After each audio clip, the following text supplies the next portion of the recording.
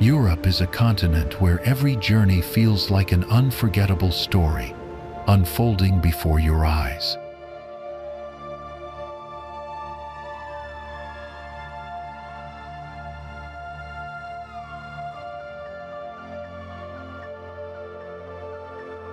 Standing before the Eiffel Tower in Paris, travelers feel the magic of a city that blends romance, history, and timeless elegance.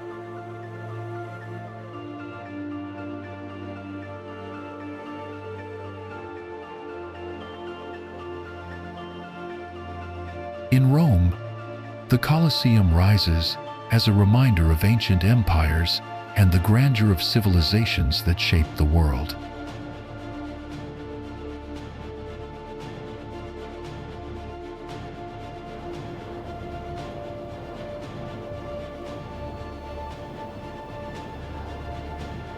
Meanwhile, the fairy tale castles of Bavaria transport visitors into legends and dreams, surrounded by rolling hills and alpine beauty.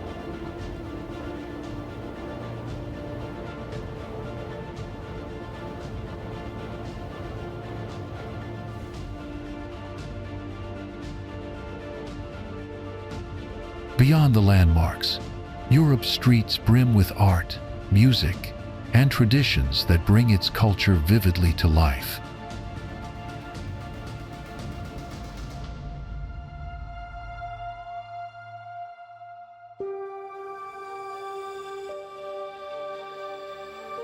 Each cafe, market, and square tells its own tale, offering glimpses into both local life and shared heritage.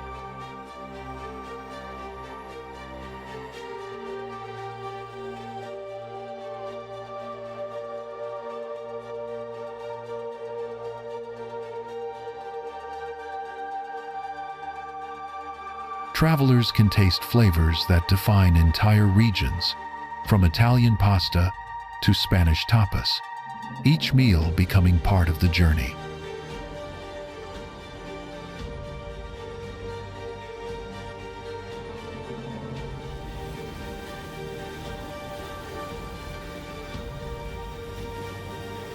The landscapes are just as enchanting, shifting from sunny coastlines to snow-covered mountains within a single trip.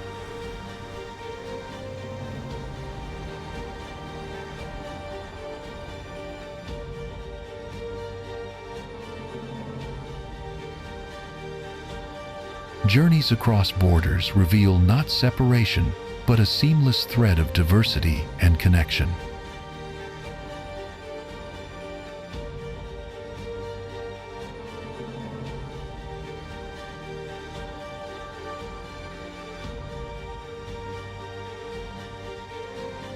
Exploring Europe means stepping into a living tapestry of history, nature, and culture that inspires wonder at every turn.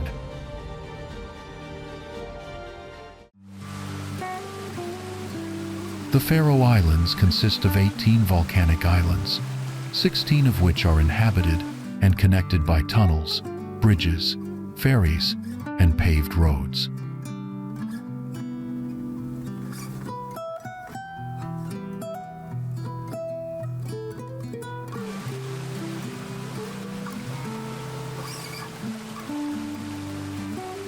Vikings settled the Faroes in the 9th century, but archaeological finds suggest earlier human presence, including grains, sheep, DNA, and Celtic markers.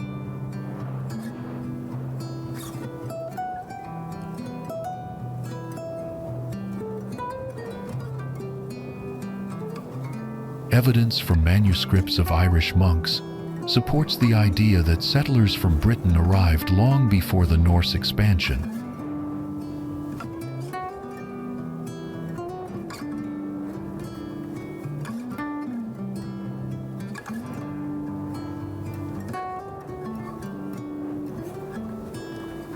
The name Føroyar, meaning Sheep Islands, reflects the importance of sheep since the Norse era of settlement.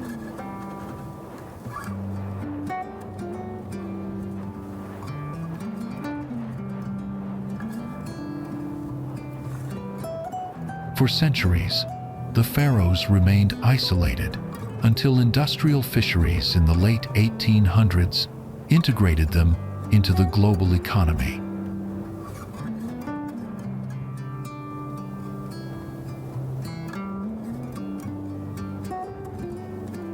Today, the islands thrive on a strong fishing industry, with fish products making up about 95% of exports and nearly half of GDP.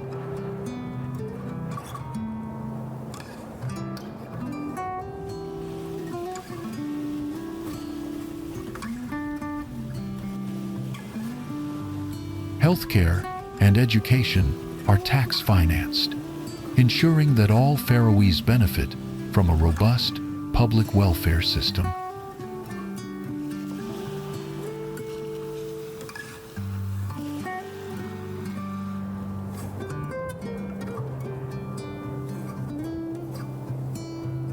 A strong sense of community, active participation in local life, and social cohesion define Faroese society.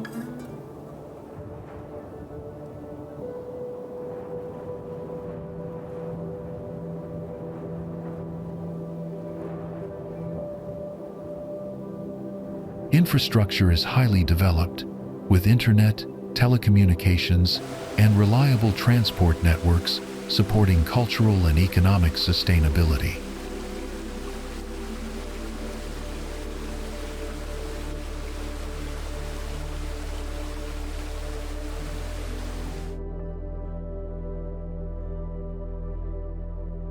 Many Faroese pursue education or work abroad, but often return, enriching local life with global perspectives and experiences.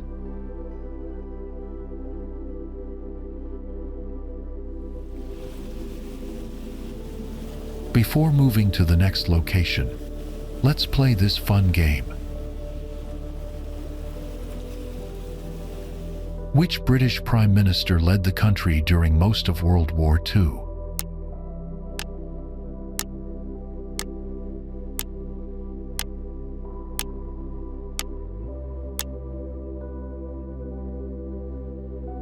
Feel free to give your answer in the comments section.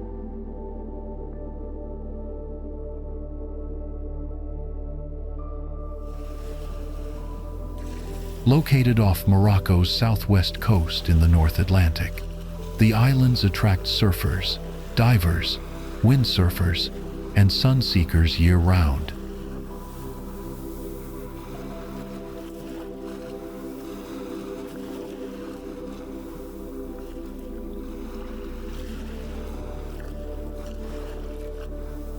Spain's Canary Islands resemble a tropical paradise, with 7 islands featuring golden beaches, aquamarine waters, and a relaxed coastal atmosphere.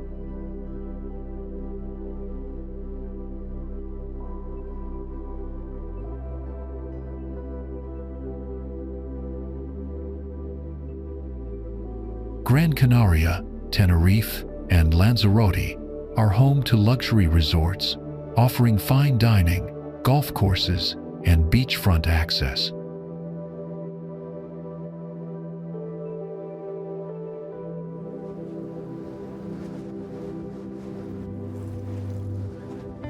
Beyond beaches, the Canary Islands boast natural wonders like Tenerife's Parque Nacional del Teide, with its massive volcano and hiking trails.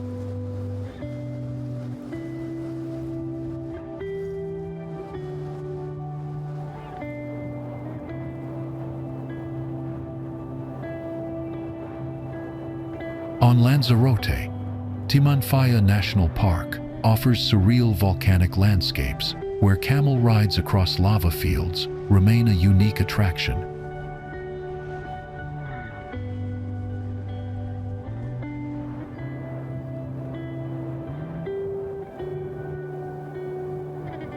Culture thrives here too.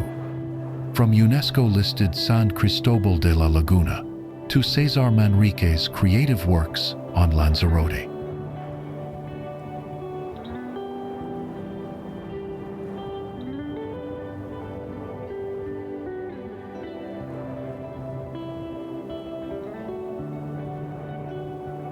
In February, visitors flock to Santa Cruz de Tenerife for Carnival, a dazzling event of parades, costumes, and music.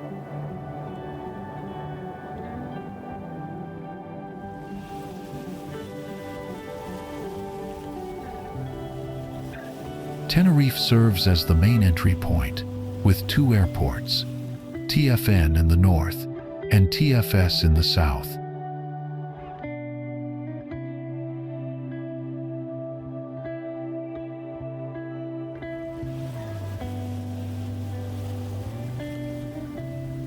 Other islands such as Fuerteventura, Gran Canaria, Lanzarote, and La Palma also connect directly to Europe and the United Kingdom.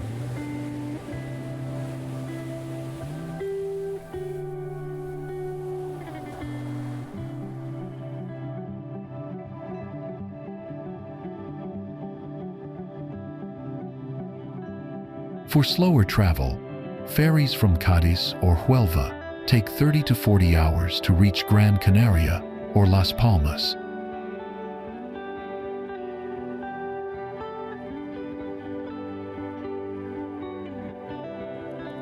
If you are watching this, please click the subscribe button in the corner of the screen.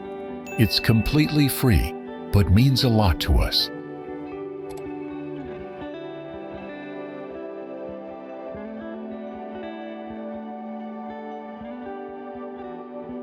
It is best known for its row of picturesque windmills, cheese-making traditions, and iconic, oversized wooden shoes.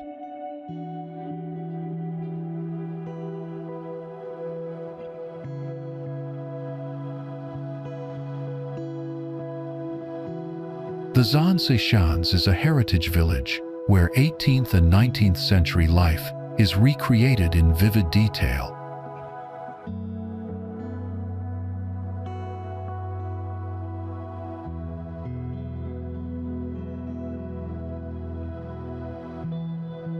Although it is a popular tourist attraction, it is still a residential area with people living there today.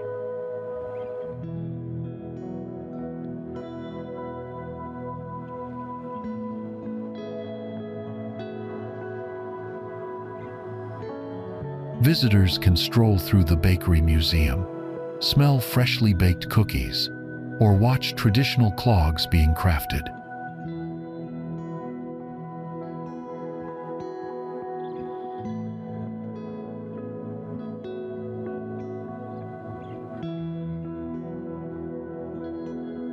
The idea for the Zaanse Schans was introduced by architect Job Schipper in 1946 as a way to preserve heritage.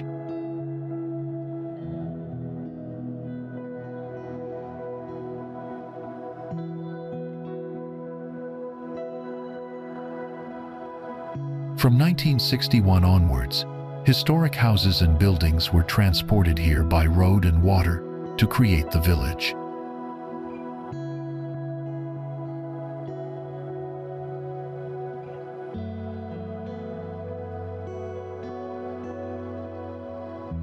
The village also offers canal cruises, countryside photo opportunities, and authentic Dutch souvenirs for travelers.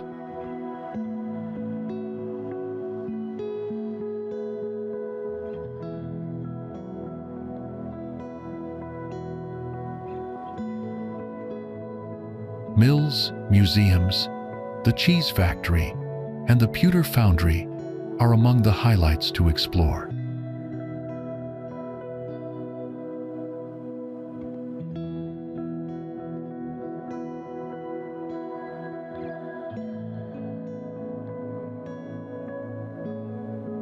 Workshops showcase traditional crafts, while monumental houses, barns, and mills capture Dutch industrial history.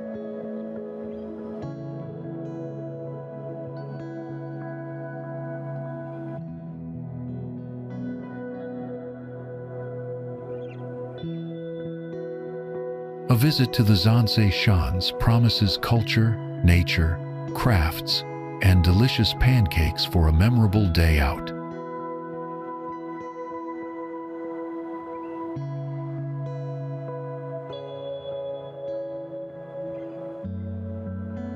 If you come here, what do you want to experience most?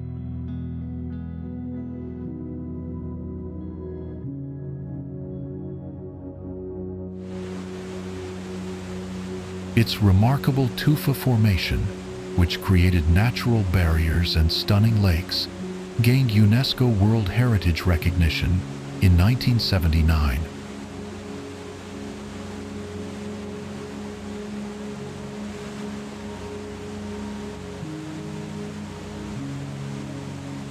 Plitvice Lakes is the oldest and largest national park in Croatia, established as the country's first national park in 1949.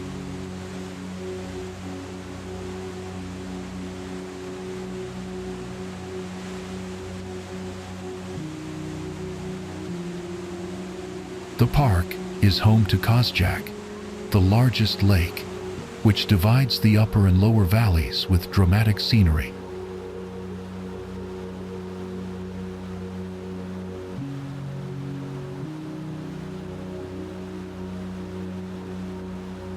Kozjak even features a small travertine island, adding to the area's natural charm.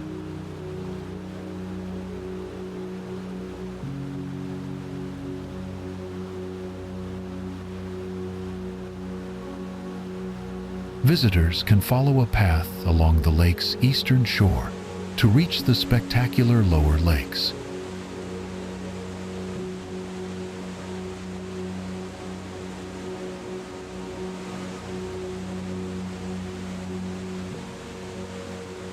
These areas include grottos, steep cliffs, forests, and beautiful waterfalls accessible by trail or free boat rides.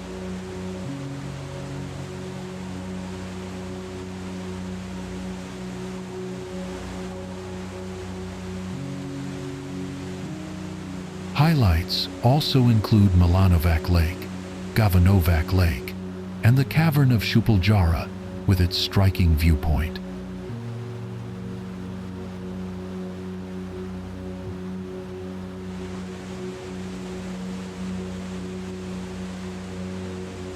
The wooden walkway crosses to Kaludarovac Lake, passing reed-fringed shores and the impressive Veliki Slap waterfall.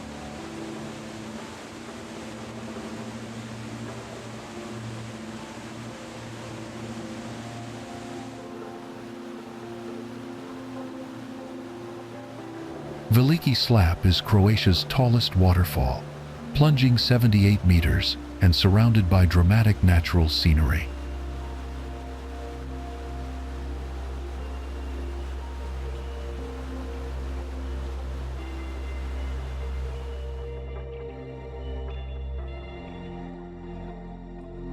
The park limits daily visitors, so booking in advance is essential for a smooth and enjoyable visit.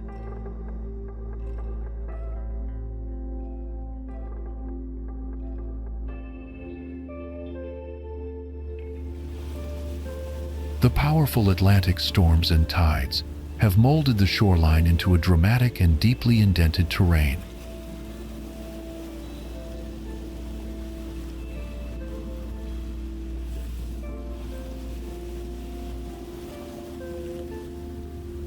The Wild Atlantic Way showcases Ireland's rugged west coast, where ocean waves shape cliffs, beaches, and mystical islands.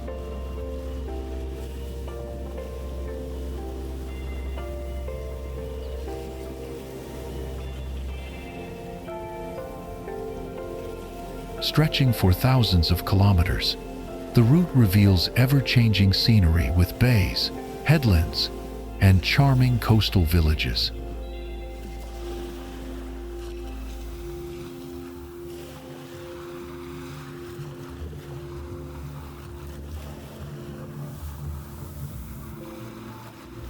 Travelers encounter ancient monuments along the way, their origins lost in history, yet still standing across the landscape.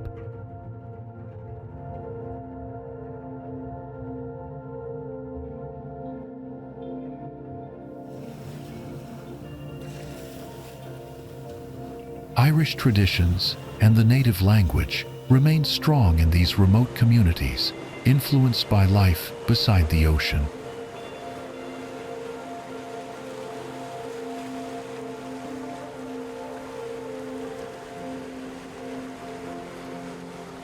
Driving the route becomes both a scenic adventure and a cultural journey into Ireland's past and present.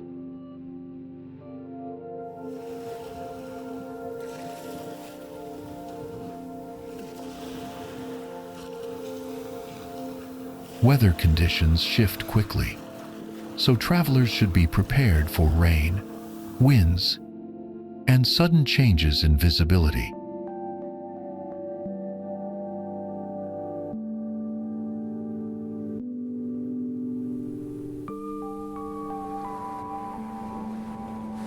Planning ahead with proper gear ensures a safer and more enjoyable journey along this wild coastline.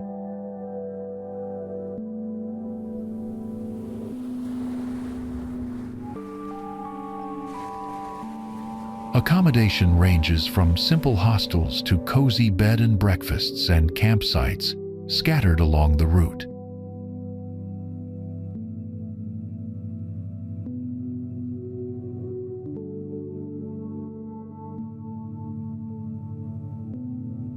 Visiting outside the summer crowds, especially in spring or autumn, offers a more peaceful experience of Ireland's west. We are not sure if this information is correct. If anyone knows, please confirm it for us.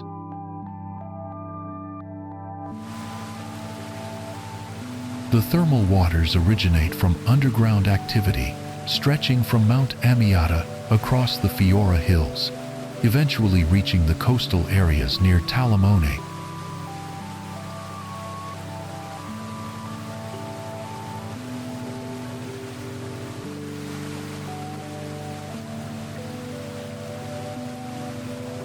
Saturnia's hot springs are a captivating attraction in southern Tuscany, offering free outdoor pools known as Cascate di Mulino near the town.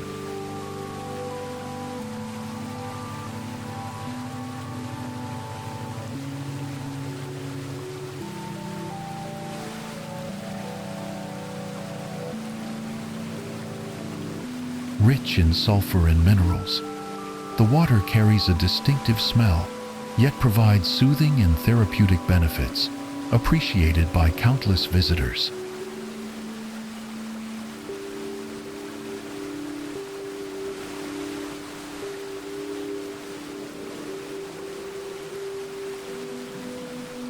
Scientifically, Saturnia's springs are classified as sulfurous carbonic, sulfate bicarbonate, alkaline waters with dissolved gases like carbon dioxide and hydrogen sulfide, enhancing their properties.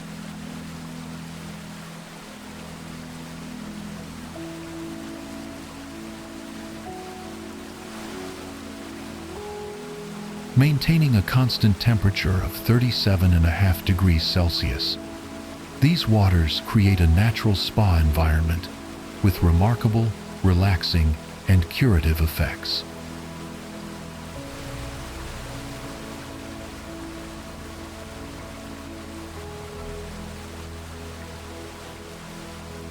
The Etruscans and Romans valued Saturnia's springs, considering them sacred gifts from the gods and frequently using them for healing rituals.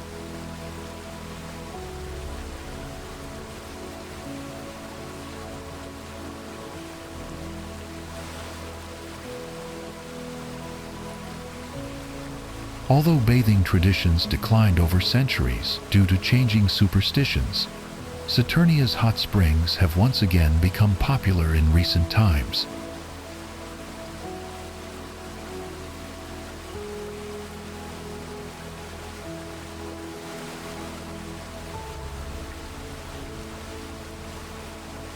Reaching the springs requires a car, and many travelers recommend renting through agencies like Sunny Cars for reliable, insured options.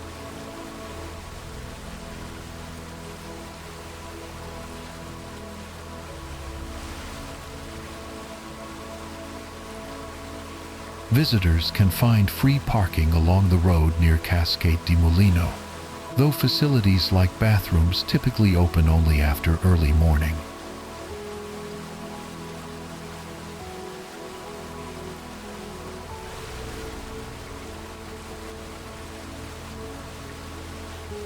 Today, Saturnia's steaming pools remain one of Tuscany's most enchanting natural wonders, drawing travelers seeking relaxation, history, and stunning landscapes.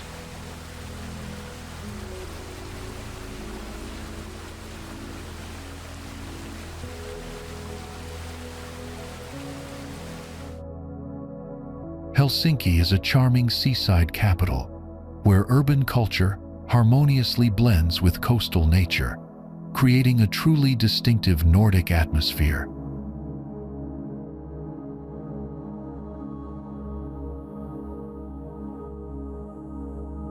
Helsinki's relaxed Nordic lifestyle and friendly locals make it easy for visitors to feel welcomed in the world's happiest country's capital.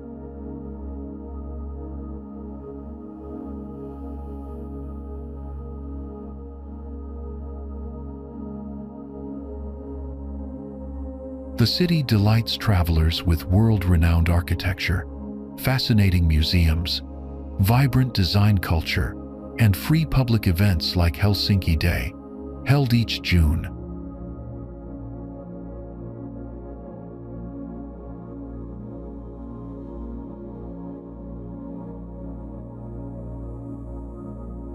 Food lovers can enjoy Finnish cuisine's clean flavors at top restaurants, or taste authentic delicacies at charming cafes along Tuelanlahti Bay.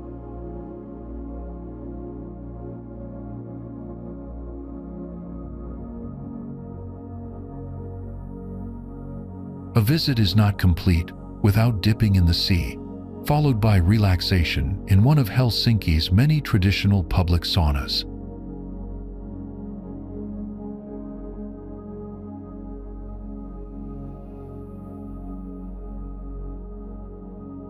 Senate Square, or Senatintori, offers iconic landmarks like Helsinki Cathedral, Saterholm House, the university, and the government palace surrounding its historical center.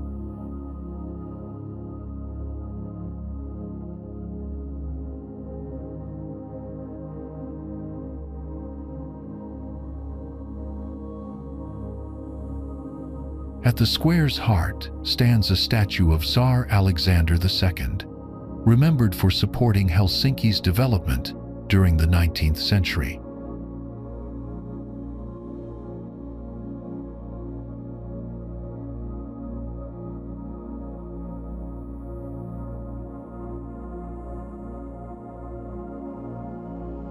The city's compact layout encourages exploration on foot, by bicycle, or through its efficient and environmentally friendly public transportation network.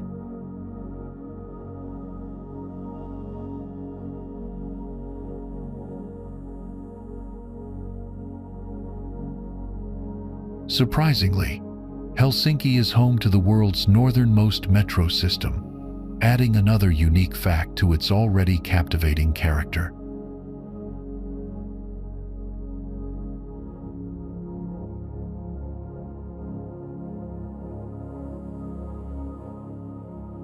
Who has been here? Comment number 7. Who has never been here? Comment number 8.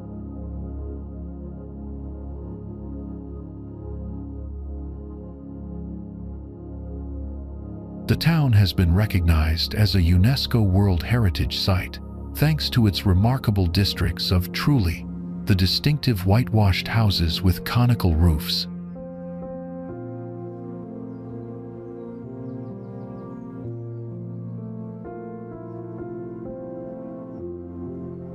Alberobello, located in the Puglia region of southern Italy, is a fascinating and picturesque destination that increasingly attracts both independent travelers and tour groups.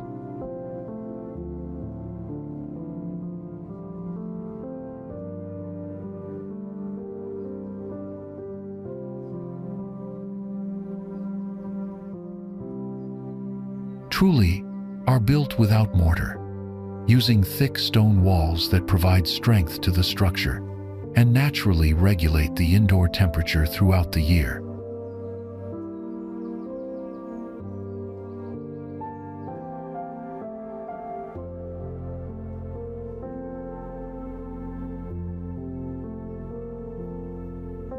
Inside, the roof reveals a rounded dome structure, although externally, it appears as a cone shape topped with a distinctive decorative spire.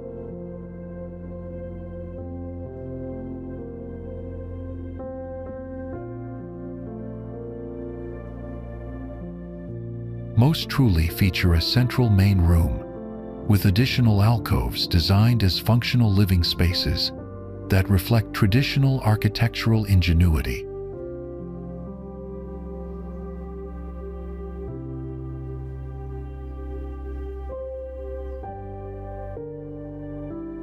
The whitewashed roofs often bear painted symbols with supposed religious or superstitious meanings, while the spire design indicated the builder's craftsmanship and status.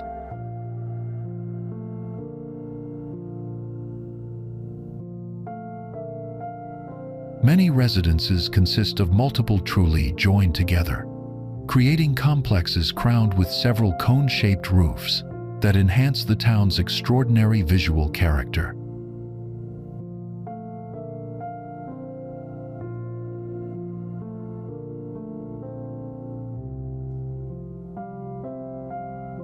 One of the most memorable experiences is staying overnight in a traditional trullo, offering a direct connection with Alberobello's cultural history.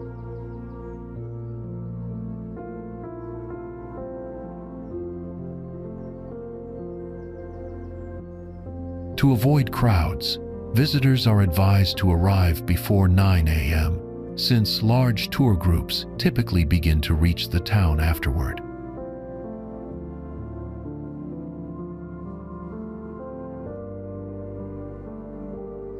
Late afternoon is another quieter time when most tour buses depart, allowing visitors to explore at leisure before dining at local restaurants.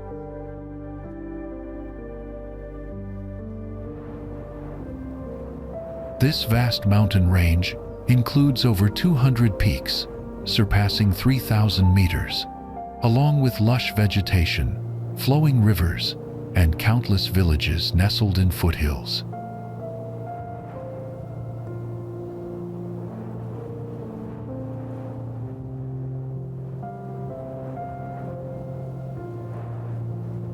The Pyrenees extend for more than 400 kilometers across Navarre, Aragon, and Catalonia, forming a natural border between Spain and Europe.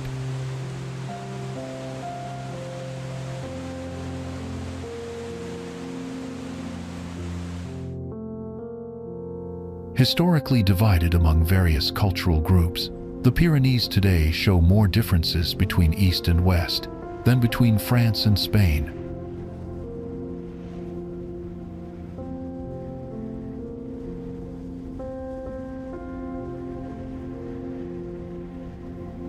The French Basque Country closely resembles the Spanish Basque region, with Basque still spoken locally, despite lacking official recognition in France.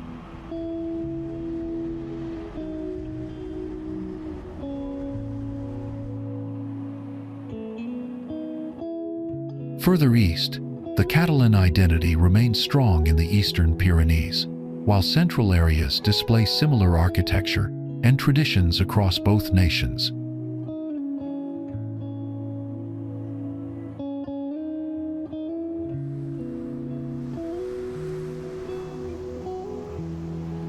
Winter transforms the Pyrenees into a hub for skiing, sledging, and snowshoe hiking, with renowned resorts like Bakira Beret and Formigal Panticosa.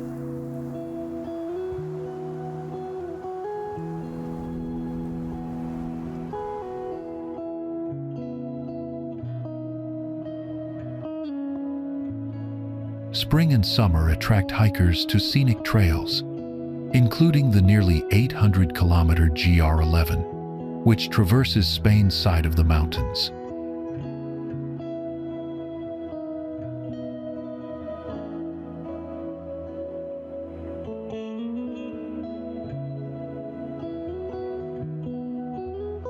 The region hosts two celebrated national parks, Aigües Tortes, Istani de Sant Maurici, and Ordesa y Monte Perdido, home to diverse wildlife.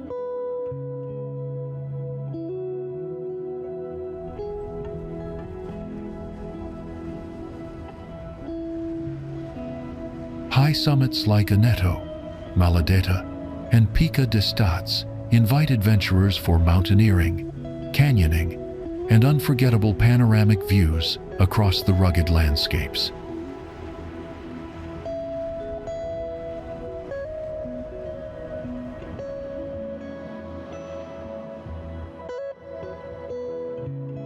Fast-flowing rivers such as the Cinca, Segre, and Gallego provide thrilling whitewater rafting experiences, adding another dimension to the Pyrenean adventure.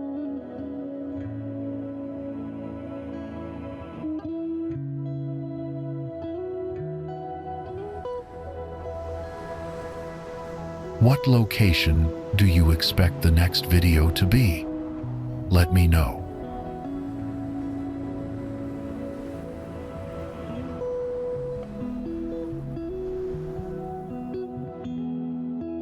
Bern was founded in 1191 on a peninsula naturally protected by the winding Are River on three sides.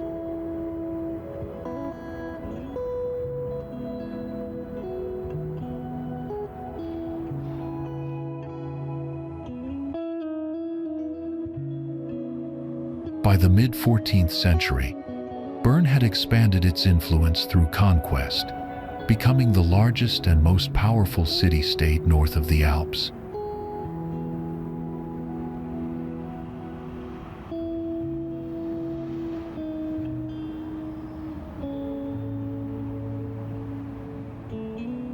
A devastating fire in 1405 destroyed most of the city, but it was rebuilt in stone over the following 2 centuries.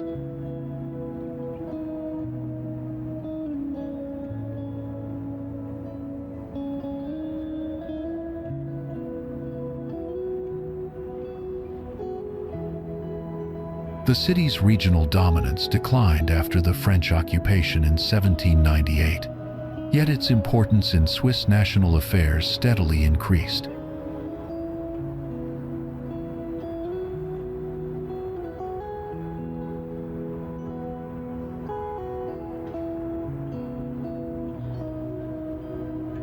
Bern gained prestige with the founding of its university in 1834, and in 1848, it became Switzerland's permanent federal city.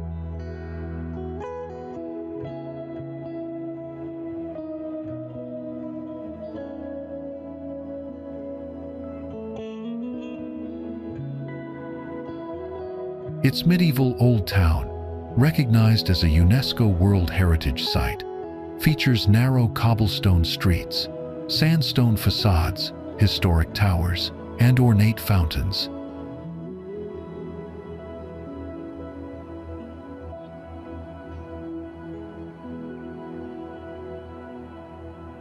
The Zittglogg clock tower, dating from the 16th century, delights visitors with hourly displays of moving figures and astronomical details.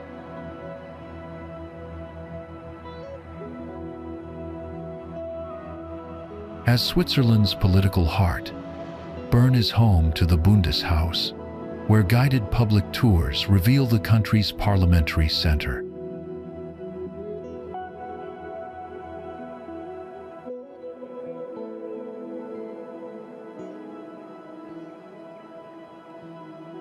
With its prime location and extensive rail links, Bern serves as a key hub for day trips to the surrounding Swiss Alps.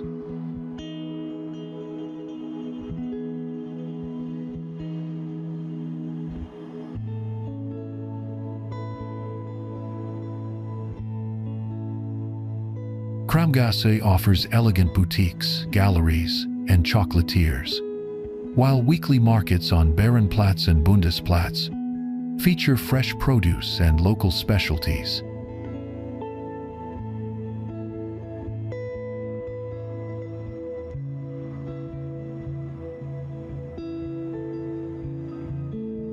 A UNESCO creative city, Óbidos delights book lovers worldwide, combining its literary soul with bougainvilleas, winding lanes, and brightly painted houses.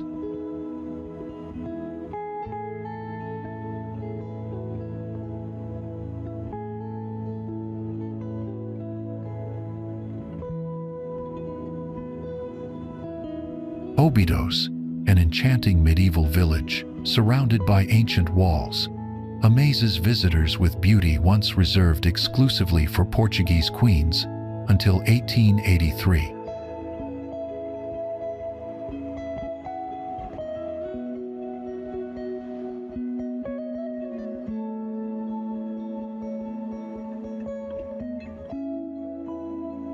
Crowned by a Moorish castle rebuilt by King Dinis, now a pousada, Óbidos remains among Portugal's finest examples of medieval fortresses.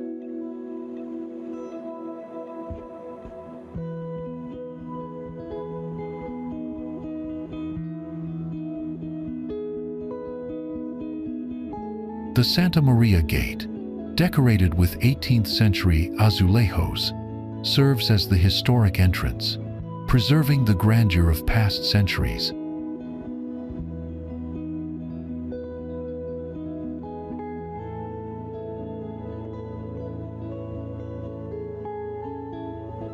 Inside golden walls at sunset, visitors find winding streets, Manueline windows, whitewashed houses, and bursts of colorful flowers everywhere.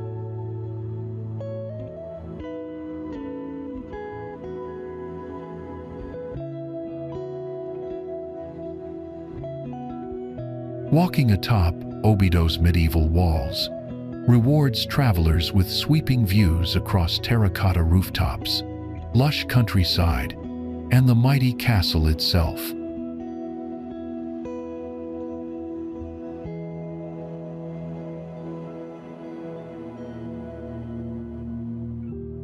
Many tourists treat Óbidos as a brief stop from Lisbon or a detour toward Nazaré, missing its deeper allure.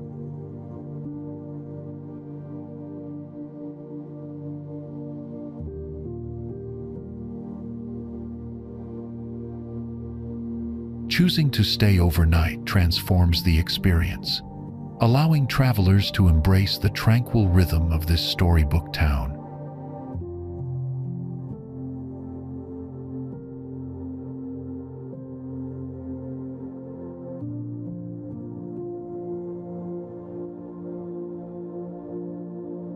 The magic of Óbidos unfolds slowly, with quiet moments among cobbled streets, cozy cafes, and charming architectural details.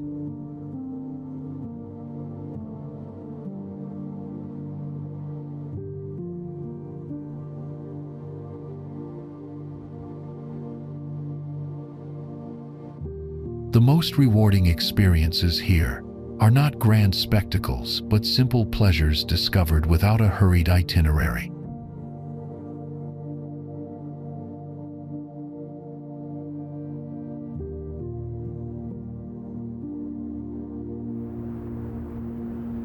Welcome to Athens, a city where timeless history meets the vibrant pulse of modern urban life in captivating harmony.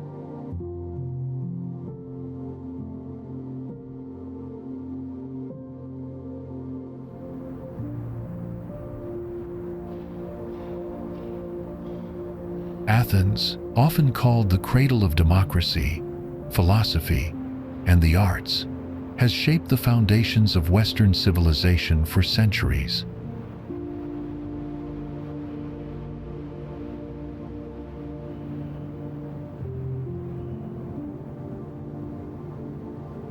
The city's legendary figures, like Socrates, Plato, and Pericles, still echo through its monuments, streets, and enduring cultural traditions today.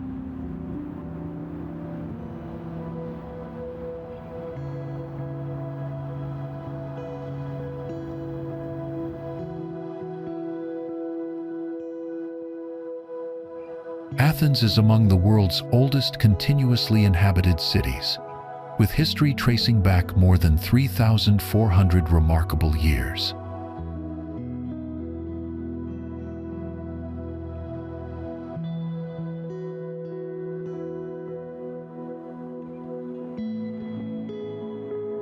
Beneath the majestic Acropolis, the bustling neighborhoods reveal a dynamic blend of classical heritage and multicultural urban development.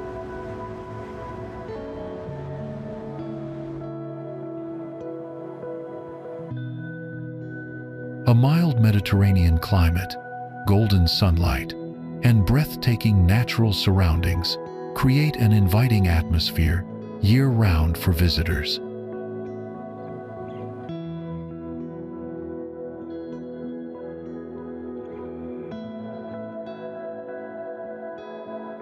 The cutting-edge metro system, along with high-standard hotels and services, makes Athens convenient while still retaining its charm.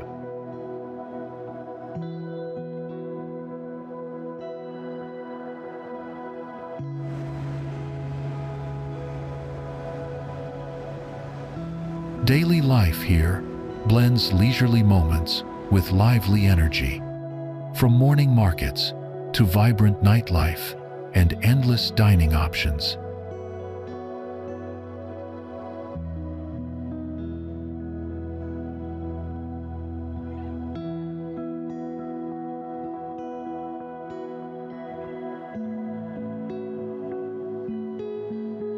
The ancient center, transformed into a pedestrian zone, offers immersive walks connecting archaeological wonders and historic landscapes.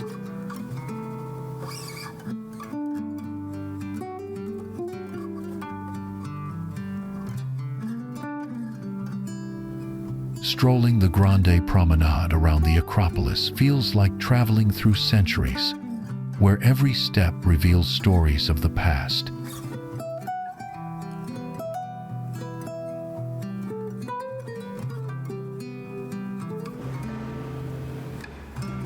Often called the Queen of the Alps, it is Europe's second highest mountain road, only slightly lower than France's Col de l'Iseran.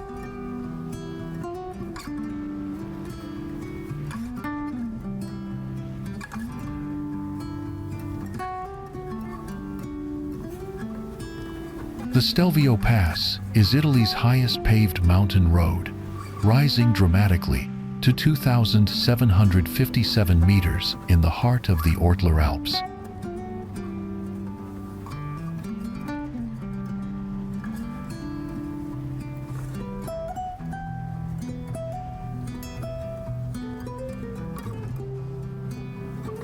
This winding alpine route gained global fame after appearing on BBC's Top Gear, celebrated as one of the world's ultimate driving roads.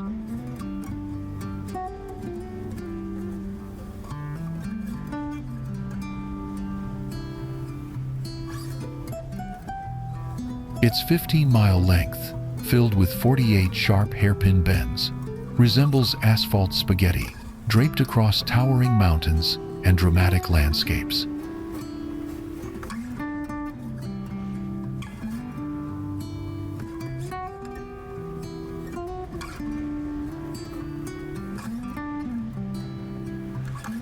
Designed by Carlo Donagani, construction began in 1815 and finished in just 5 years with the work of 2,500 builders.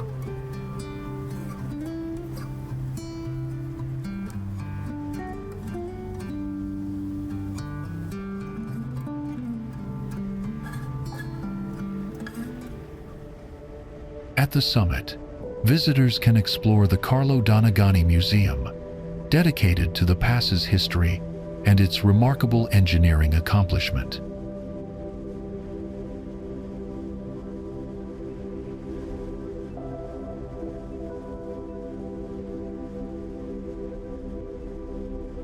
The Stelvio Pass connects Lombardy and South Tyrol, running near the borders of Switzerland and Austria, along Strada Statale 38.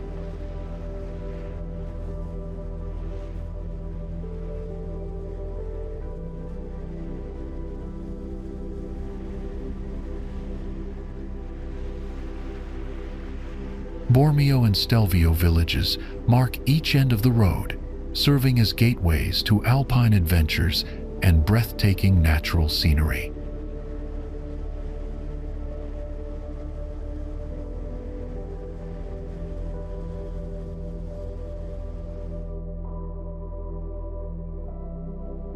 The pass closes in winter due to heavy snow, but becomes a hub for drivers, cyclists, and bikers throughout the warmer months.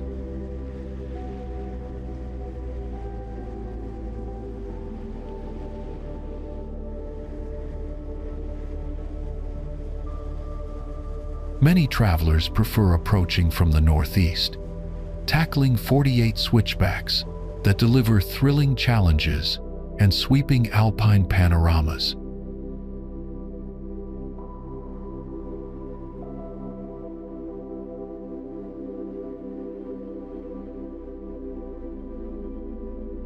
Despite its reputation as one of Germany's most expensive cities, Munich attracts countless visitors with its appealing blend of tradition and modernity.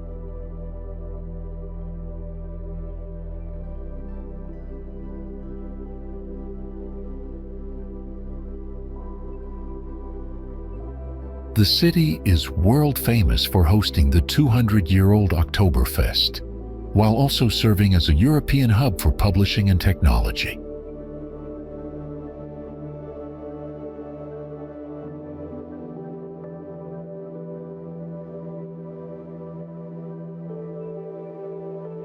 Nestled against the Bavarian Alps and lying beside the river Isar, Munich combines natural beauty with bustling designer-lined streets and shiny BMWs.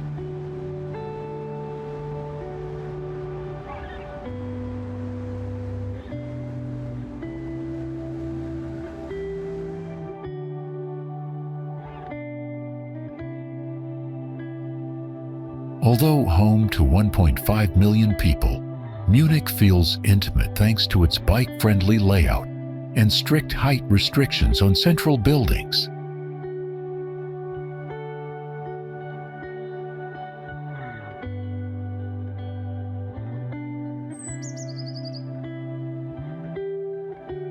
A trip to the English Garden, a vast urban park between the Isar River and city center, offers endless opportunities for leisure.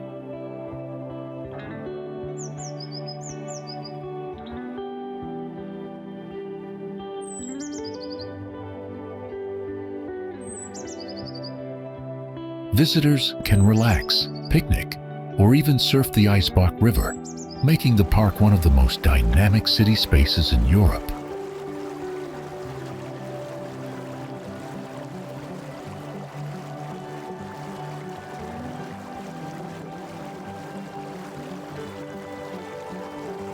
Two iconic beer gardens, one at the Chinese Tower and another by a lakeside, make it an essential Munich experience.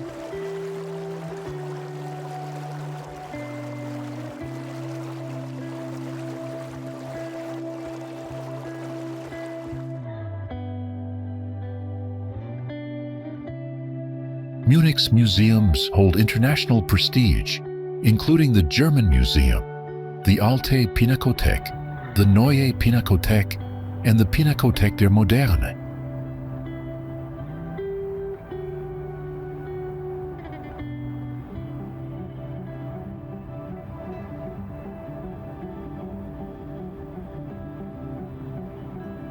The BMW Museum celebrates the city's strong automotive heritage, while art lovers enjoy the Brandhorst Museum and the Lenbach House.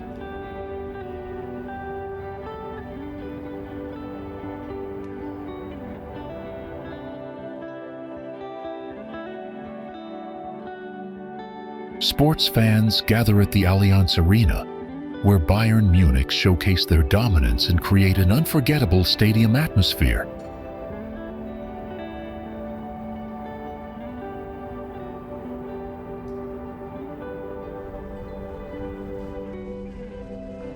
This town in Malaga is divided by the Tajo del Ronda, a gorge over 100 meters deep, with its historic quarter declared a property of cultural interest.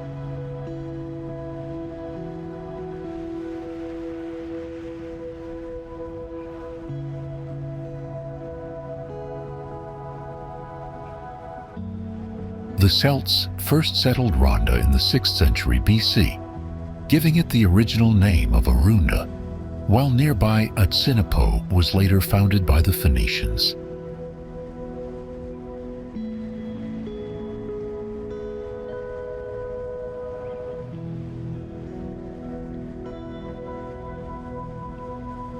In the 2nd century BC, Romans arrived in the region and engaged in bloody conflicts with the Carthaginians for territorial control.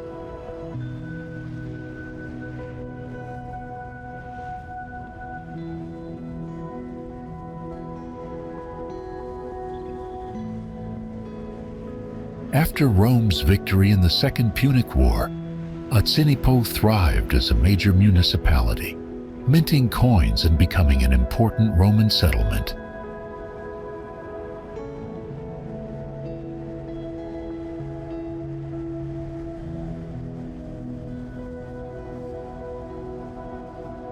Ronda also developed as a Roman post, though centuries of unrest, invasions, and the empire's collapse brought destruction, with Atsinipo abandoned by the 6th century.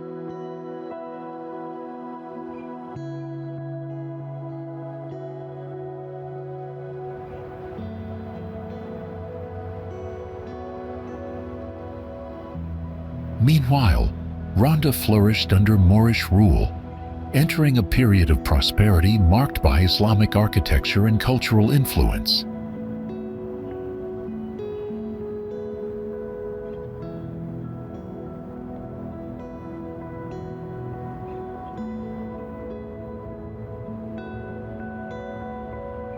The Old Quarter lies south of the Guadalavian River, showcasing Arab-style design, while the modern city expanded northward from the 16th century onward.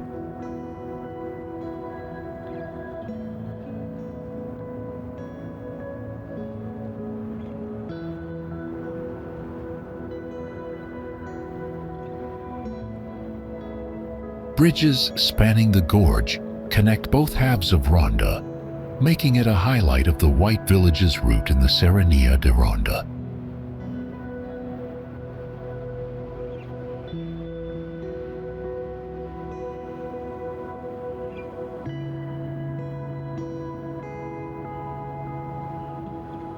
The town's preserved walls and gates, including the 13th century Almokabar, the 16th century Carlos I, and the Exihara to the Jewish quarter, reflect its historic defenses.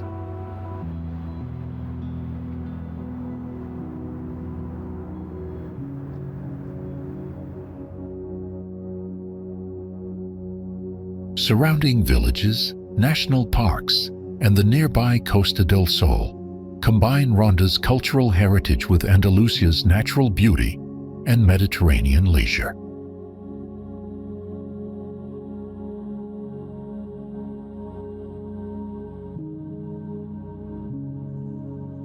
It was once an important stronghold in the regional defense system and served as a large ancestral center for the Ingush people.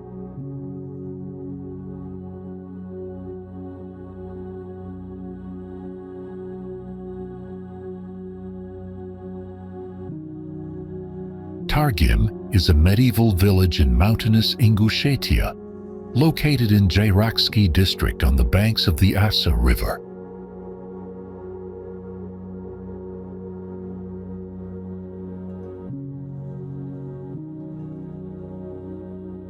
Daily life here laid the foundation of traditions that continue to shape Ingush culture and heritage today.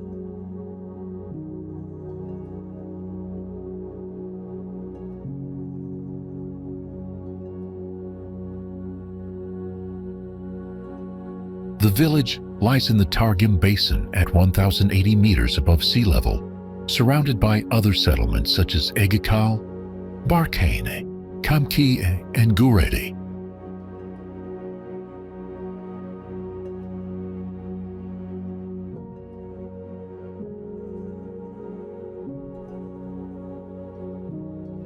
One of Targim's most striking features is its stone towers, iconic examples of Ingush architecture.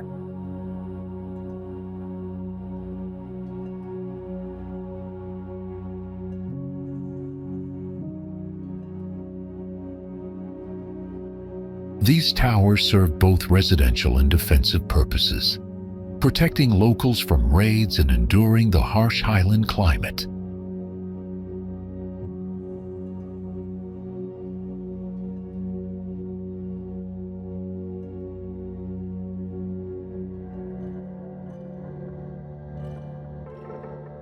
Alongside the towers are crypt structures, where clan representatives were buried, built from local stone using traditional methods.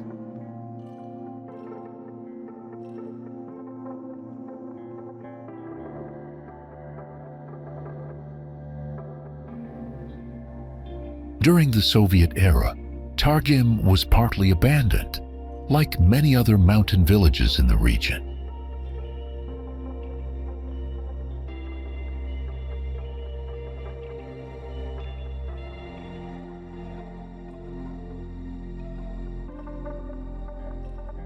Today, it is recognized as a cultural heritage site, with efforts underway to restore and preserve its historic monuments.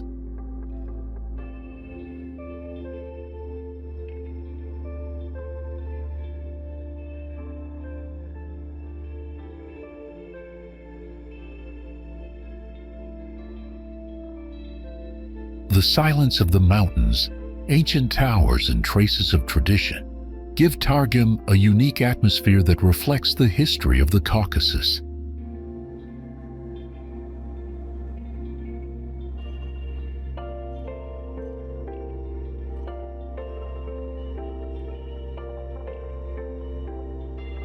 The hilltop village of Zaanse on the French Riviera is one of the most enchanting places to explore.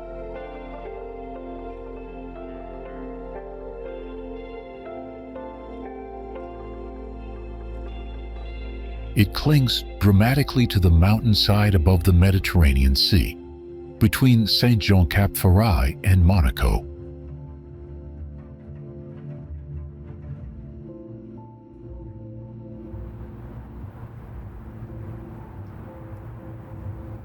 Dating back to the Middle Ages, Zaanse preserves an authentic charm that captivates every visitor.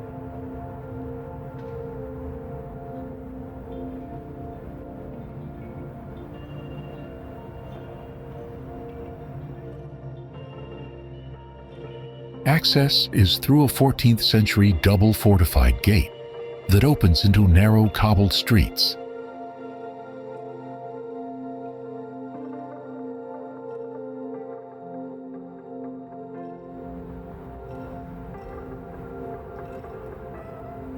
These winding streets lead past vaulted stone houses and charming craft shops at the heart of village life.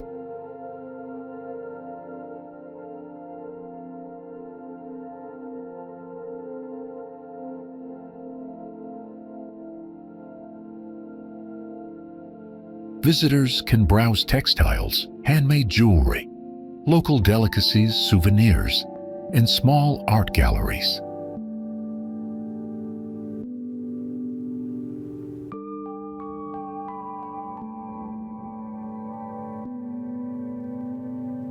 Panoramic views, medieval facades, and flower-lined alleys create a magical, timeless atmosphere.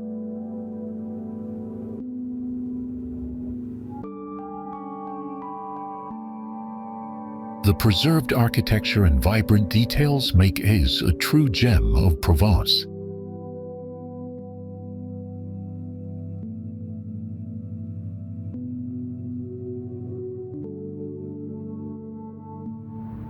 The city faces the Agadi Islands and lies close to Selinunte, framed by famous salt pans that highlight its maritime character.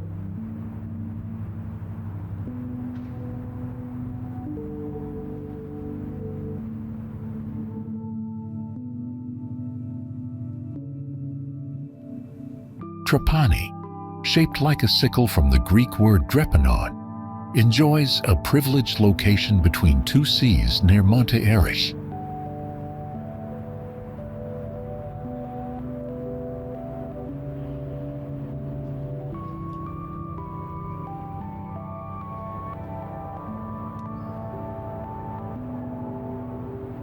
Walking through the historic center, you immediately notice layers of culture left by centuries of ruling powers.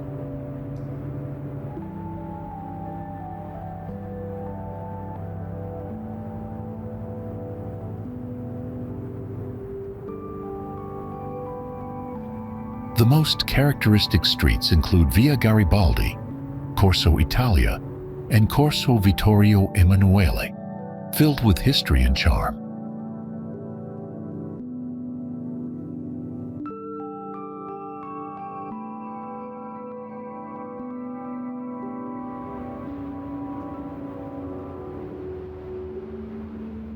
According to legend, Trapani's scythe-like coastline was formed when Demeter dropped her scythe while searching for Persephone.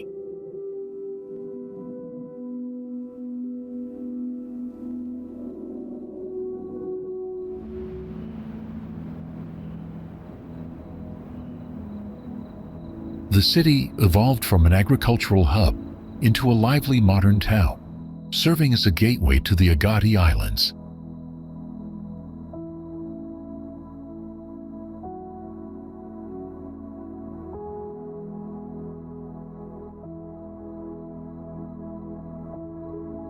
Its economy once thrived on tuna fishing and salt production, shaping the region's traditions, cuisine, and cultural identity.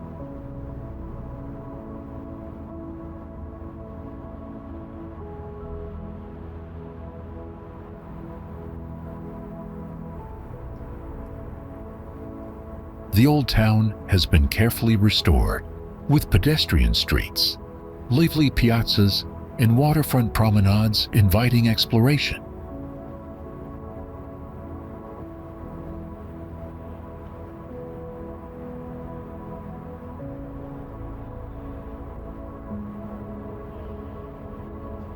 Budget airline Ryanair placed Trapani on the international tourist map, offering affordable connections across Italy and Europe.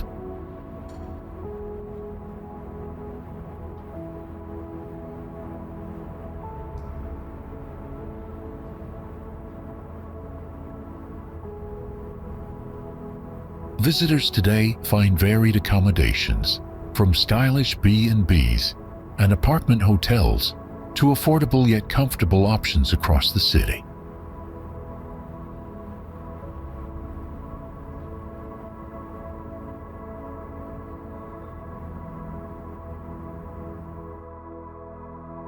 Edinburgh is situated on the east coast of Scotland, resting along the southern bank of the Firth of Forth, a striking glacially carved estuary.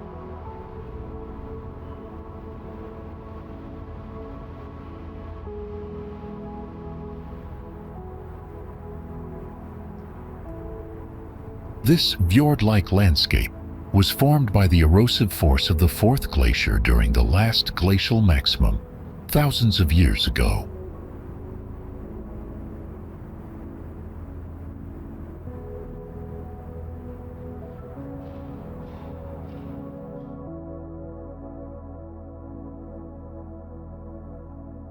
The city's most iconic landmark, Edinburgh Castle, dominates the skyline from its position on an ancient volcanic rock formation.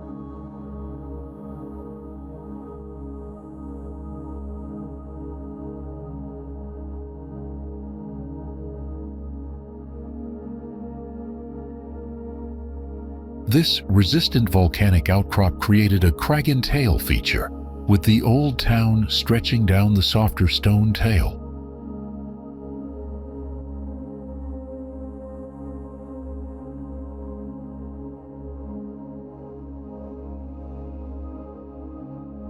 Historically, the location was first referred to as Castle Rock, emphasizing its naturally fortified and strategic importance.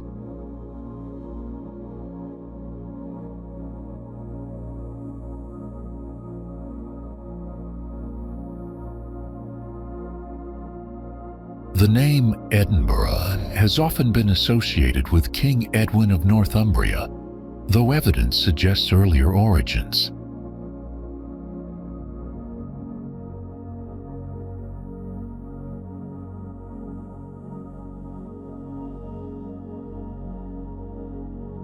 By the year 600 AD, the area was already known as Din Aiden, or Fort of Aden, belonging to the Godaden.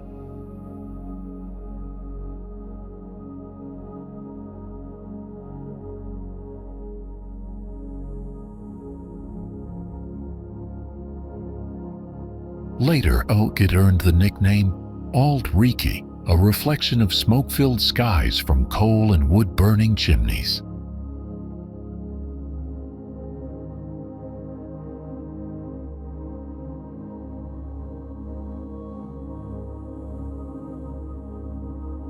It was also celebrated as the Athens of the North, due to its topography and flourishing intellectual achievements.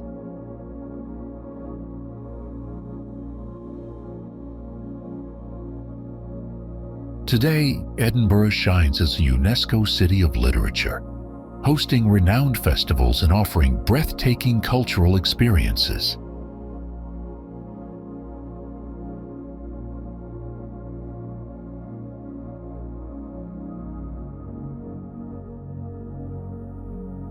A tangle of medieval streets, romantic corners, gabled townhouses, and a striking castle above the Vltava River define Český Krumlov.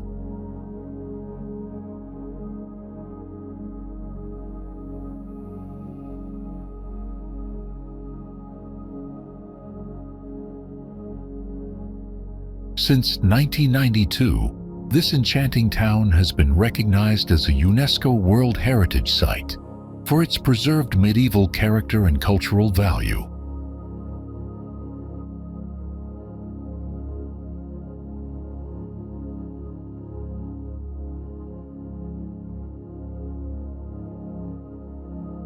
Founded in the 13th century, the castle and rocky slopes dominate the historic center, blending seamlessly with the picturesque surrounding landscape.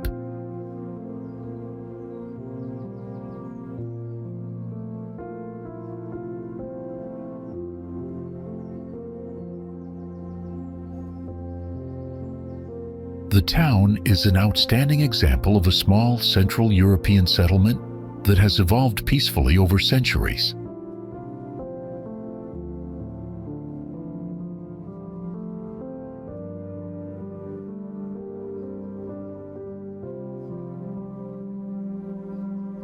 It preserves Gothic, Renaissance, and Baroque elements, with intact layouts, vaulted interiors, decorated facades, and original street patterns.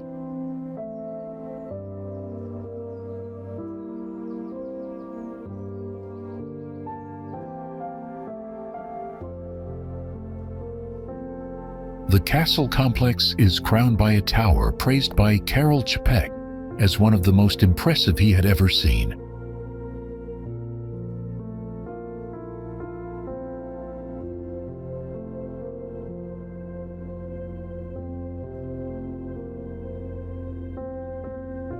Highlights include the Masquerade Hall, the Baroque Theatre, the Cloak Bridge, and gardens with a revolving auditorium stage.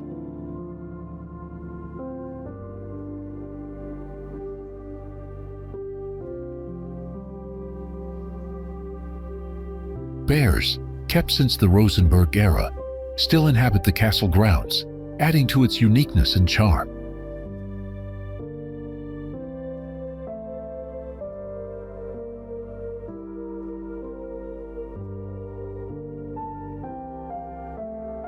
The town also boasts St. Vitus Cathedral, a Gothic jewel alongside museums, exhibitions, and a graphite mine tour.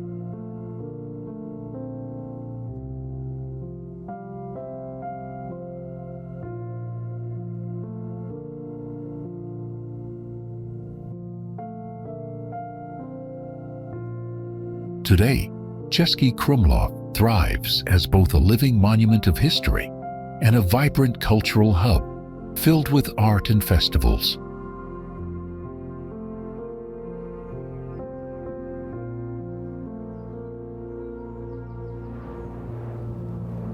Cappadocia, a natural wonder in central Anatolia, spans Aksaray, Nevşehir, Niğde, Kayseri, and Kırşehir, showcasing unique volcanic landscapes unlike anywhere else.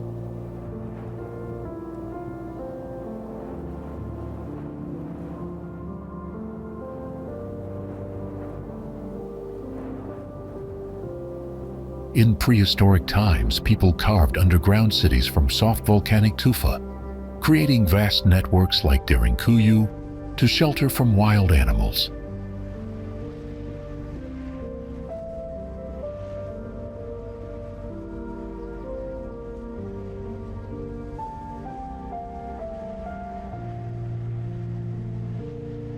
The earliest inhabitants included the Hatties, Luvies, and Hittites, followed later by Assyrian merchants who established significant trade colonies in the region.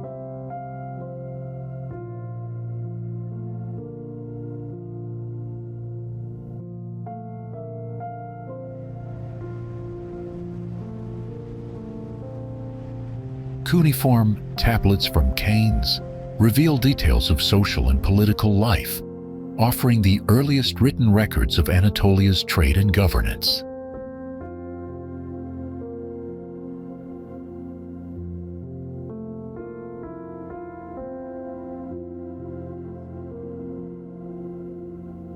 Cappadocia's dramatic scenery formed millions of years ago when eruptions from Erciyes, Hasan, and Melendez mountains blanketed the land with volcanic ash.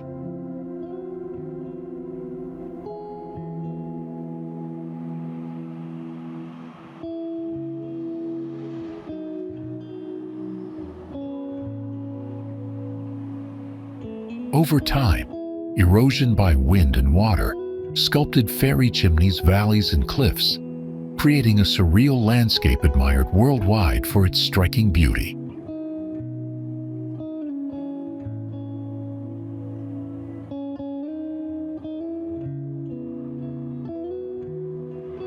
Traditional Cappadocian houses, built from volcanic tuff, stay warm in winter and cool in summer, blending harmoniously with the rugged environment.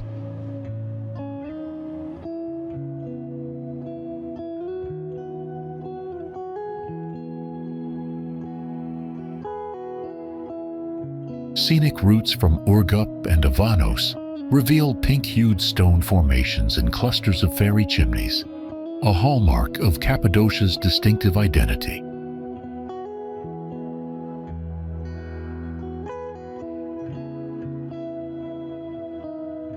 Valleys like Pigeon Valley near Goreme attract hikers with hand-carved pigeon houses, panoramic cliffs, and views of Uchisar Citadel.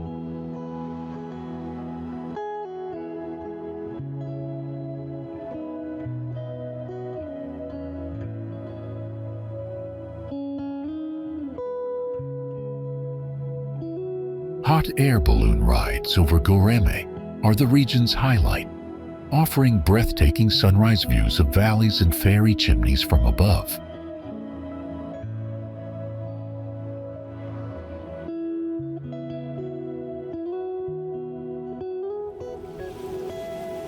Just a 40-minute train ride from Lisbon, Sintra makes an ideal day trip for travelers seeking history, architecture, and natural beauty combined.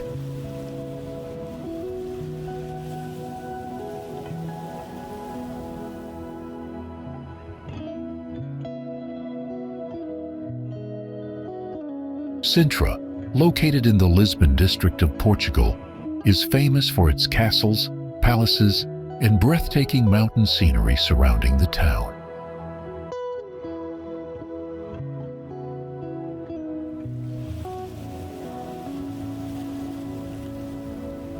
Perched high on a mountain, Sintra requires plenty of walking, but the effort rewards visitors with stunning views and cultural landmarks.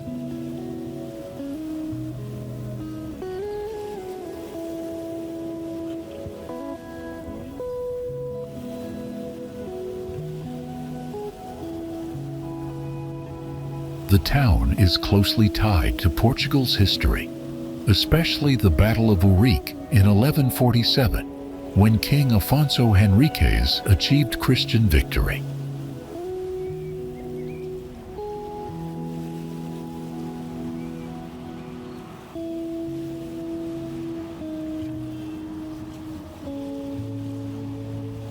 This battle marked a turning point in the Reconquista, as Christian forces defeated Muslim armies composed largely of Berbers and Moors.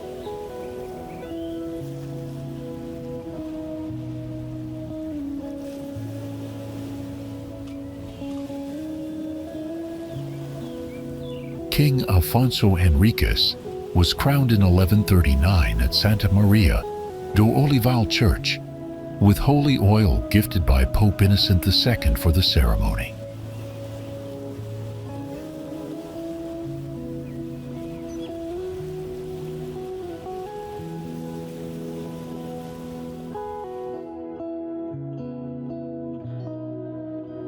Although he proclaimed himself king, official papal recognition only arrived years later, granted by Pope Adrian IV in 1154 after much delay.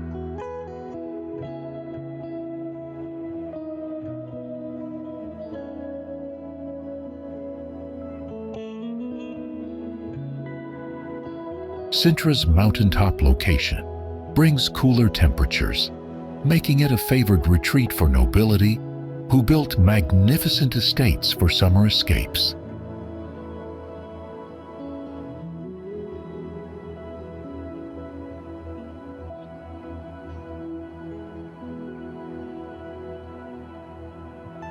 Visitors today can tour palaces, wander through lush gardens, or enjoy scenic beaches located a short distance away from the town center.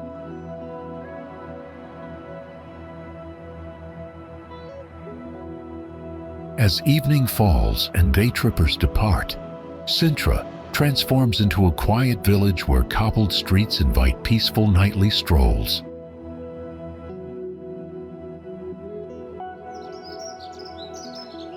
Hallstatt is an unbelievably spectacular Austrian village, so admired that even China built a replica of its ancient salt mine heritage.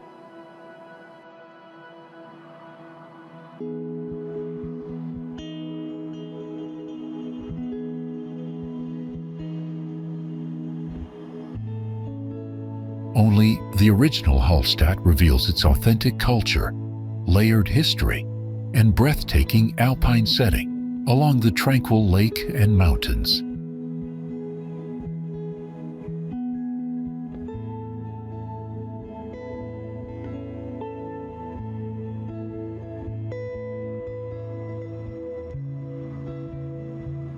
The settlement was inhabited in the first millennium BC, flourishing during the Iron Age and leaving a remarkable archaeological legacy behind.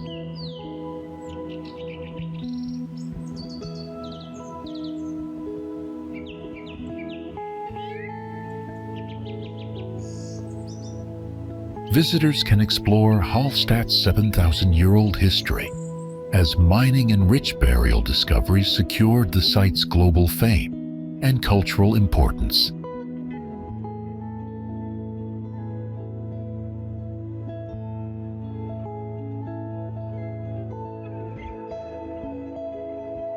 The Hallstatt burial ground, unearthed in the 19th century, contained grave goods proving prosperity and defining the Hallstatt period of prehistory.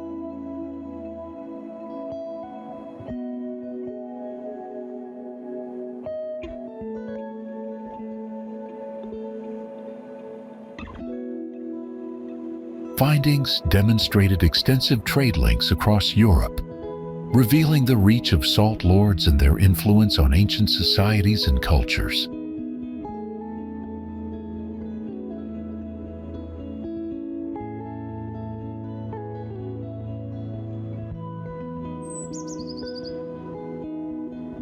Narrow streets, timber houses, mountain scenery, and the shimmering lake make Hallstatt an irresistible paradise for photographers worldwide.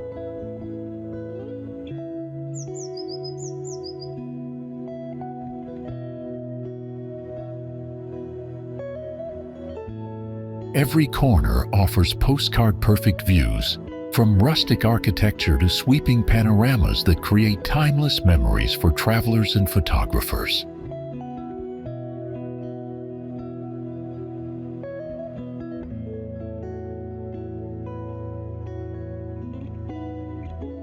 Autumn transforms Lake Hallstatt and the Gosau Valley into golden landscapes, enhanced by festivals and events that enrich the experience.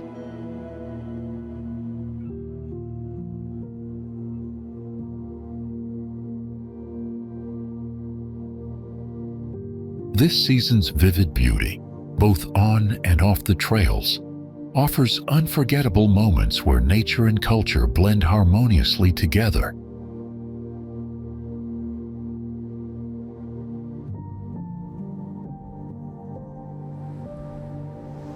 A trip to the Swiss Alps can feel overwhelming, with endless scenery, thrilling activities, winding alpine roads, and cloud-like high-altitude accommodations.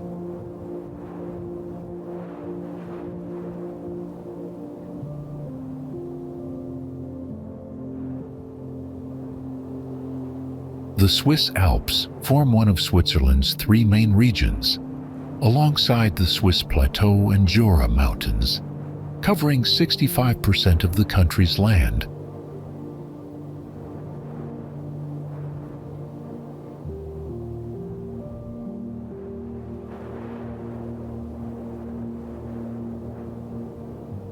This mountainous region, sometimes called the Central Alps, is less populated yet highly popular for trekking, skiing, and outdoor exploration.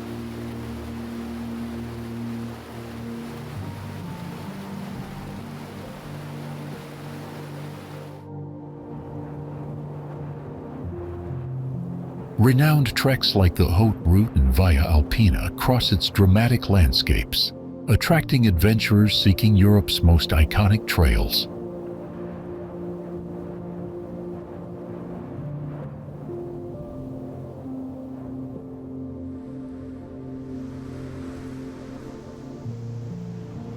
While the Matterhorn and Eiger are must-see landmarks, hidden valleys and villages reveal quieter, equally enchanting alpine experiences worth discovering.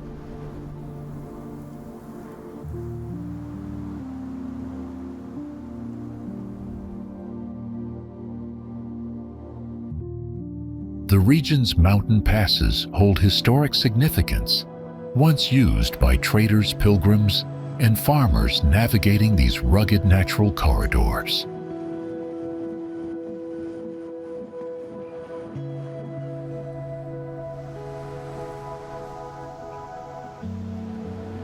Among them, the Gemi Pass stands out as both accessible and steeped in centuries of fascinating cultural and historical importance.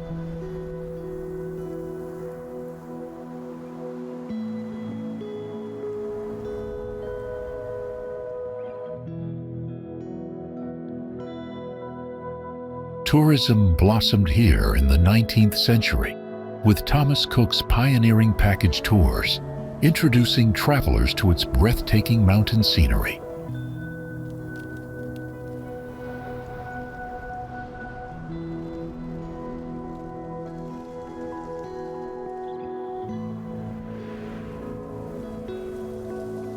Famous visitors such as Jules Verne, Pablo Picasso, and Mark Twain also once walked these alpine paths, leaving behind stories and inspiration.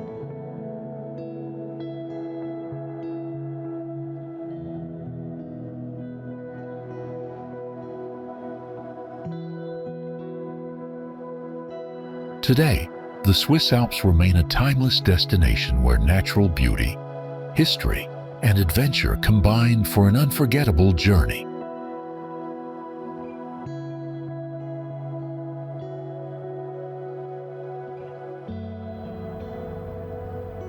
The city's waterways, bays, and rivers weave around cultural, architectural, and natural landmarks that make exploration endlessly rewarding for visitors.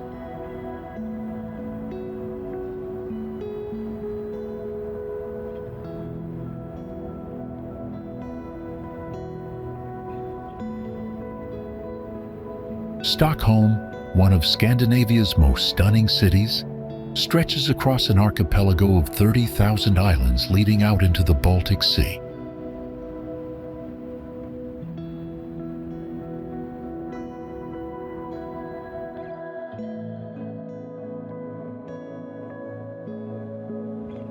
Highlights include the medieval Gamla stan, Stockholm's Old Town, and Djurgården, a green island filled with museums, gardens, and entertainment.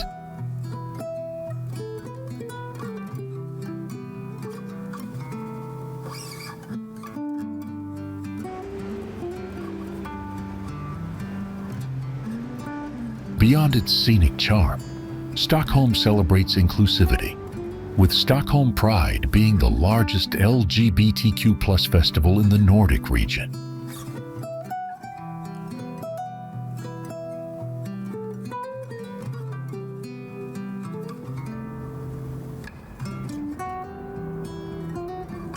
The city also thrives as a hub for technology and innovation, rivaling global centers with its high density of startups and entrepreneurs.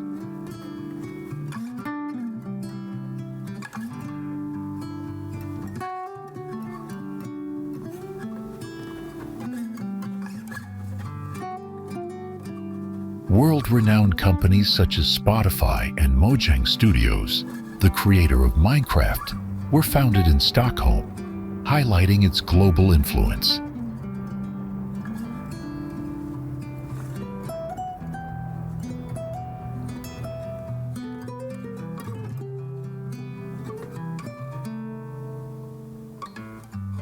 Each district carries its own unique character, from creative Södermalm and elegant Östermalm to bustling Norrmalm and historic Gamla stan.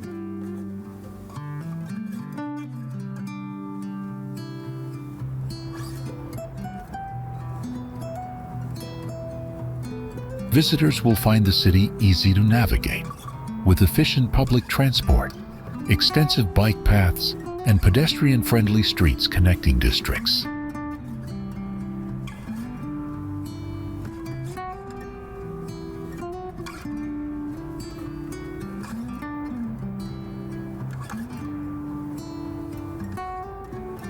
Located on Sweden's southeast coast, Stockholm enjoys 4 distinct seasons, each offering its own beauty and atmosphere for travelers.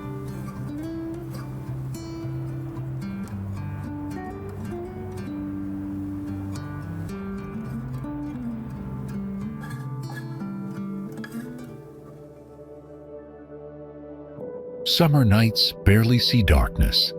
Autumn brings colorful parks. Spring blossoms liven cafe terraces, and winters transform the city with snow.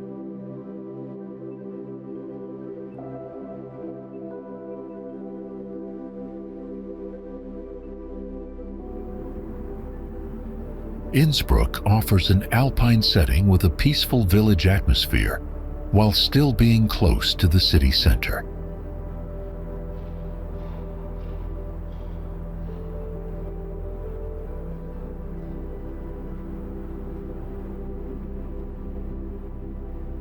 The city tower, built in 1450, provides sweeping views of Innsbruck and its surrounding mountains from its 148-step platform.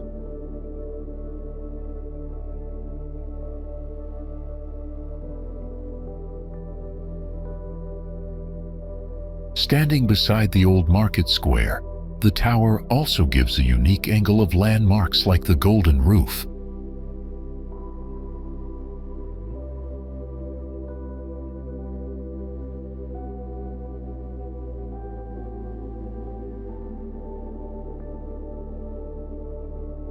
This famous roof, made of copper slates, was built to celebrate the marriage of Emperor Maximilian I and Bianca Maria Sforza in 1500.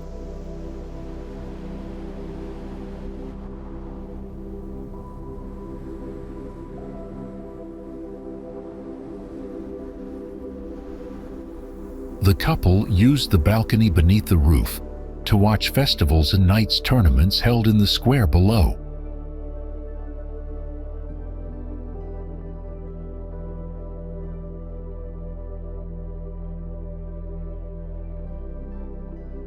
Today, Innsbruck is known for its historic attractions, lively dining scene, and cultural events that bring the city to life.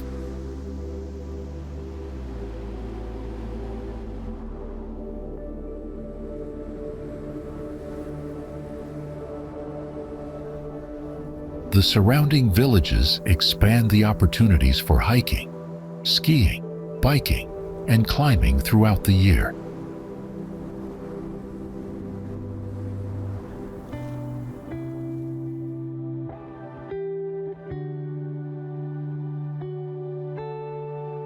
Visitors can enjoy both countryside activities and urban conveniences such as theaters, shopping, and restaurants nearby.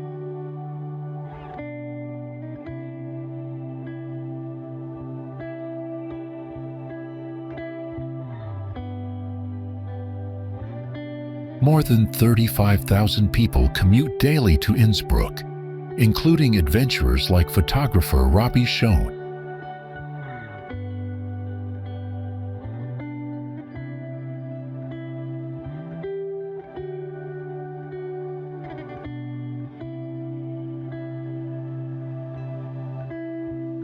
He has captured striking images of the city and mountains during winter, highlighting Innsbruck's quiet charm and natural beauty.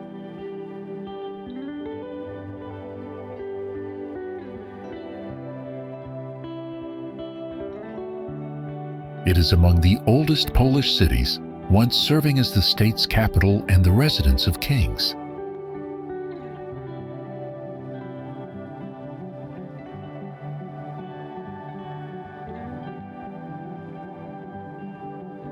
Krakow is one of the most renowned cities in Poland, admired for sightseeing, food, leisure, and cultural experiences.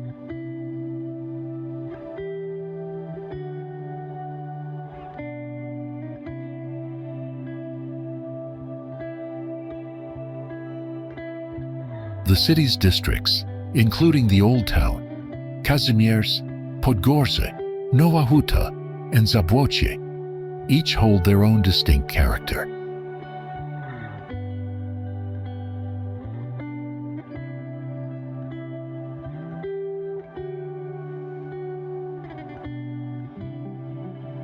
Legends such as the story of Krak, the city's mythical founder, continue to enrich Krakow's cultural identity.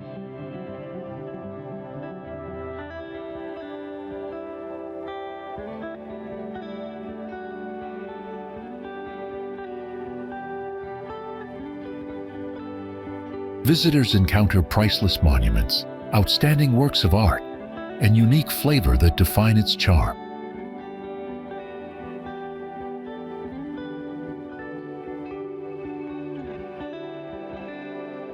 In 1978, Krakow was placed on the first UNESCO World Heritage List, securing the preservation of many historic sites.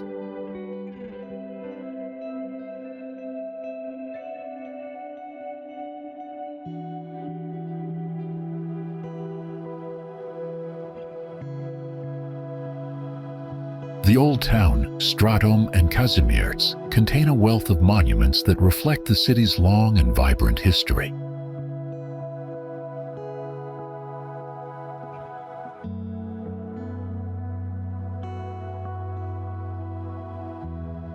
Krakow is also recognized as a significant academic hub, with its ancient university still holding international repute.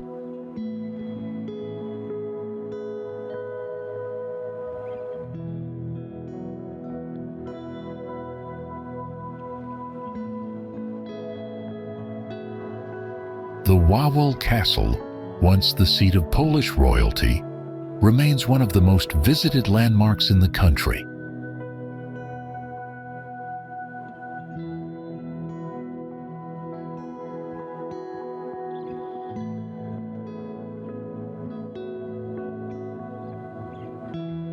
The Old Town, framed by the Planty Park, features Europe's largest market square with the 14th century cloth hall at its center.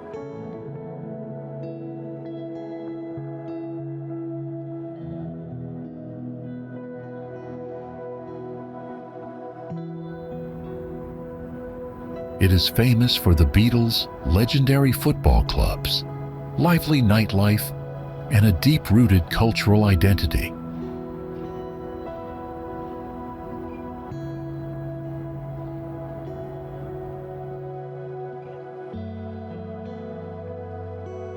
Liverpool is one of the most important cities in the United Kingdom, located in Merseyside, England.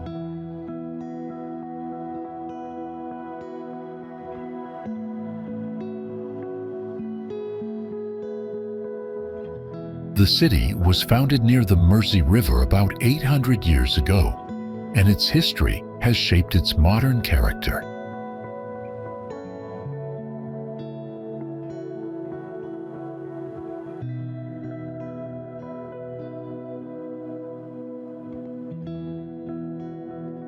In the 1800s, Liverpool became a powerful hub of international trade and the second most important city in England.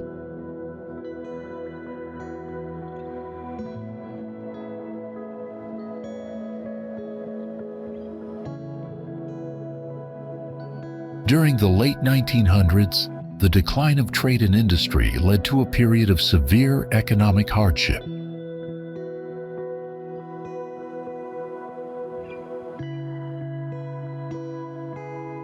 However, Liverpool recovered at the turn of the century and gained recognition as a UNESCO World Heritage Site.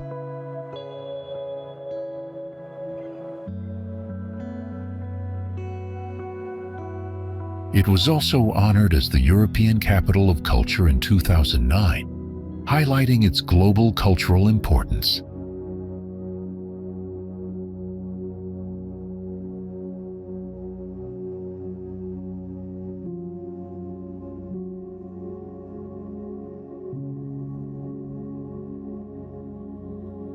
The seaport makes Liverpool a premier trading port, located about 336 kilometers from London.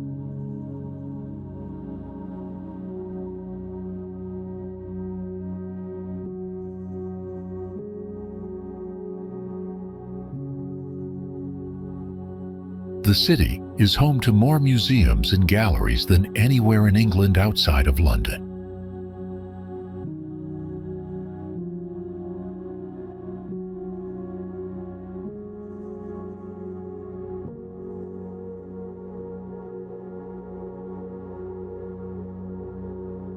Today, its modern waterfront features shops, restaurants, and vibrant spaces alongside historic landmarks.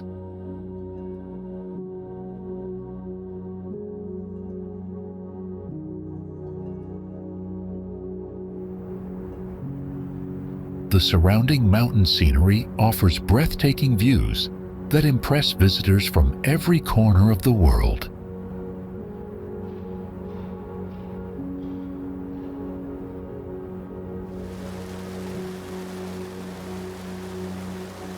Geneva is an international city, home to the European headquarters of the UN and the International Committee of the Red Cross.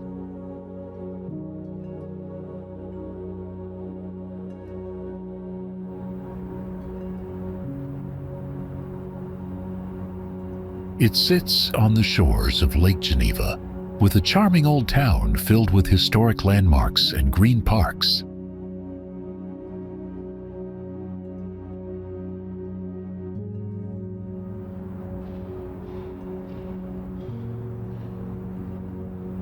In 1798, revolutionary France annexed Geneva, but the city regained independence after the Napoleonic Wars.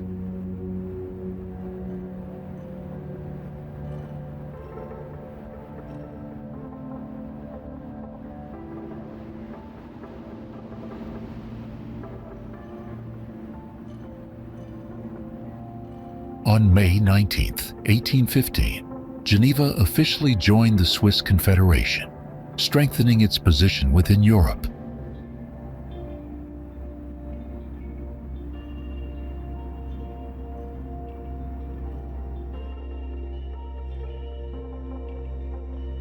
The Jet d'eau, a fountain reaching 140 meters high, is the most famous symbol of the city.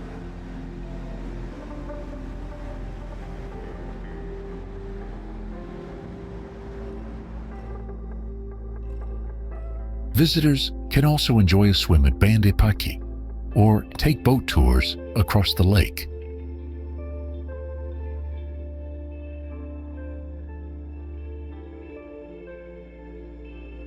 The Cathedral of St. Peter dominates the old town, offering stunning views from its tower.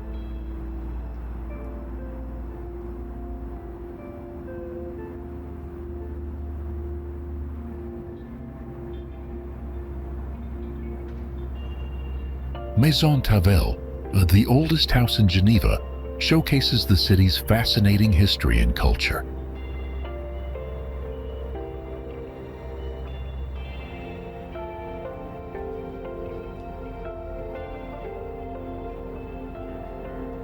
The best time to visit is spring or early autumn, when the weather is mild and pleasant.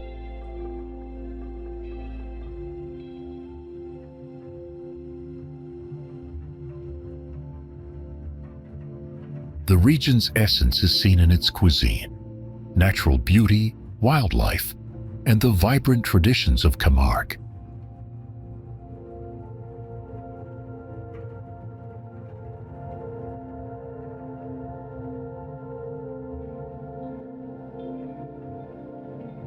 Provence stretches across southern France, with its spirit linked to Italy, Spain, and the Mediterranean.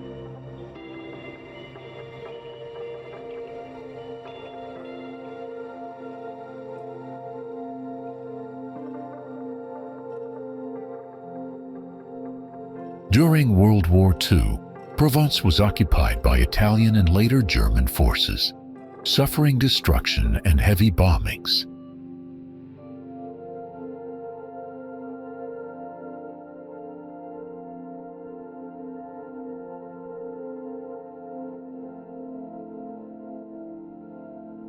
Allied troops landed on the Var coast in 1944, bringing liberation and beginning a long process of restoration.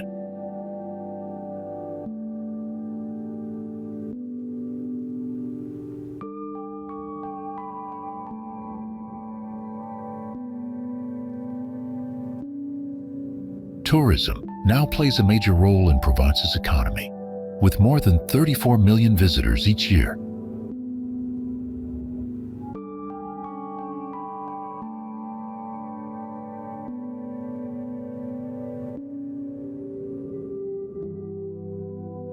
The region also thrives in industries like biotechnology, telecommunications, microelectronics, and aeronautics.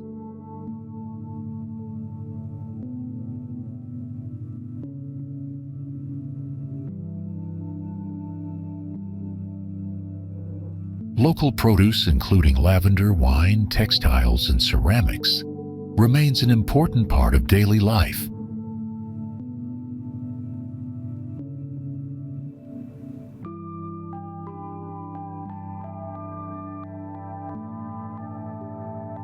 Provence is world-renowned for its breathtaking lavender and sunflower fields that bloom in summer.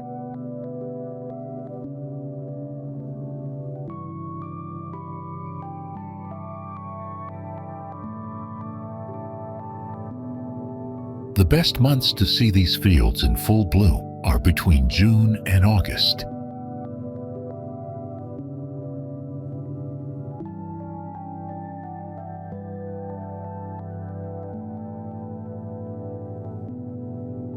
July offers the hottest weather and peak lavender season, but it is also the busiest tourist period.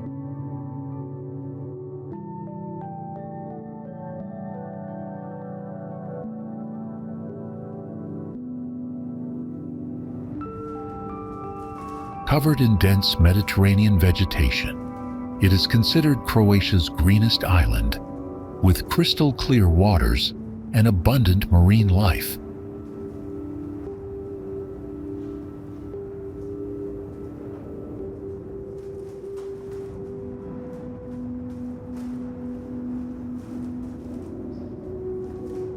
Miljet is the first large island travelers encounter when sailing the Croatian Adriatic from the south, admired for its natural charm.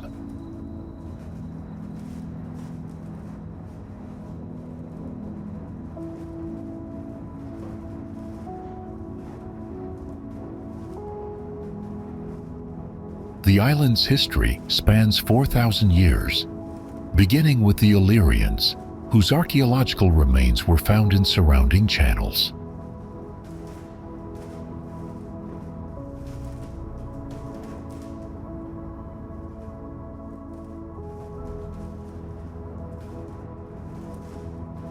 Romans took control in 167 BC, calling the island Melite, a name derived from the Greek word meaning honey.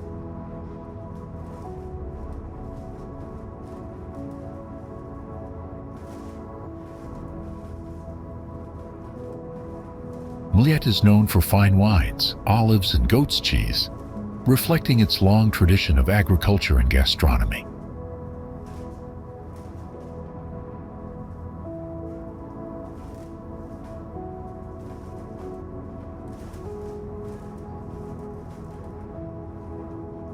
Two salted lakes, Veliko and Malo Jezero, are highlights of the island, located in the northern part.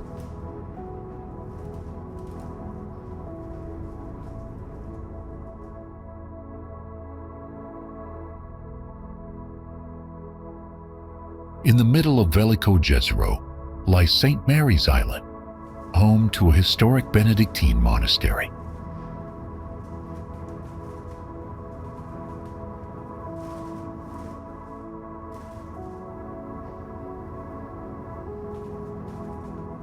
Saplunara Beach and the two lakes are popular swimming and leisure spots for both residents and visitors.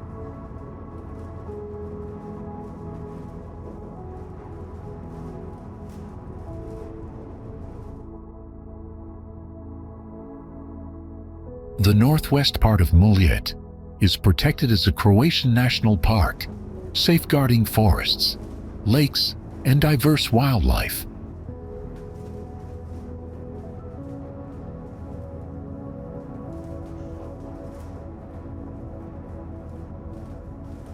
Entry to the park costs €15.25, with tickets available in Pomena or directly at the entrance facilities.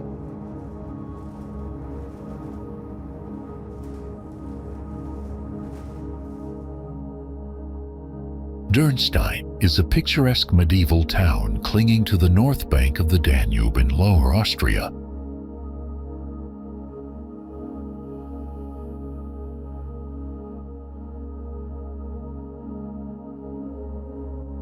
The town is named after its castle, which today remains only in crumbled walls and ruined towers above the cliffs.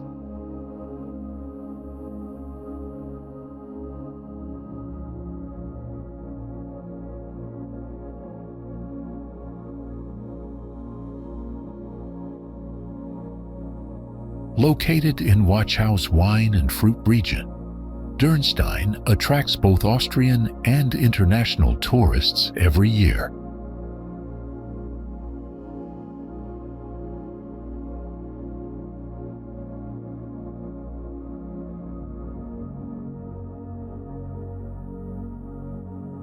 The town was first recorded in 1192, when King Richard I of England was imprisoned in the castle after the Third Crusade.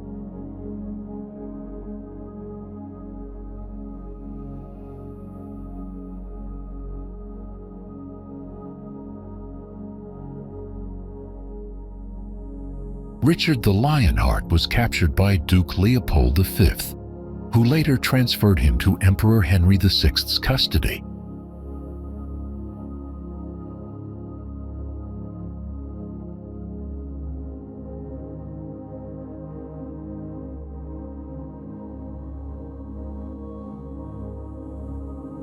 Inside the fortified walls, narrow cobbled streets and historic buildings create an atmosphere reminiscent of past centuries.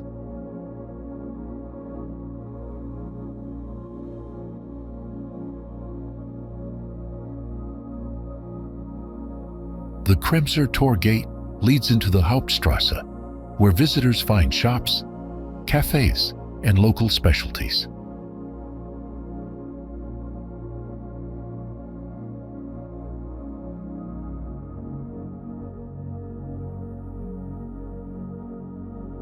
A small platform near Hotel Schloss Dürnstein offers one of the best views of the Danube River.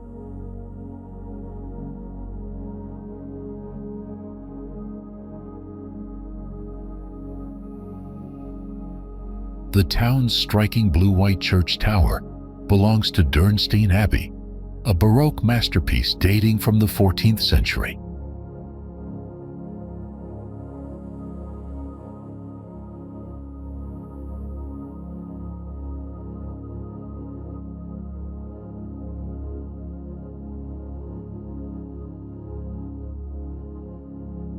Visitors can explore the abbey independently or join guided tours to discover its Gothic and Baroque architecture.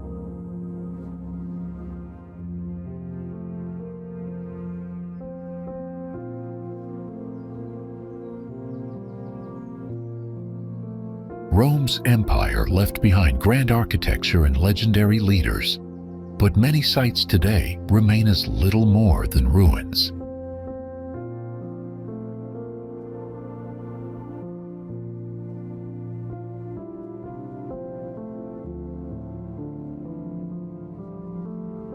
To understand ancient daily life, travelers visit Pompeii, a remarkably preserved city tragically destroyed by Mount Vesuvius.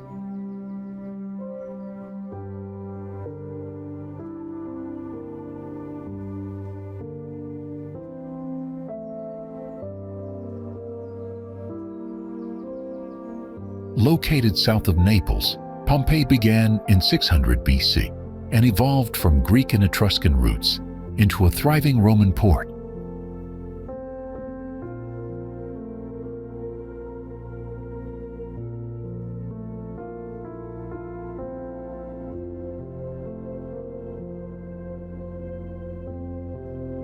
It was a typical middle-class town of 20,000 residents, balancing trade, daily living, and vibrant social activity.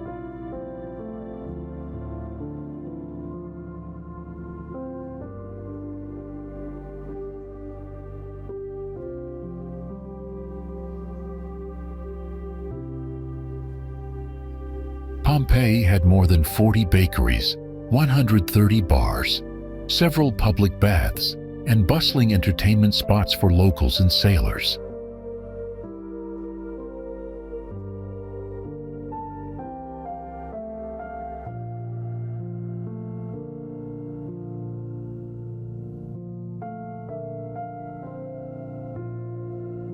Sailors from across the empire brought diversity, with restaurants, brothels, and markets serving those unfamiliar with Latin.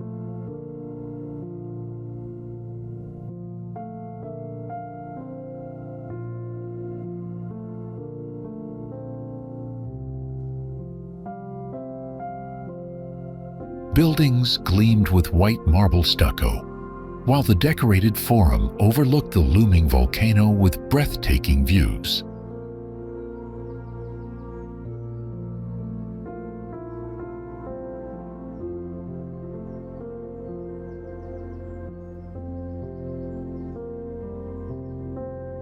Today, Pompeii is accessible by train, bus, or car, just 30 minutes from Naples and 45 minutes from Sorrento.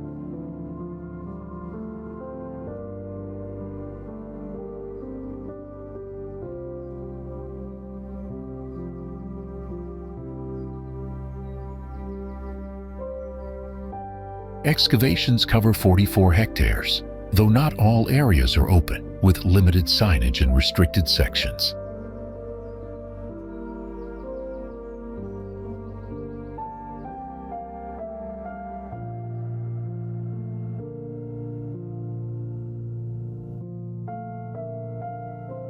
Hiring a guide helps visitors explore efficiently, ensuring a smoother experience amid the vast ruins of Pompeii.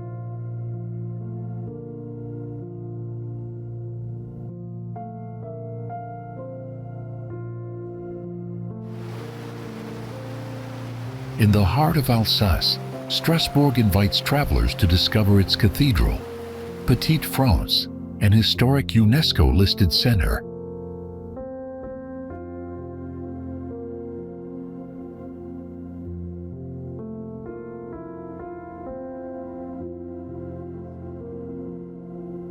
The city's Gothic cathedral, made of pink sandstone, impresses with its soaring spire, stained glass, and extraordinary astronomical clock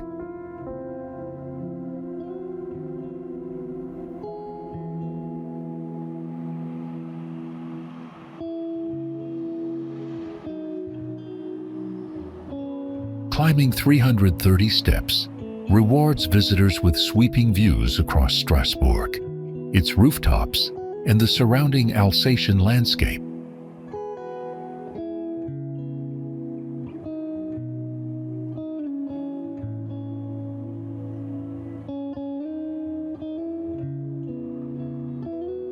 Nearby, Place Gutenberg honors the printing pioneer with a statue and offers lively terraces perfect for enjoying sunny afternoons.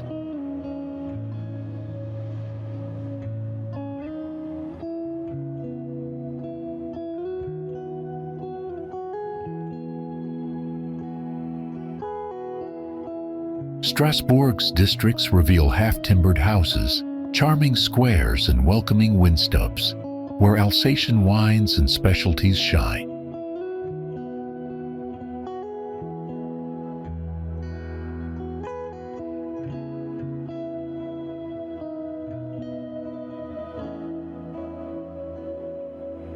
Petite France enchants visitors with its canals, cobblestone lanes, and medieval homes reflecting Alsace's authentic character.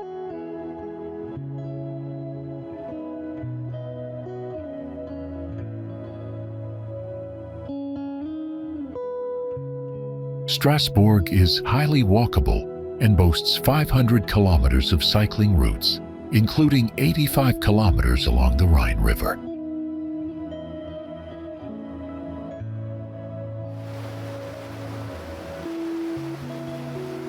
The city is celebrated as the capital of Christmas, drawing nearly 2 million visitors annually for its festive markets.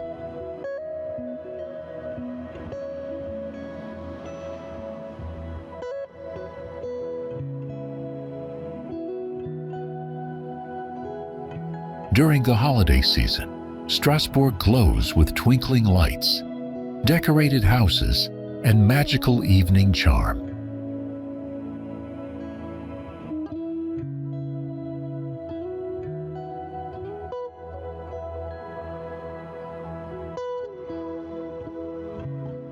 The cathedral dominates the illuminated skyline, making Strasbourg one of Europe's most enchanting winter destinations.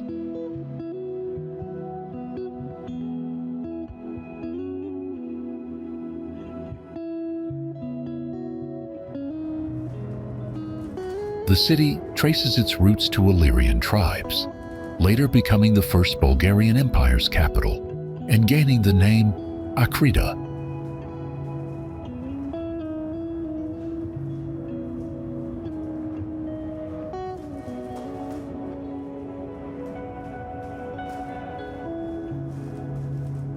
Ohrid divides into the atmospheric Old Town, with cobbled lanes and the newer outer perimeter, less charming but lively.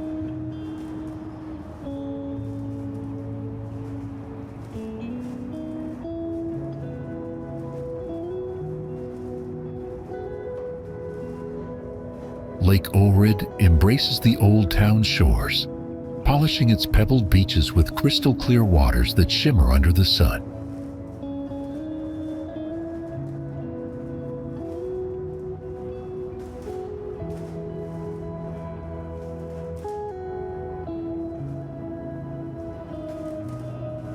Lakeside bars offer cool shade and refreshing drinks, perfect after wandering through Ohrid's historic streets and landmarks.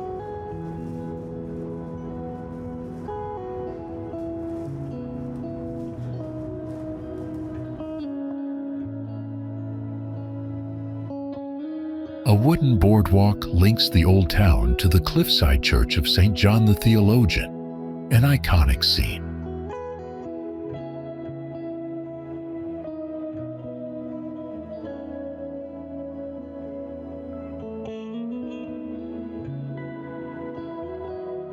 Cobbled paths weave past red-tiled roofs, flowered balconies, and churches that crown the town's slopes with quiet grandeur.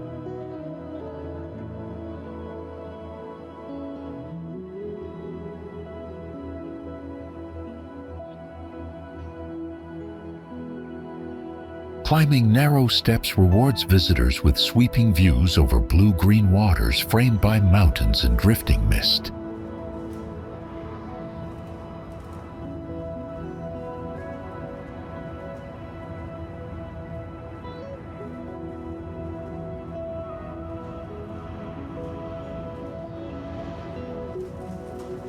From the waterfront square, Old Bazaar Street buzzes with shops, restaurants, and bars that keep the town vibrant.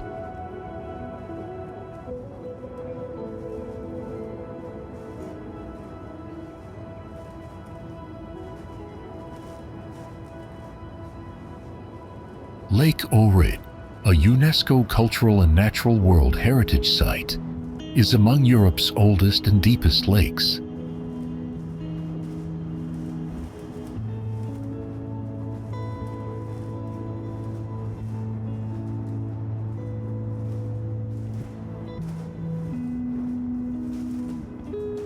Ohrid today thrives as a resort town. Its warm climate and rich history drawing more international visitors each year.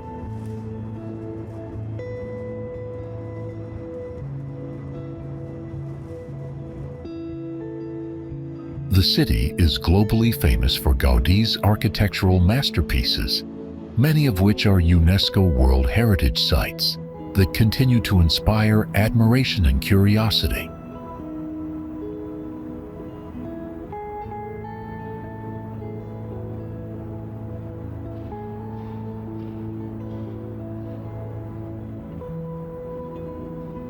Barcelona is a dynamic city that offers a wide variety of leisure opportunities, encouraging visitors to return again and again throughout the year.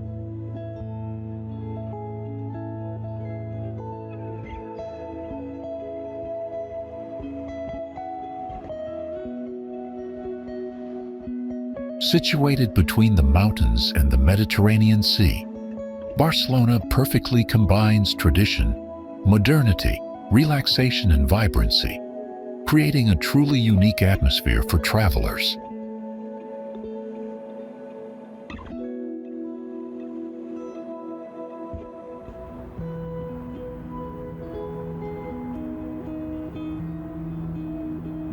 Visitors can enjoy experiences ranging from sun-drenched beaches and lively markets to fascinating museums and breathtaking rooftop views across the city.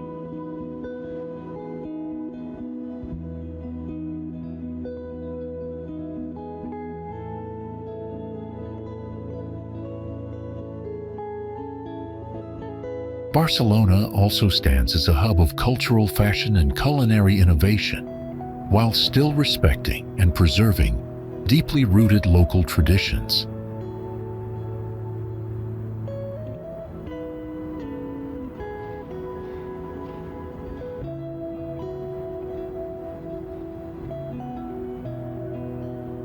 The contrast between the charm of the old town, the avant-garde modern neighborhoods, and the bustling energy of the city creates a fascinating balance.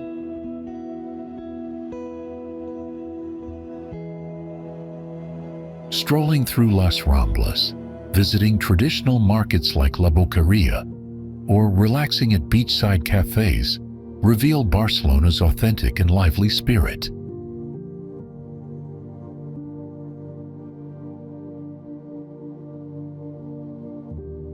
The Barcelona Tourist Office offers unique ways to explore the city, including themed guided tours, bicycle rides, boat trips, and even helicopter flights.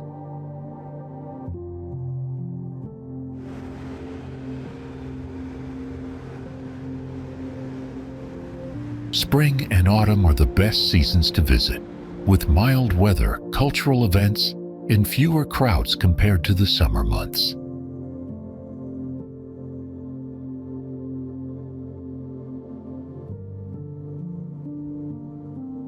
Festivals, concerts, and international exhibitions throughout the year highlight Barcelona's role as one of Europe's most vibrant cultural capitals.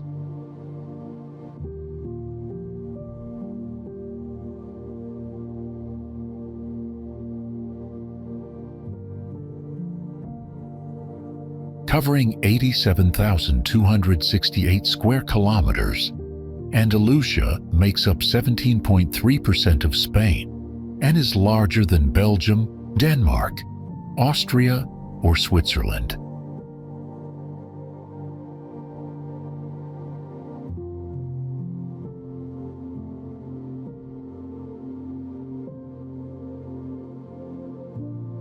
It is a land filled with culture, history, lively fiestas, natural beauty, and excellent cuisine, offering visitors unforgettable and diverse experiences.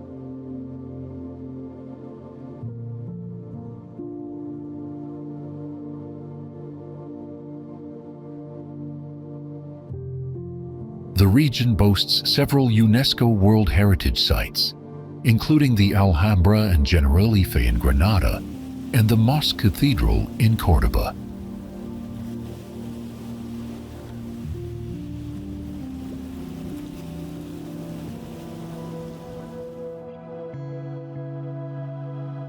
In Seville, travelers can admire the cathedral, Alcazar Palace, and Indies Archive, while Jaén offers the historic towns of Úbeda and Baeza.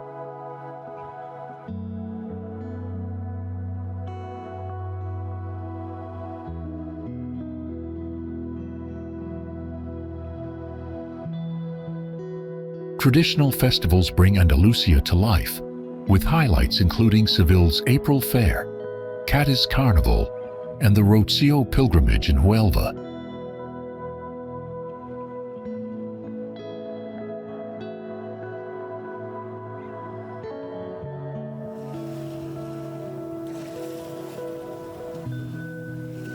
Nature lovers will find everything from sunny beaches along the Costa del Sol and Costa de la Luz to olive groves stretching across Jaén.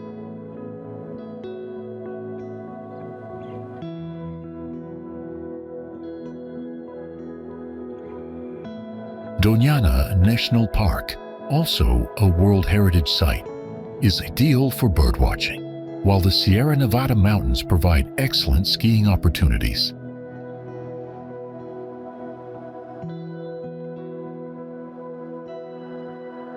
The region's gastronomy is outstanding, from Jerez sherry and Huelva ham to Malaga's pescadito frito, Cordoba's salmorejo, and olive oil.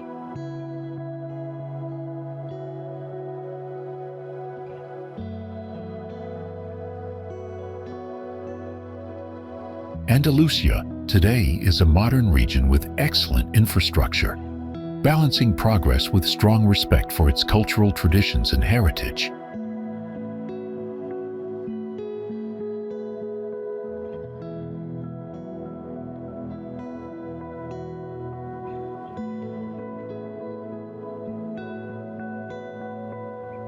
As Spain's main holiday destination, Andalusia warmly welcomes both local and international visitors seeking history, nature, flavor, and celebration.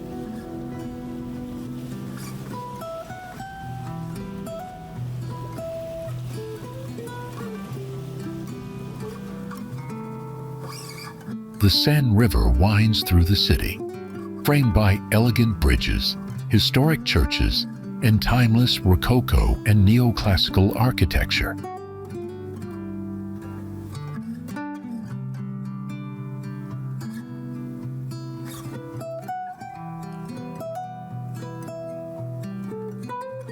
Paris, famously called the City of Light, attracts millions each year with its unforgettable charm, rich culture, and captivating ambiance.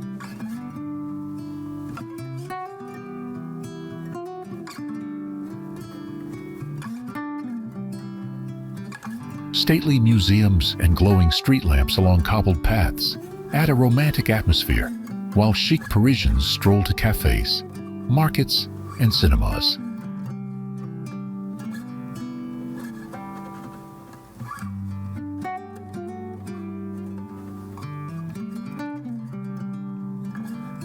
Paris is a city of countless splendors, offering divine cuisine, world-class fashion, and unmatched artistic treasures across its districts.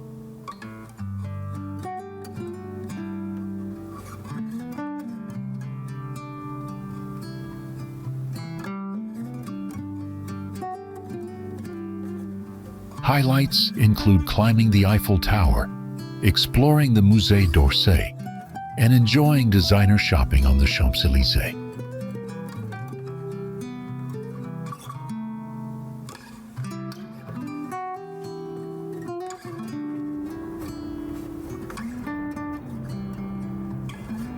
The Champs-Élysées itself is a lively boulevard lined with trees, luxury stores, affordable boutiques, cafes, and buzzing with constant activity.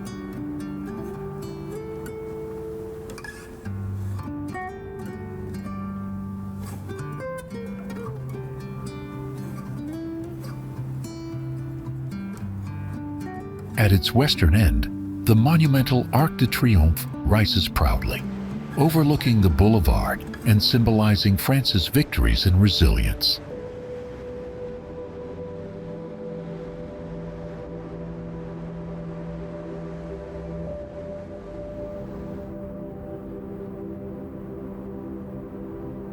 Commissioned by Napoleon in 1806, the Arc commemorates soldiers of the French Revolution and Napoleonic Wars through its grand inscriptions.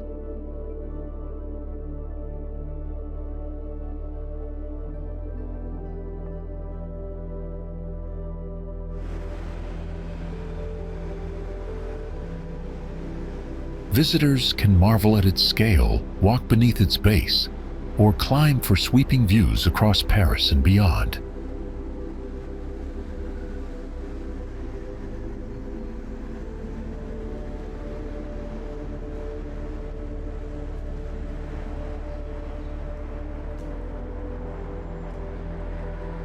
Between museums, monuments, shopping streets, and riverside strolls, Paris creates an atmosphere that feels endlessly elegant, inspiring, and vibrant.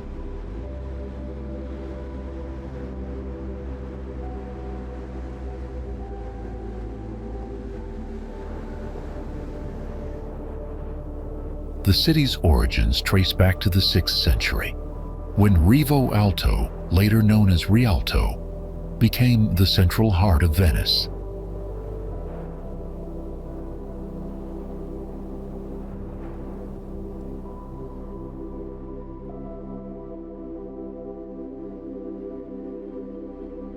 From these beginnings, Venice expanded across 118 islands, connected by intricate canals and bridges, forming its unique urban landscape.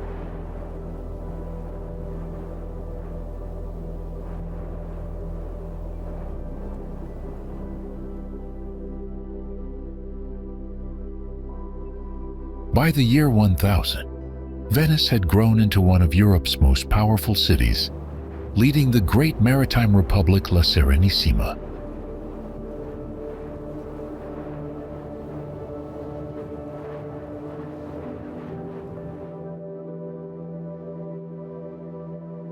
This dominance shaped history, as Venice became Europe's seaport gateway to Asia, influencing global trade and cultural exchanges.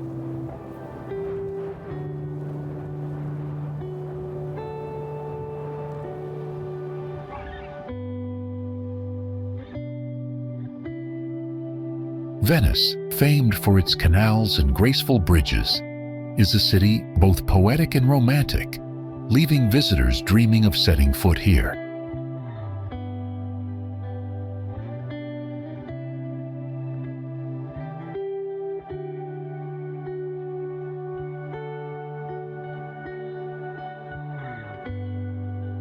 Located in northern Italy, it enchants travelers with timeless elegance, vibrant culture, and beauty woven into every corner of the city.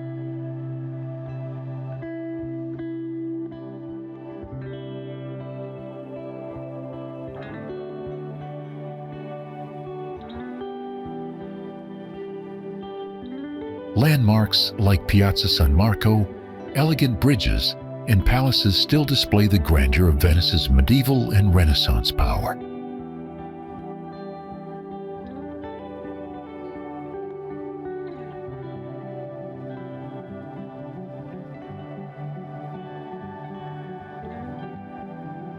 Inside, masterpieces by Giorgione, Titian, Tintoretto, and Veronese preserve the city's role as a cradle of artistic achievement.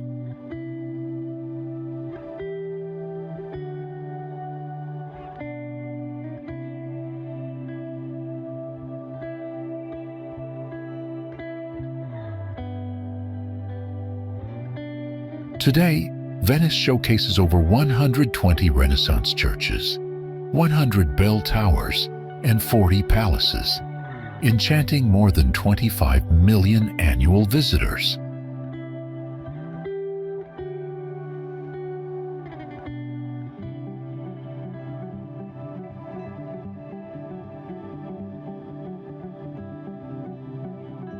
Transport remains unique, as boats glide through canals, carrying locals and travelers in a city resting just 1 meter above sea level.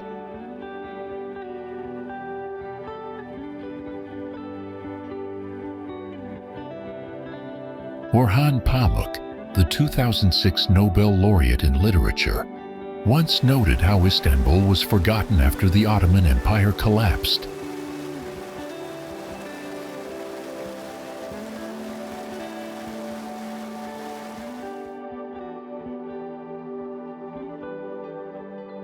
Over time, this changed, and in 2024, Istanbul welcomed 18 million international visitors, cementing its role as Turkey's top destination.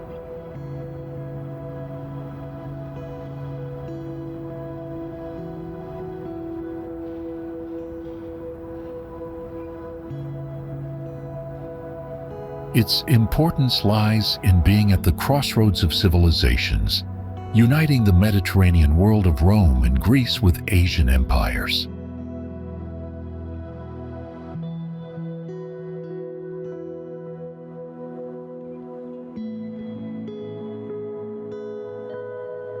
Originally known as Byzantium until 330, then Constantinople until 1453, the city finally became Istanbul officially on 28 March 1930.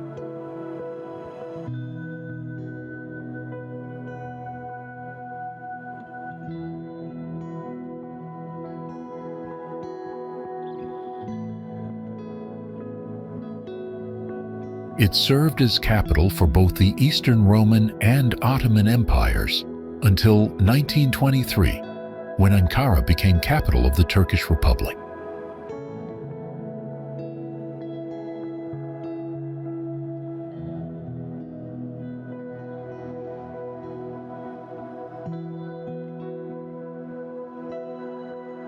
Today, Istanbul is the largest Turkish city, home to over 15 million people, blending modernity with tradition, history, and vibrant culture.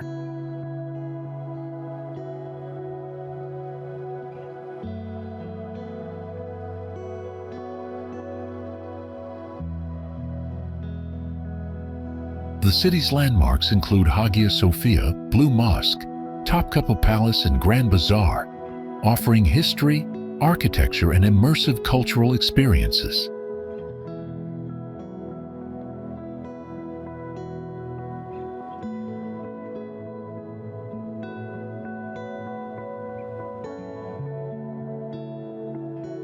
Visitors can explore bustling bazaars, spiritual sites, and diverse neighborhoods, experiencing Istanbul's mosaic of faiths, cuisines, and traditions.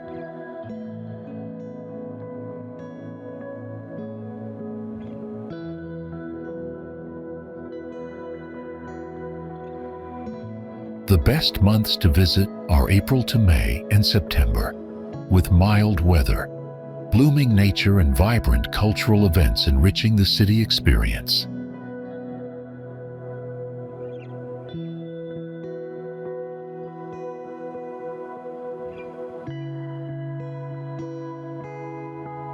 The chance to sit before the caldera, savor local dishes, and admire an active volcano's beauty creates a priceless, unforgettable experience.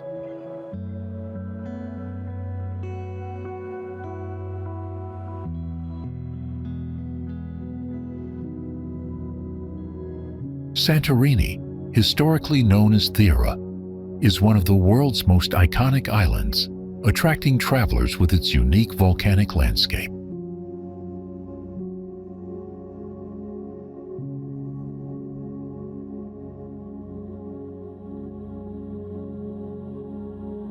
Long before modern tourism, during the Bronze Age, Santorini thrived as a major Minoan settlement, rivaling Crete in importance and scale.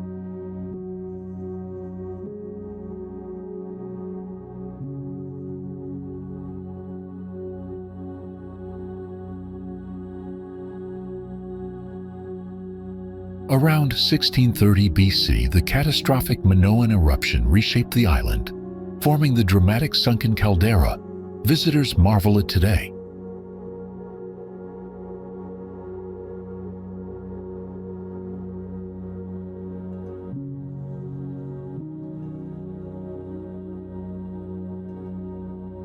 Santorini consists of several islands: Thera, Thracia, Aspernici, Palea, and Nea Kameni, together forming this extraordinary volcanic archipelago.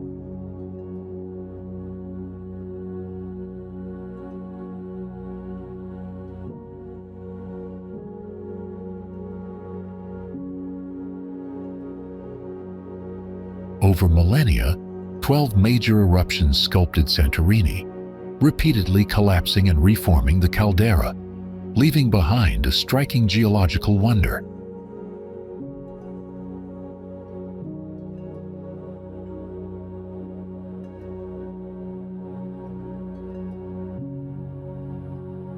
Santorini has become Greece's most romantic destination, famed for sunset views, cliffside villages, and its growing reputation as a wedding haven.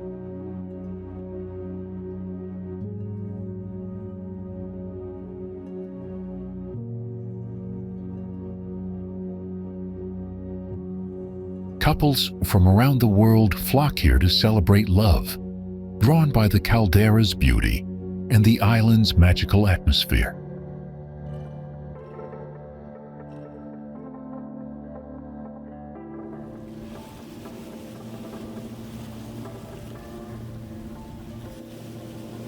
The island also offers diverse beaches of black, white, and red sand, complemented by surreal rock formations and shimmering blue waters.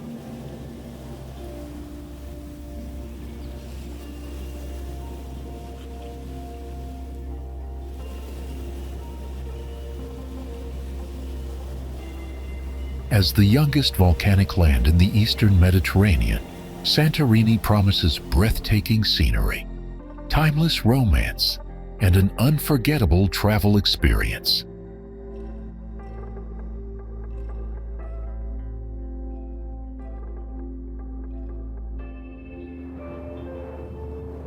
Its 9 distinct areas showcase sharp spires, pinnacles, and diverse rock formations of international geological and cultural significance.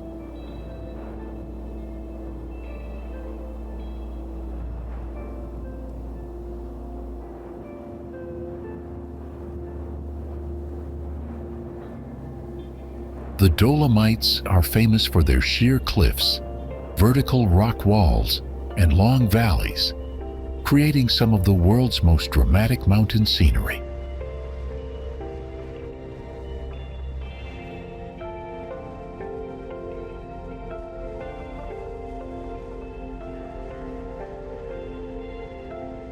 Situated in northern Italy, this UNESCO World Heritage Site spans 141,903 hectares and includes 18 peaks soaring above 3,000 meters.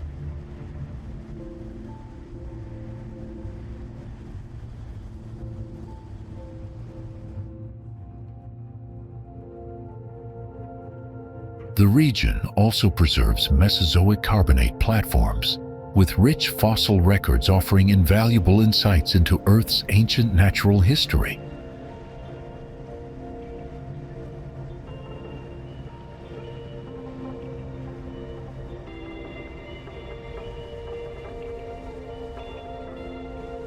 Dynamic natural processes continue to reshape the landscape, with avalanches, landslides, and floods regularly altering its rugged environment.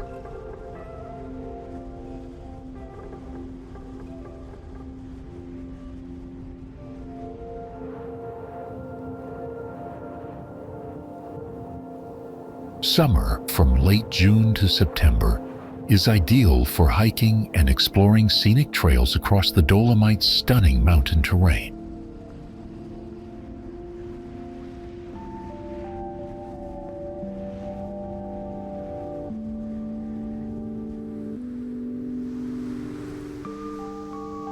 In winter, between December and March, the Dolomites transform into one of Europe's premier skiing and snow sports destinations.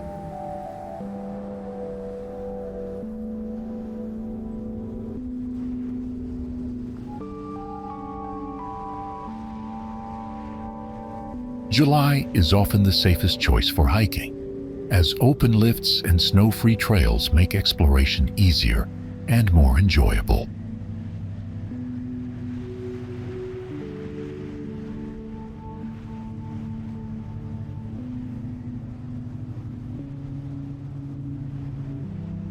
Traveling by car is highly recommended to discover hidden villages, scenic roads, and breathtaking mountain passes throughout the region.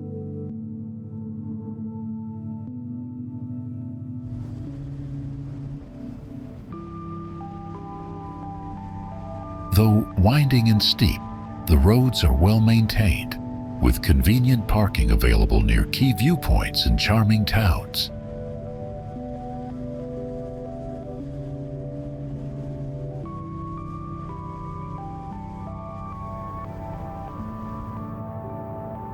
The Eiffel Tower, standing 1,063 feet tall, was built of wrought iron for Paris's 1889 Exposition Universelle, becoming the city's most iconic landmark.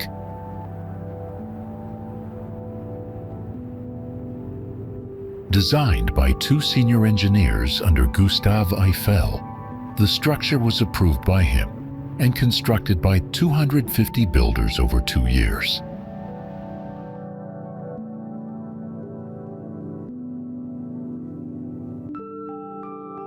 At first, the tower was controversial, criticized by artists as monstrous, and threatened with demolition due to disappointing profitability.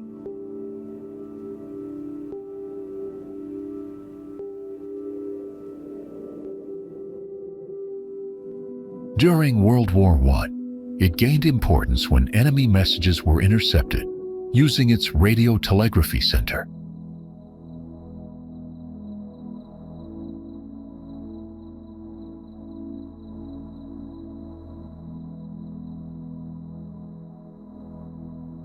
Today, it is the world's most visited monument, attracting over 7 million visitors each year thanks to Paris's global appeal.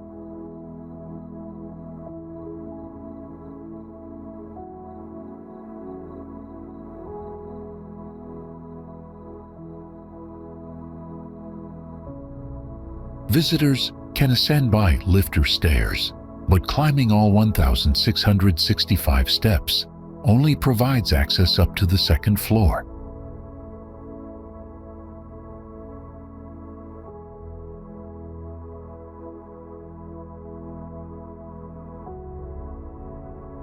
Though cheaper, stairs offer limited access, so most travelers choose the elevator for the full tower experience.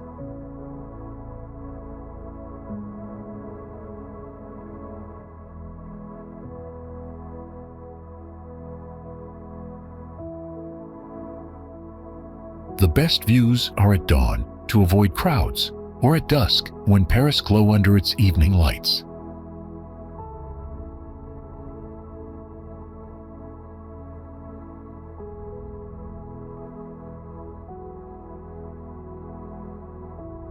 Lines are famously long, often 1 to 2 hours, so booking tickets in advance is highly recommended.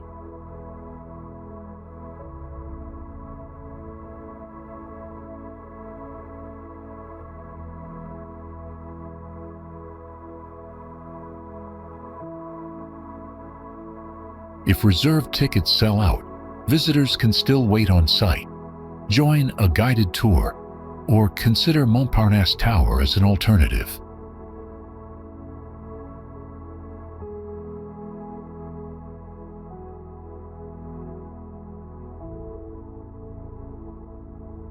It took nearly 25 years to complete under Vespasian, Titus, and Domitian, remaining the largest amphitheater ever constructed.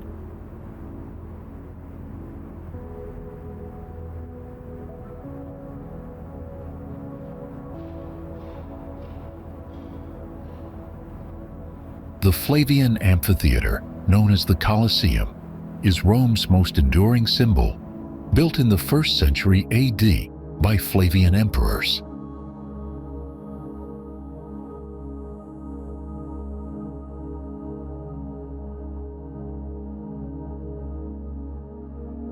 Almost 2,000 years ago, it hosted grand public spectacles, comparable in function to modern stadiums and entertainment venues.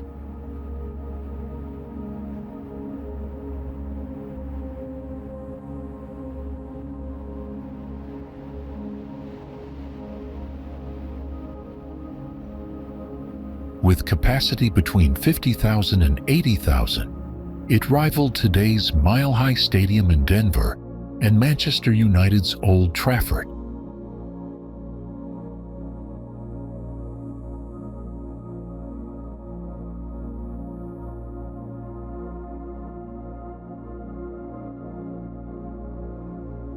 The Colosseum included advanced features like quick exit passageways, trapdoors for stage effects, and a vast retractable awning system.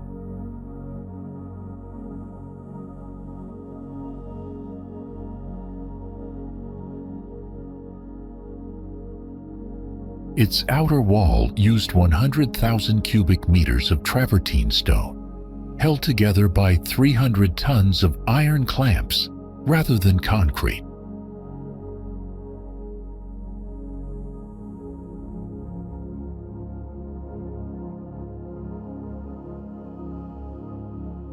Later, metals and stones were plundered for other Roman buildings, leaving the structure partly dismantled, but still remarkably imposing.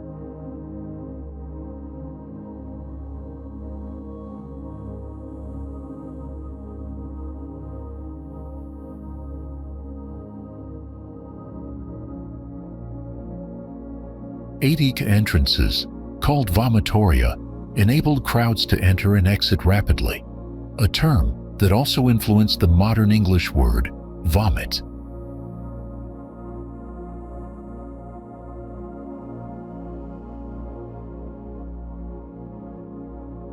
Today, over 7 million visitors explore the Colosseum annually, making it Italy's most visited and most iconic attraction.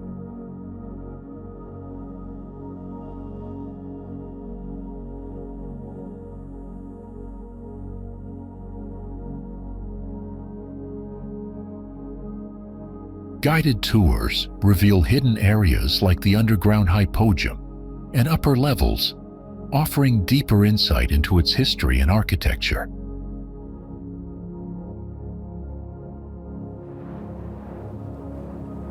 Built by ancient Britons around 4,600 years ago with no written records, the stone circle continues to inspire awe and endless speculation.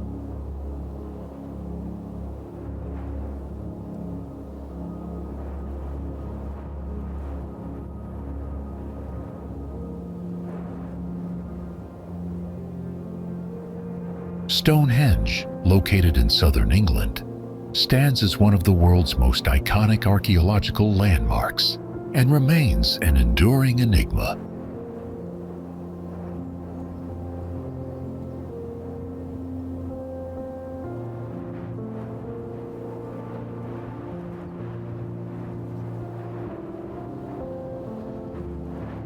Legends claim that Merlin the Wizard magically moved the stones from Ireland, where giants had originally placed them in formation.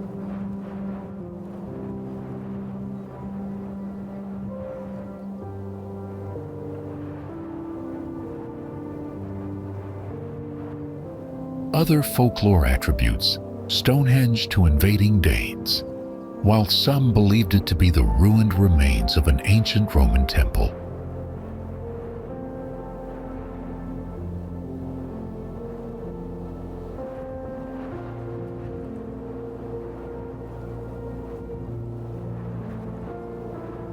Modern interpretations suggest theories ranging from alien landing sites to fertility symbols, showing how mystery fuels imagination through time.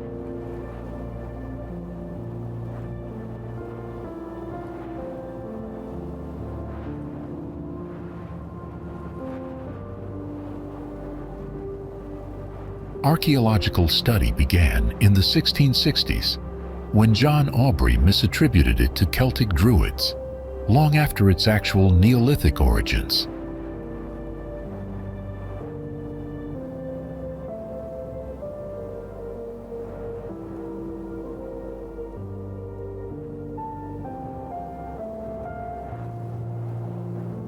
Excavations reveal it evolved over a millennium, beginning with an earthen bank and ditch in a larger landscape of burial mounds.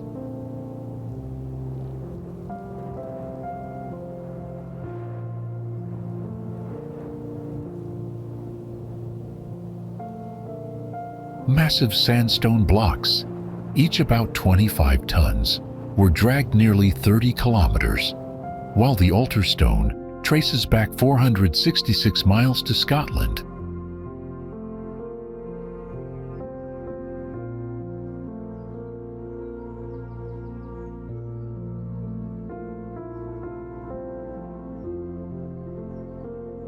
The inner horseshoe of 5 trilithons required staggering effort, with estimates suggesting more than 20 million hours of construction work.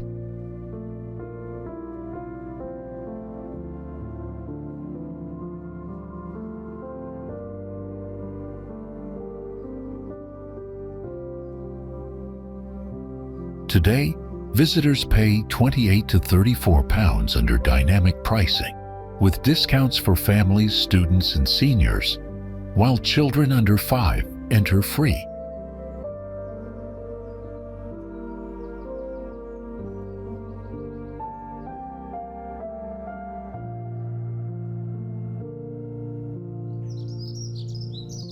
In the hills near Siena, Val d'Orcia embodies the quintessential Tuscan image, earning a place on the UNESCO World Heritage List.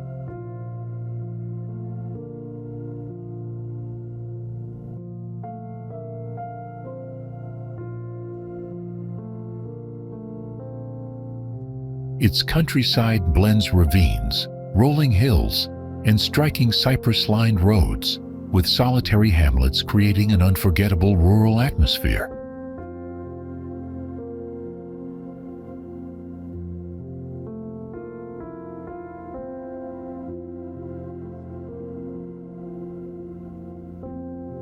The river that lends the valley its name often dries in summer heat, returning with force during autumn rains.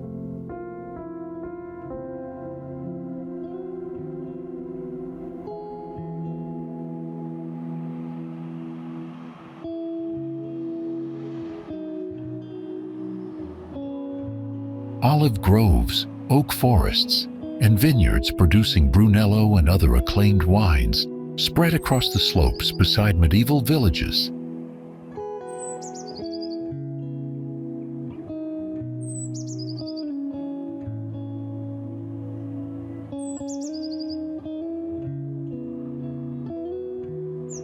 Monte Amiata, Italy's oldest extinct volcano, frames the western horizon and adds geological depth to this remarkable Tuscan region.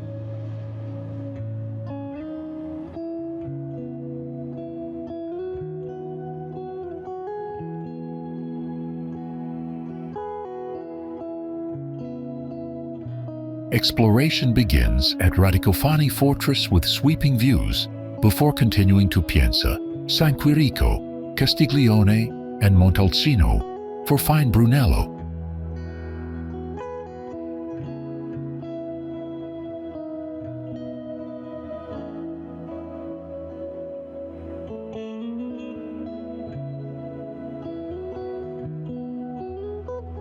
Truffle enthusiasts can stop at San Giovanni d'Asso's museum, where the valley's culinary heritage unfolds in engaging displays.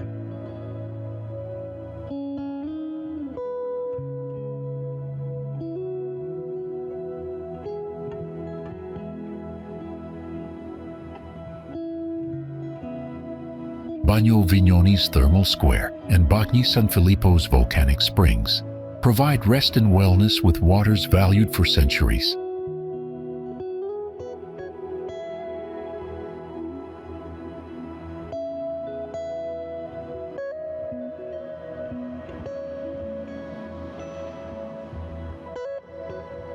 Food lovers will find specialty shops overflowing with pecorino cheese, saffron, truffles, olive oil, and seasonal delicacies.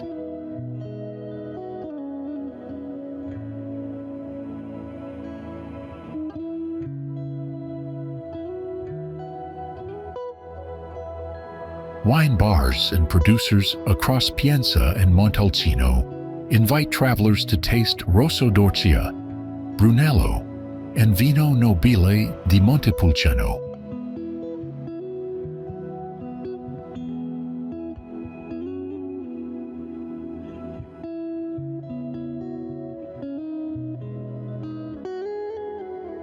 Construction began in 1869, inspired by Wartburg Castle and Wagner's mythical Holy Grail fortress from the opera Parsifal.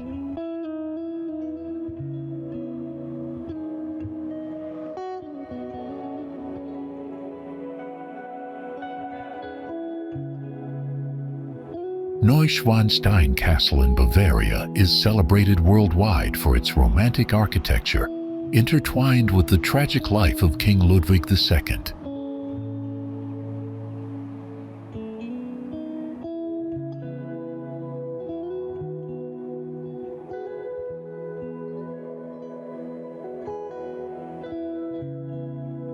As a powerless monarch, Ludwig II immersed himself in art, myths, and fairy tales, creating lavish interiors like the ornate Singers' Hall.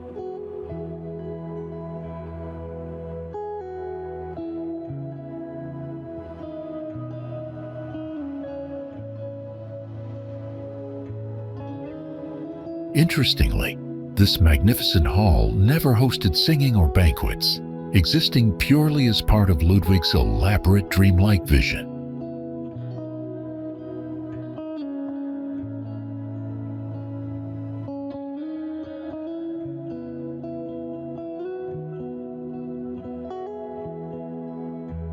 Photography inside is strictly prohibited without permits, though exterior shots for private use are allowed freely without authorization.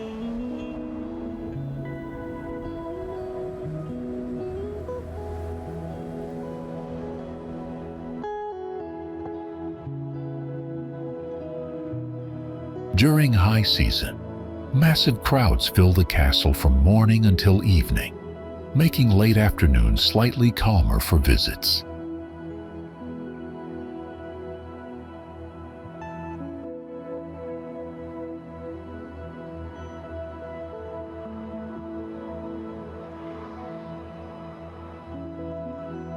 Waiting for tickets and guided tours often tests visitors' patience, as demand exceeds capacity for the limited scheduled entries.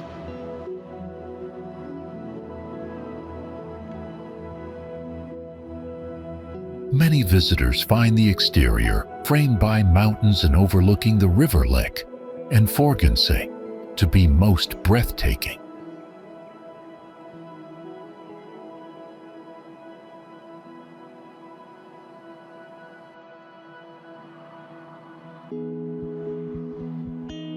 The castle's dramatic silhouette against the Bavarian Alps remains the lasting image admired by millions from near and far.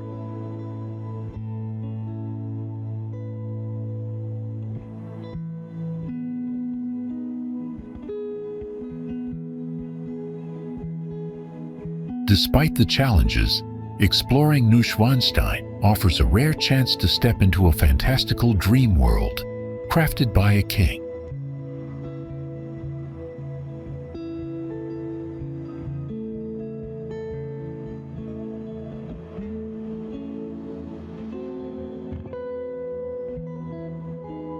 These landscapes feature fairy tale castles, glacial waters, and historic alpine villages that continue to enchant travelers throughout every season.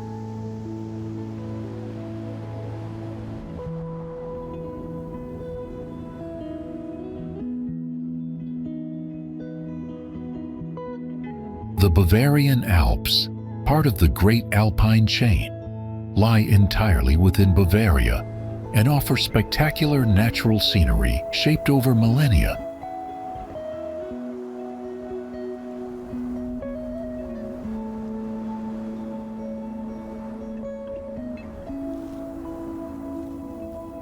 Zugspitze, Germany's tallest peak, is accessible by cogwheel train and cable car, though lower valleys also boast charming towns and lakes.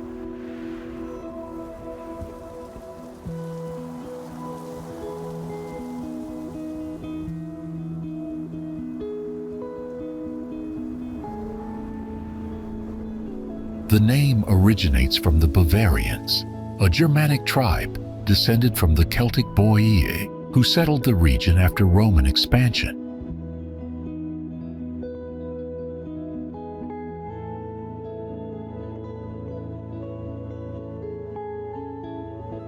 Today, locals proudly preserve their culture, welcoming visitors with hearty traditions, lively festivals, and authentic Bavarian cuisine.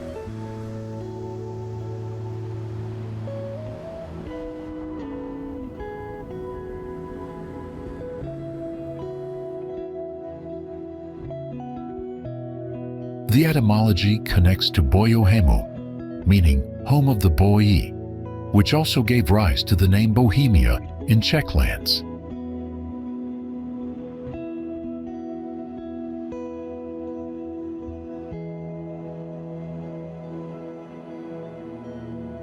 In German, the range is called Bayerische Alpen, while Italians know it as Alpi Bavaresi, reflecting its cross-cultural alpine importance.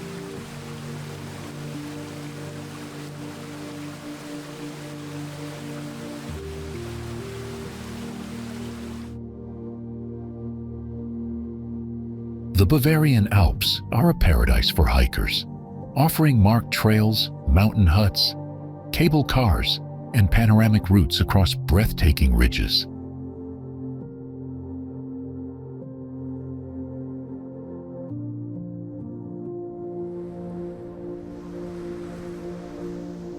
Zugspitze can be reached by lift, cogwheel train, long hikes, or glacier climbs, even combining routes from both Germany and Austria.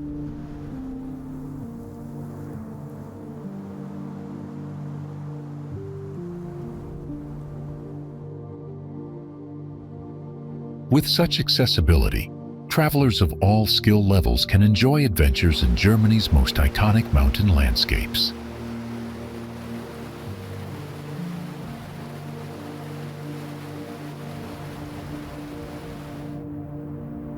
Built in the 17th century, it evolved from a modest hunting lodge of Louis XIII into a lavish estate under Louis XIV.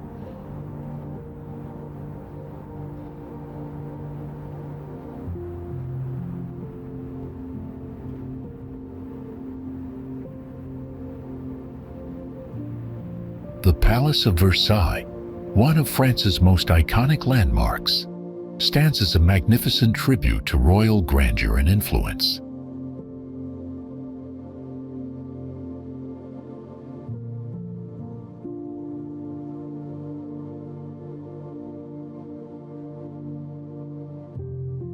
The palace complex includes the main palace, the gardens, the Trianon estate, and the Queen's Hamlet, each with remarkable highlights.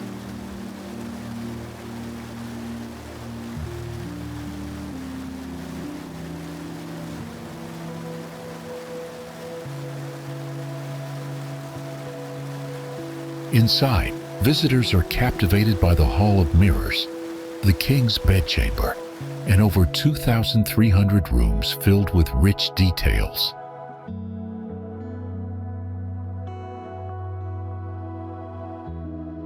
The gardens, spread over 800 hectares, impress with geometric hedges, fountains synchronized with music, and colorful seasonal blooms.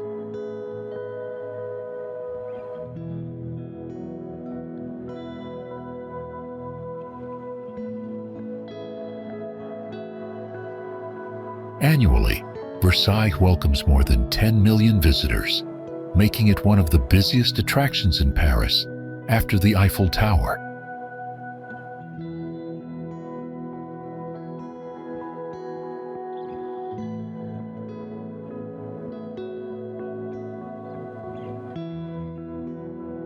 To avoid the heaviest crowds, it's best to arrive at opening time on weekdays, ideally between Wednesday and Friday.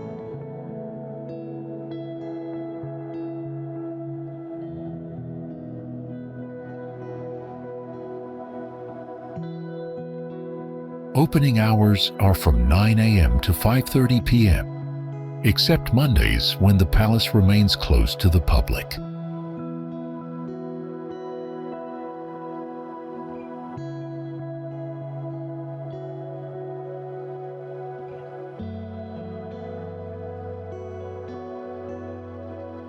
Buying advance tickets online allows direct entry through Entrance A, saving time and easing the overall visiting experience.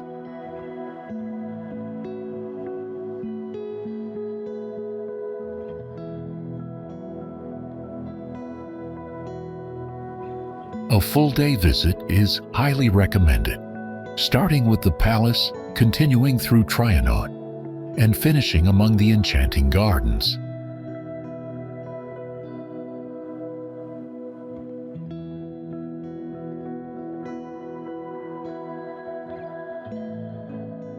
Its name comes from the Arabic word Alhambra, meaning the red one, a reference to the reddish hue of its fortress walls.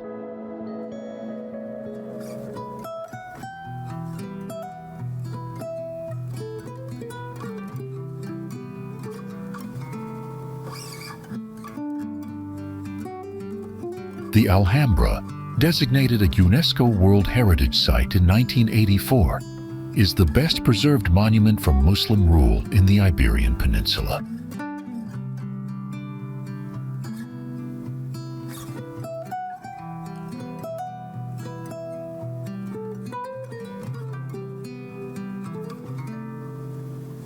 Built high above Granada for defense, it later evolved into both a fortress and an ornate palace complex under the Nasrid dynasty.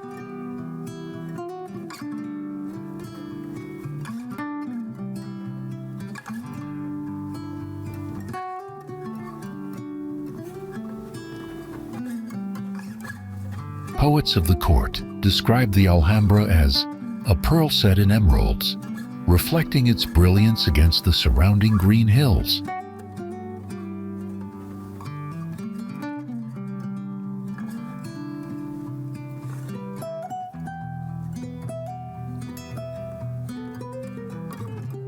Key structures include the Alcazaba Citadel, the La Vela Tower with panoramic views, and the famed Courtyard of the Lions.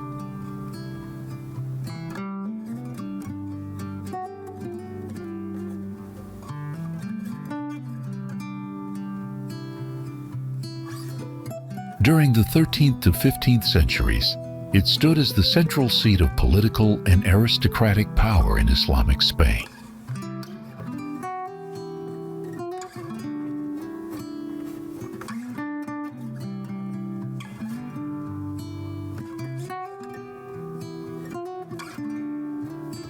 The fall of the Alhambra in 1492 marked the end of Muslim rule, completing the Catholic Reconquista led by Ferdinand and Isabella.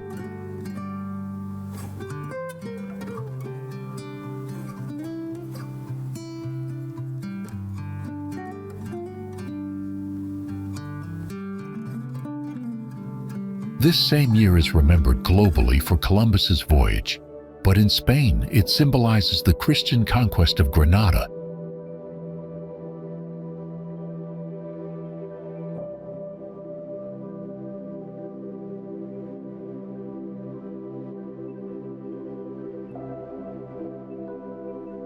Exploring the Alhambra today reveals a fusion of Muslim artistry and Spanish heritage, echoing centuries of history and cultural exchange.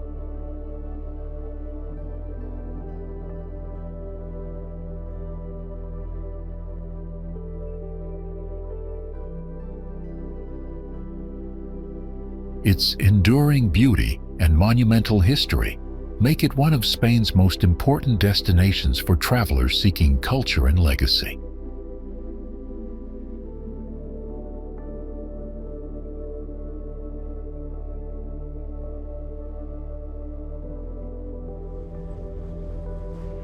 The Greek word meteora means suspended in the air, perfectly describing its monasteries perched atop cliffs over 600 meters high.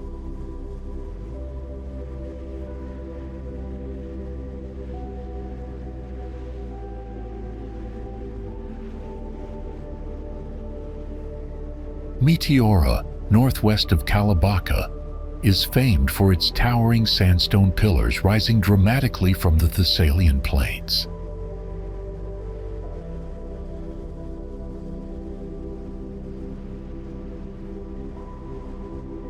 Monks first inhabited the caves in the 11th century, later building monasteries in the 14th century as protection from Turkish invasions.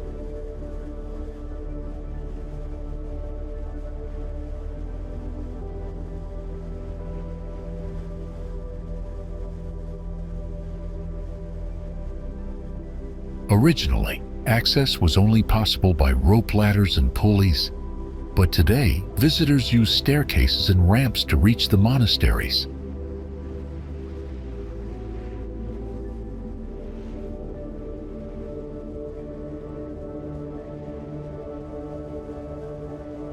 At its height, Meteora had 25 monasteries, though only 6 remain active today, housing small communities of monks or nuns.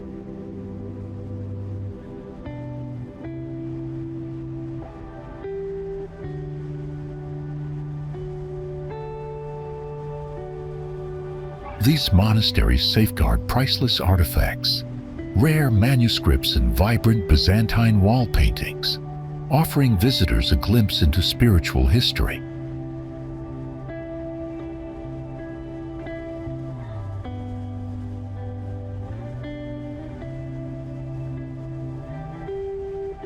Recognized by UNESCO in 1988, Meteora is also part of the Natura 2000 network, home to rare birds and unique flora.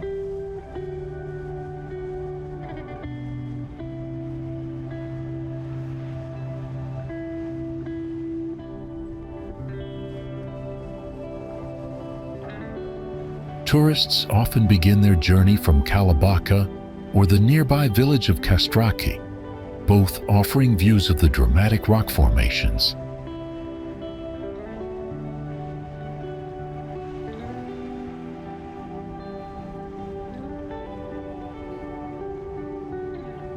Each monastery requires an entrance fee of €3, making a full tour of all 6 cost €18 per person.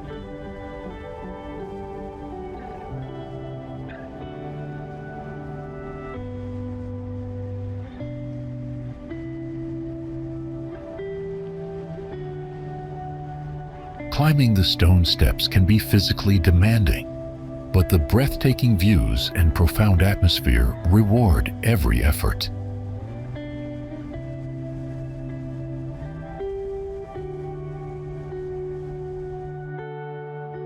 It has been in Habsburg possession since 1569, with Eleonore von Gonzaga first naming the estate Schönbrunn after building a pleasure palace in 1642.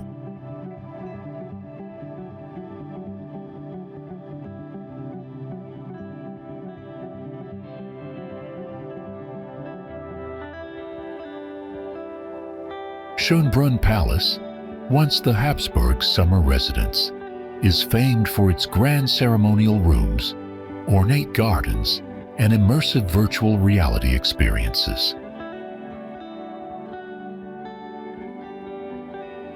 The palace and gardens were expanded after 1696, then completely redesigned under Maria Theresa's rule in 1743 into the splendid Baroque masterpiece seen today. Now a UNESCO World Heritage Site, Schönbrunn is celebrated for its historical significance, unique design, and richly decorated interiors.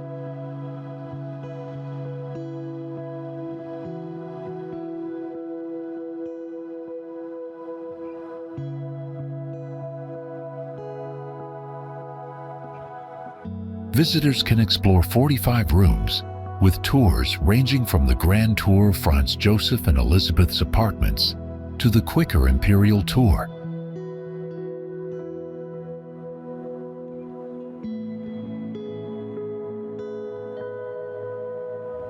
The Maria Theresa Tour highlights ornate chambers including the Burgle Room, while children can enjoy interactive exhibits in the palace's museum.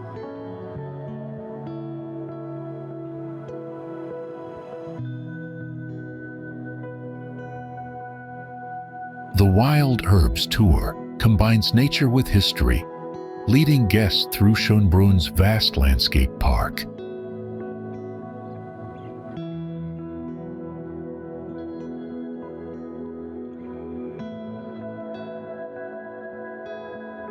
Most visitors consider the staterooms, the complex's centerpiece, as the must-see highlight of any palace visit.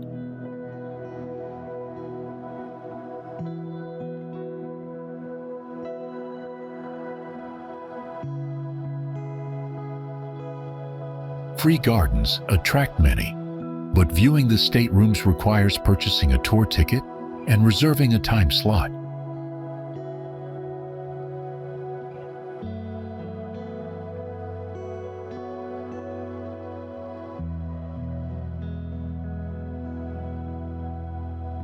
During summer, queues can be long, so advance online booking is strongly recommended to avoid delays.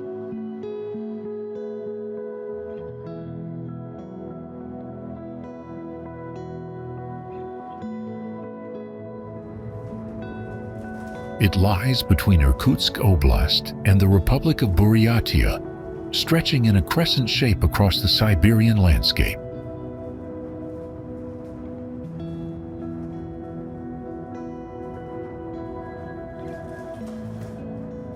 Lake Baikal, located in southern Siberia, is the world's deepest and oldest tectonic lake, estimated at 25 to 50 million years old.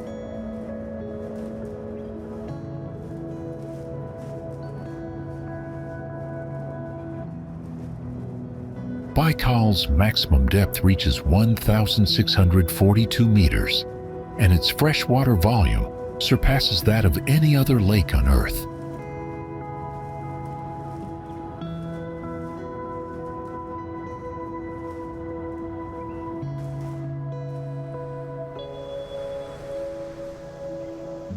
Covering a surface area equal to Belgium or the Netherlands, Baikal ranks 7th among the world's largest lakes.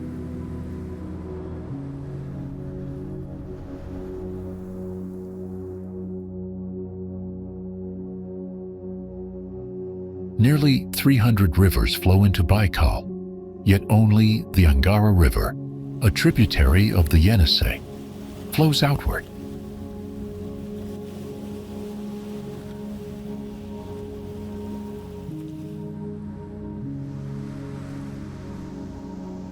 The lake is home to more than 2,500 species, with many unique, including the freshwater Baikal seal, known as the Nerpa.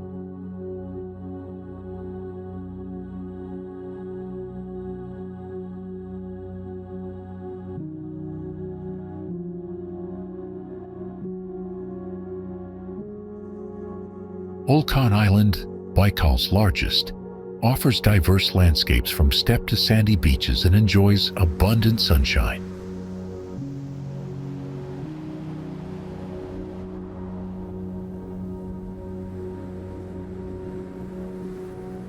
The region experiences mild winters and cool summers, with spring delayed and autumn lasting longer than usual.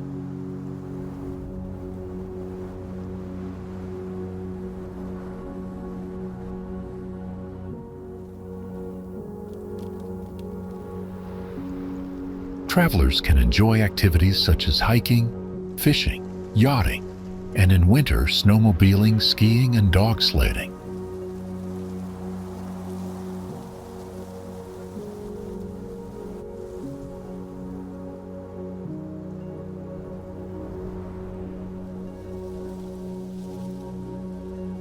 Most visitors reach Lake Baikal via Irkutsk, accessible by a 6-hour flight from Moscow, followed by a short transfer.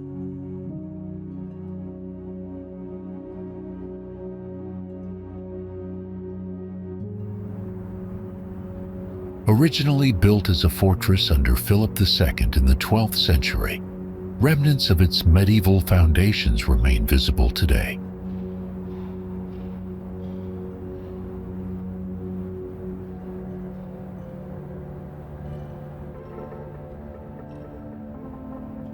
The Louvre Museum in Paris is the world's most visited art museum, housing masterpieces from prehistory to the 19th century.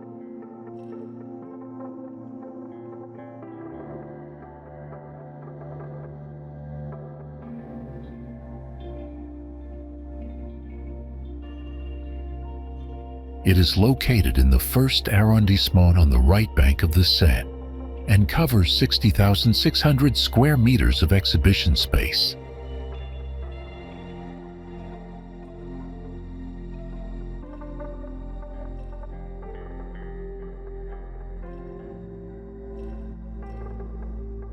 The Louvre became a royal palace before transforming into a museum during the French Revolution to display national treasures.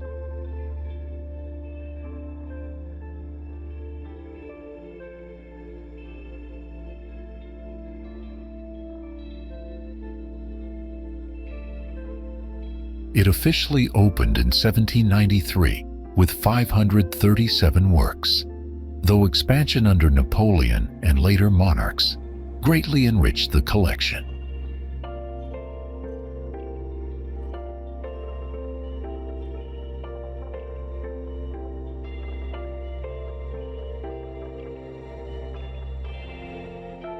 Today, the museum boasts over 380,000 objects, with around 35,000 works of art displayed across 8 curatorial departments.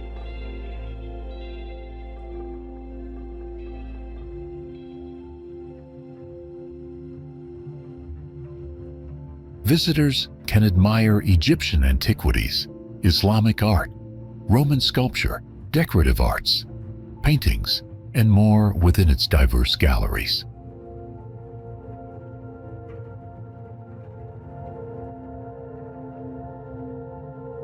The carousel entrance often offers shorter lines, and downloadable maps and mobile apps help plan efficient visits.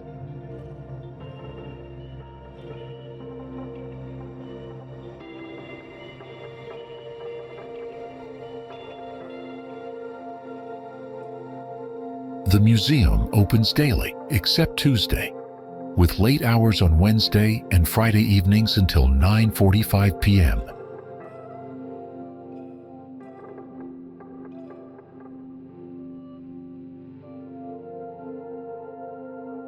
Admission includes both permanent and temporary exhibitions, plus entry to the Musée National Eugène Delacroix the following day.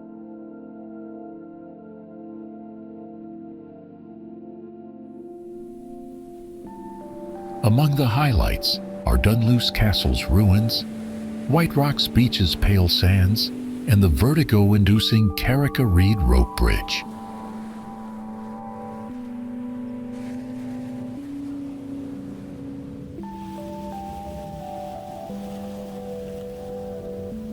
Northern Ireland's Causeway Coast is packed with dramatic scenery, historic castles, and one-of-a-kind natural wonders.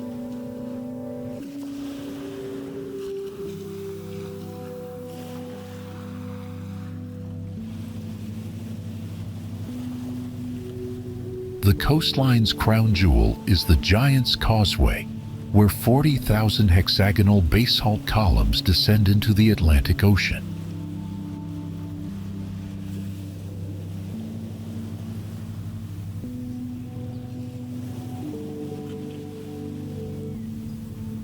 Formed by volcanic activity nearly 60 million years ago, this UNESCO World Heritage Site remains one of Europe's geological marvels.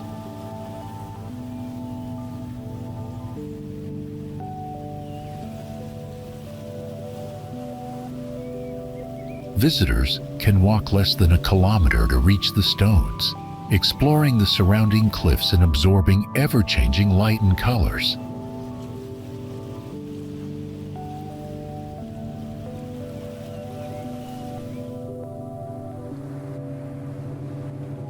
The Causeway Coastal Route stretches 52 kilometers, offering opportunities for both full journeys and shorter scenic hikes.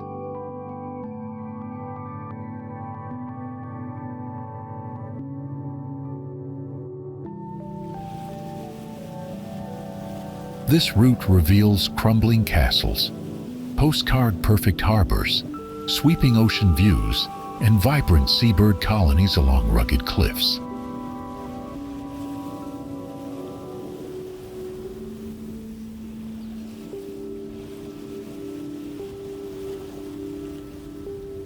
Hiking from Dunseverick Castle to the Giant's Causeway covers 4.5 miles in roughly 2 hours of coastal walking.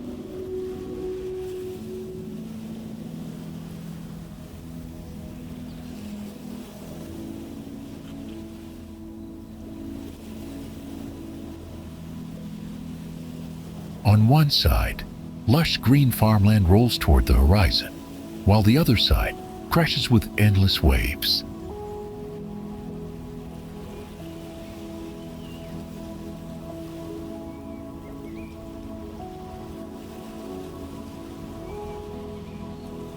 This blend of myth, history, and raw, natural beauty makes the Causeway Coast unforgettable for every traveler.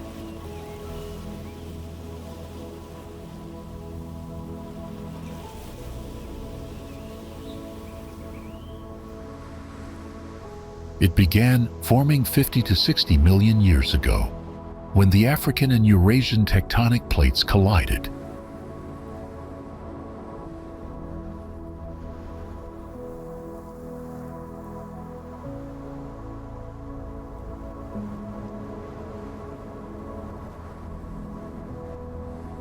Over time, erosion sculpted the once rounded hill into the sharp, four-ridged peaks seen today.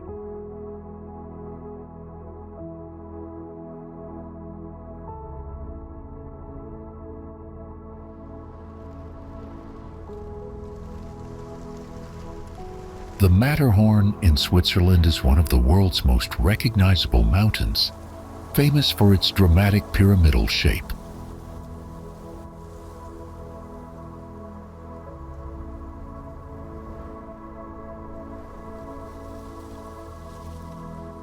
Standing at 4,478 meters, it dominates the Pennine Alps along the border of Switzerland and Italy.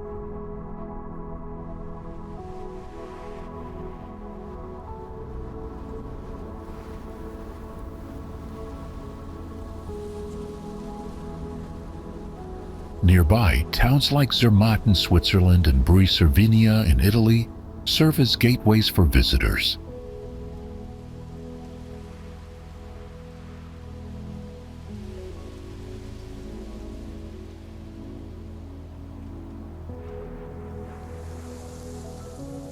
Hiking trails, skiing opportunities, and cable car routes make the Matterhorn a year-round tourist destination.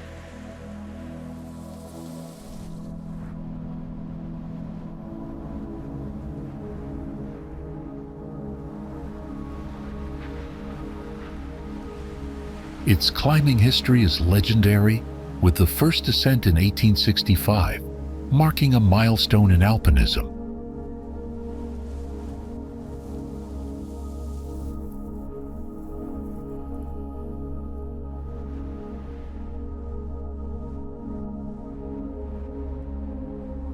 However, the mountain is also notorious for its dangerous conditions, claiming many climbers' lives.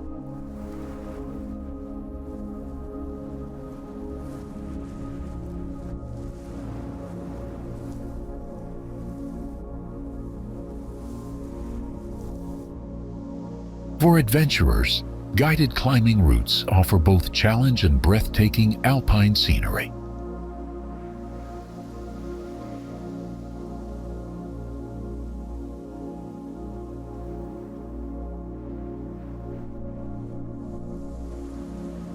Today, the Matterhorn stands as a proud symbol of Switzerland and a magnet for global travelers.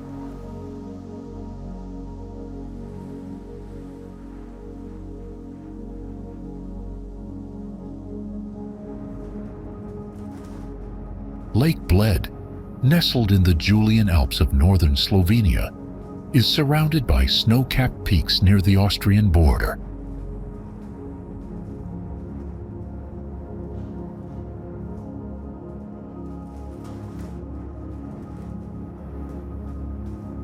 At its heart lies a small island with a charming church, overlooked by Bled Castle perched high on a cliff.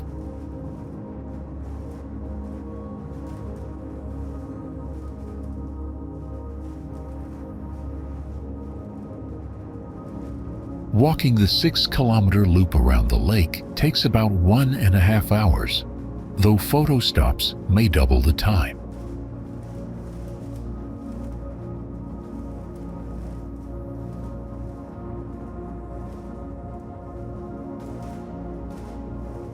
The Church of the Assumption sits on an ancient pagan temple site and attracts many couples for weddings.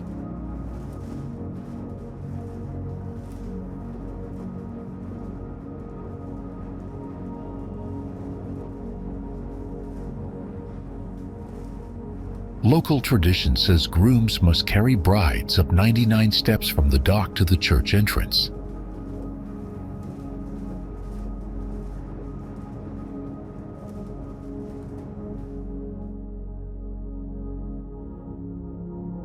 Visitors often ring the church bell 3 times, believing it will grant a heartfelt wish.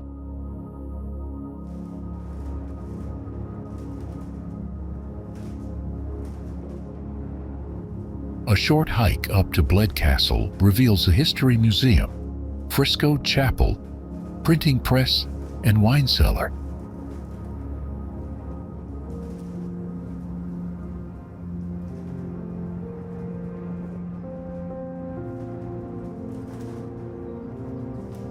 The castle's true highlight is its sweeping views over the shimmering lake and surrounding mountains.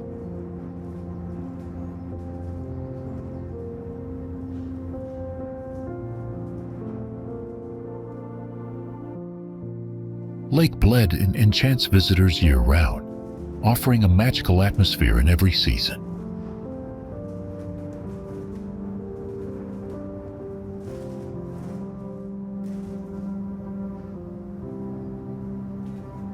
However, summer crowds in July and August can overwhelm the trails and make boat rentals scarce.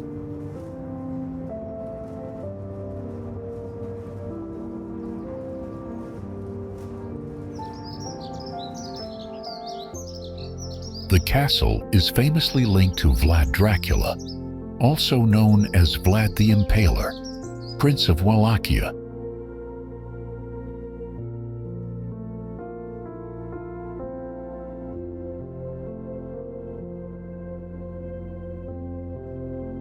Bran Castle, built in 1377 by Saxons under permission from Louis I of Hungary, stands 25 kilometers southwest of Brașov.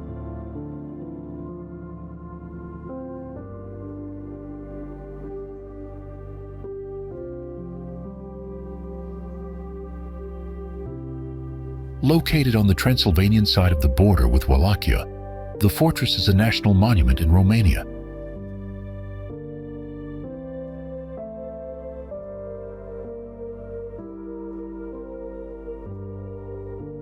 Born in Sighisoara, Vlad was the son of Vlad Dracon, whose name meant dragon, inspiring the name Dracula.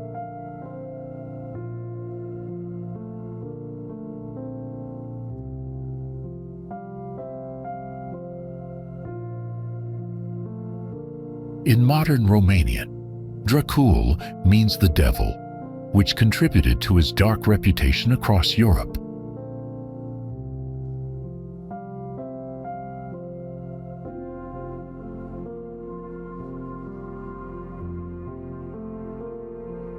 Despite his brutal methods, Romanians often see him as a hero who fought the Ottomans and punished corruption.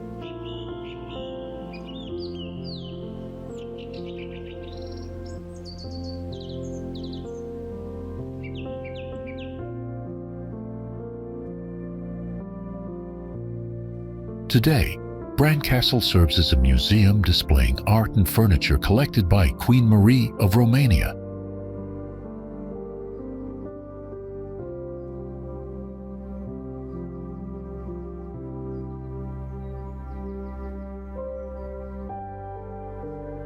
Nearby, an open-air museum exhibits traditional Bran region peasant houses, barns, and water-driven machinery.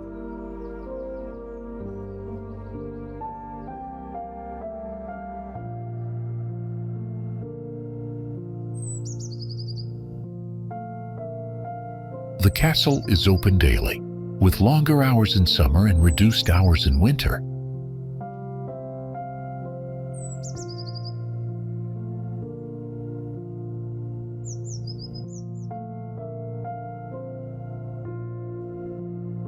Entry to the gardens is free, while visiting the interior costs 40 lei, with discounts for children and students.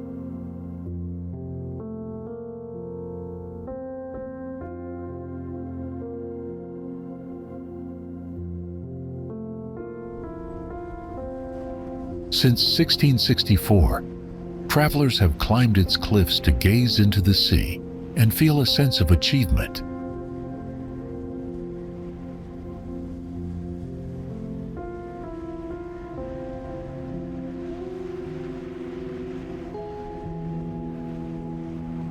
The North Cape, or Nordkapp, marks the northernmost point of Norway and has drawn voyagers since the 16th century.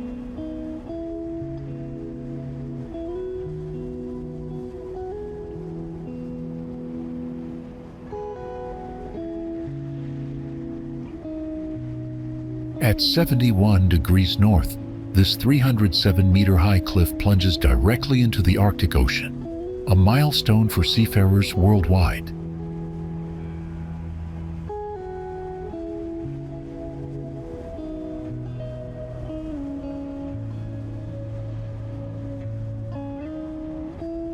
Alongside Cape Horn and the Cape of Good Hope, Nordkapp has long symbolized endurance and exploration.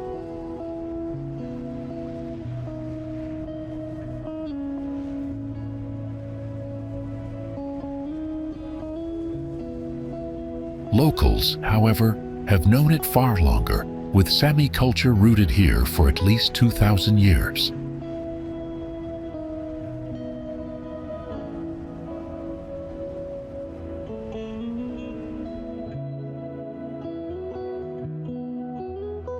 By the 14th century, Norse-speaking fishermen settled nearby, calling the Cape Kniskanes and trading dried cod in Bergen.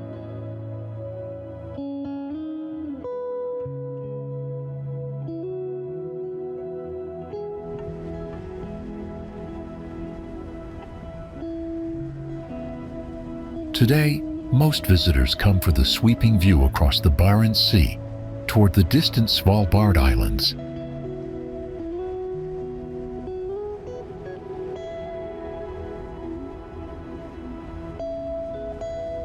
The iconic globe sculpture at the cliff's edge is a favorite photo spot for adventurous travelers.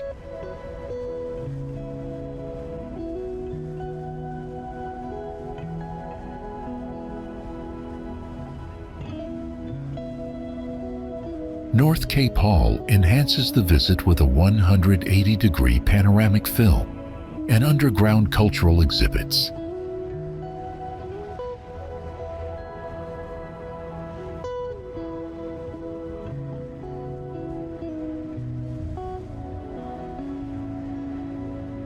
Nearby stands the world's northernmost chapel, often used for weddings and offering quiet space for reflection.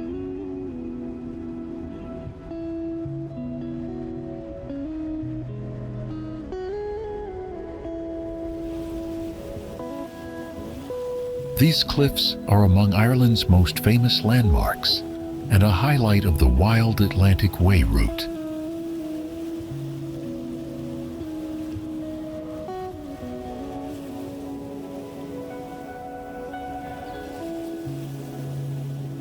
The cliffs of Moher stretch for 14 kilometers along Ireland's west coast, between Liscannor in the south and Doolin in the north.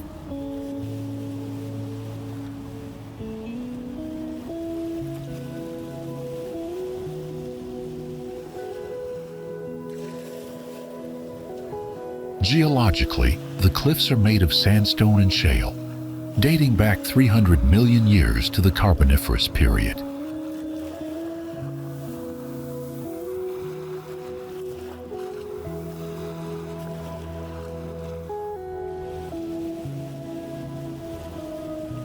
At that time, rivers deposited mud and sand in a shallow sea, later compressed into shale, sandstone, and siltstone.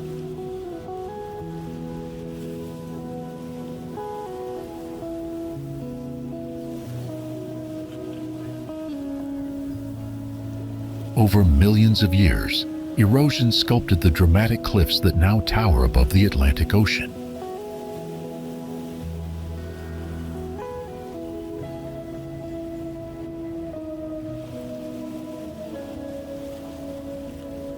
The best way to visit is by car, with the visitor center car park offering convenient access to the cliffs.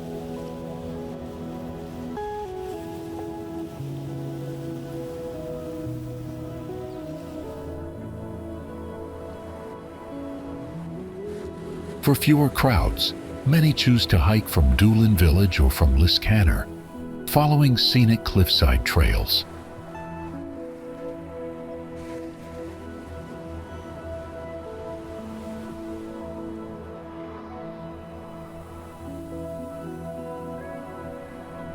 Though the cliffs extend more than 12 kilometers, most visitors explore only the areas near the visitor center.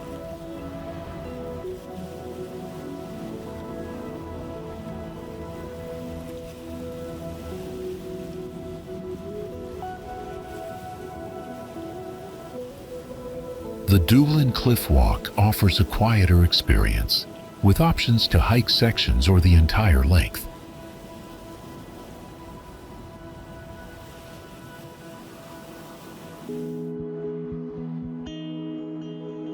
Whichever route you choose, always stay behind barriers while enjoying Ireland's most spectacular natural wonder.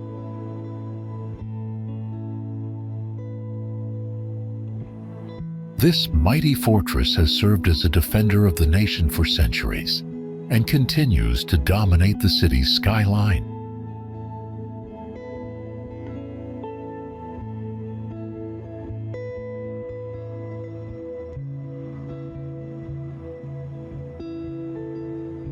Edinburgh Castle stands as a world-renowned symbol of Scotland, forming part of Edinburgh's Old and New Towns World Heritage Site.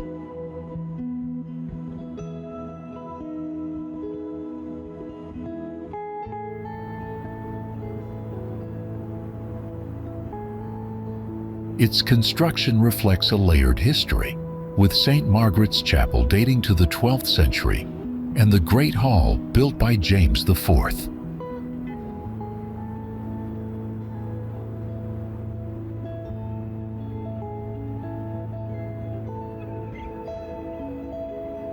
The Half Moon Battery was added in the late 16th century, while the Scottish National War Memorial arose after the First World War.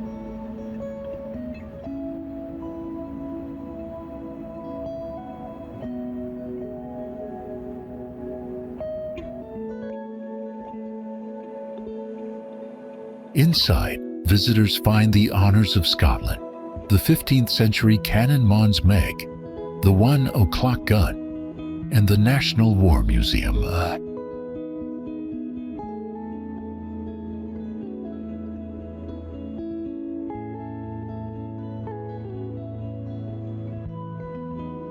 Crown Square forms the heart of the castle, surrounded by the Scottish National War Memorial and the ceremonial Great Hall.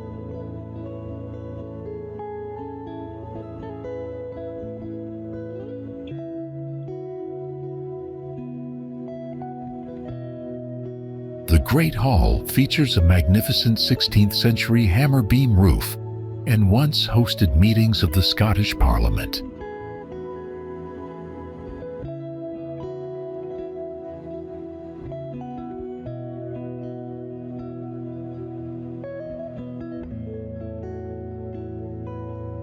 Guided tours by stewards and multilingual audio guides introduce visitors to the castle's dramatic history and remarkable architecture.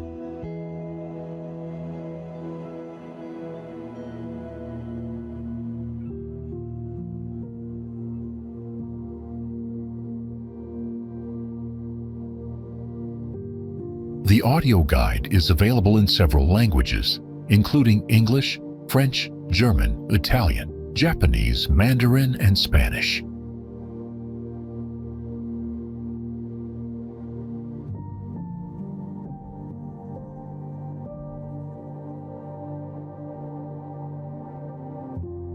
Accessibility is well supported with courtesy vehicles, ramps, lifts, braille guides, and tactile models enhancing the experience.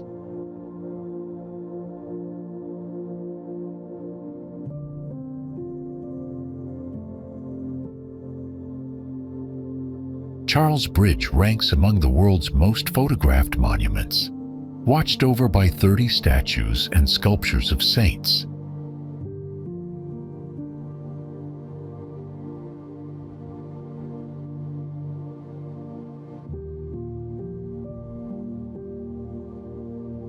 These saints symbolize influential figures from European and global history who helped shape the course of humanity.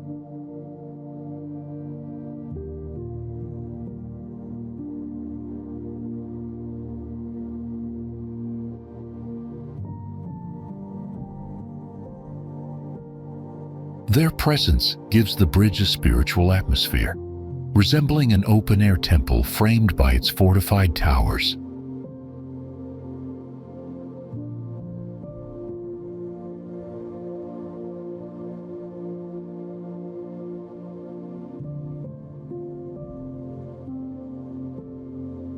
At night, gas lamps cast dramatic light across the bridge, adding to its mystical aura and legendary charm.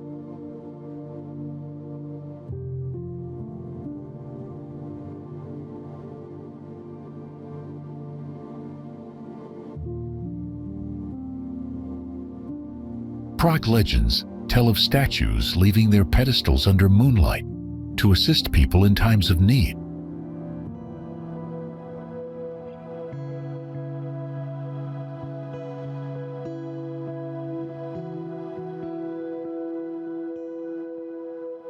Construction began in 1357 under Charles IV to replace the flood-damaged Judith Bridge and finished in 1402.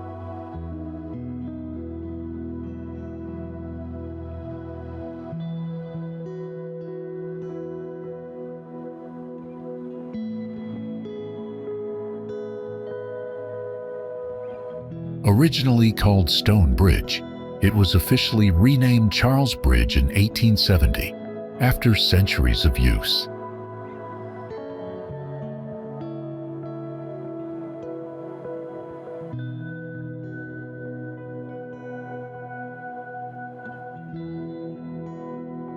Built from sandstone blocks, the bridge features fortified towers at each end, and 30 statues carved between 1683 and 1928.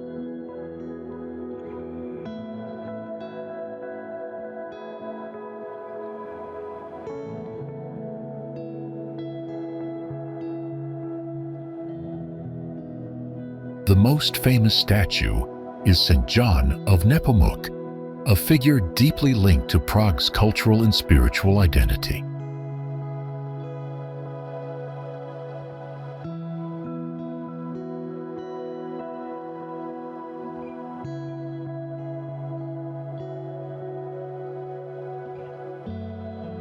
Today, the bridge is alive with artists, vendors, and tourists, though climbing the towers offers quieter views.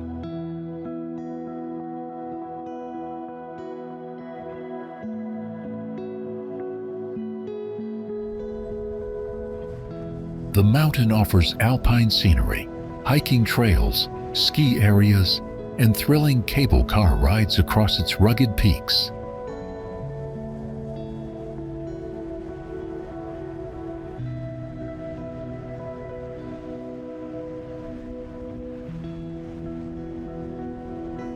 Mont Blanc, rising 4,805 meters above sea level, is known as the top of Europe and attracts visitors year-round.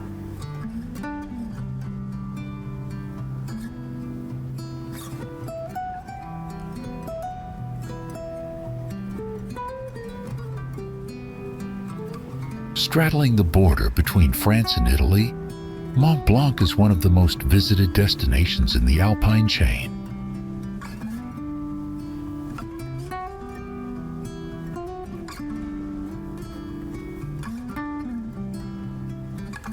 Picturesque villages, natural valleys, and luxurious spas around the region make it a perfect blend of adventure and relaxation.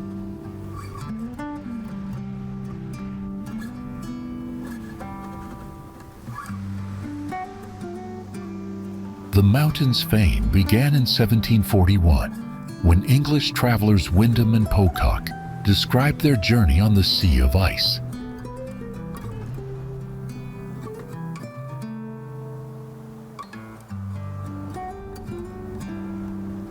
Their stories sparked curiosity across Europe, leading wealthy tourists to visit the remote mountain valleys of the Kingdom of Sardinia.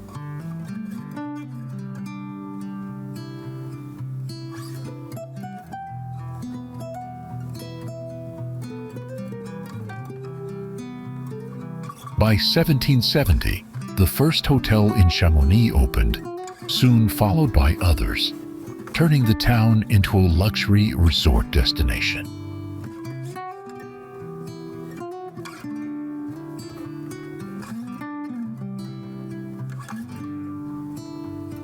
Chamonix and Courmayeur became popular with nobles, writers, and climbers seeking both leisure and challenging alpine adventures.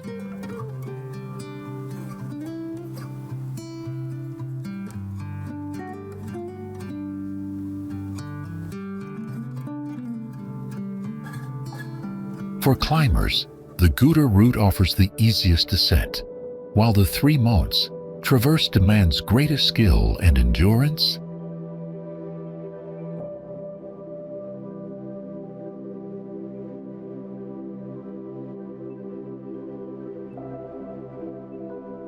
Visitors without climbing experience are strongly advised to hire a mountain guide before attempting Mont Blanc's glaciers.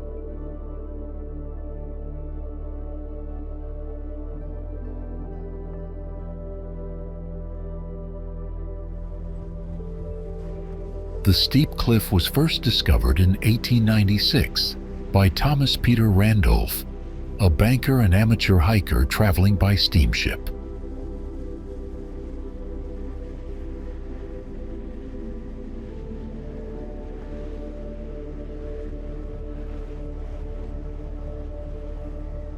Precastolen, also known as Pulpit Rock, rises 604 meters above Lys Fjord and draws more than 300,000 hikers annually.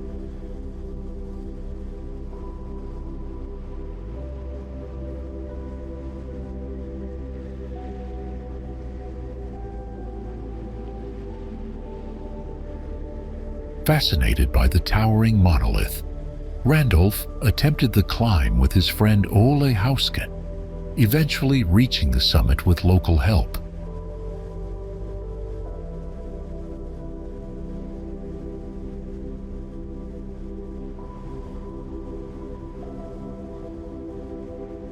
Word of the discovery spread quickly, and by the early 20th century, tourists began arriving, aided by the Stavanger Hiking Association.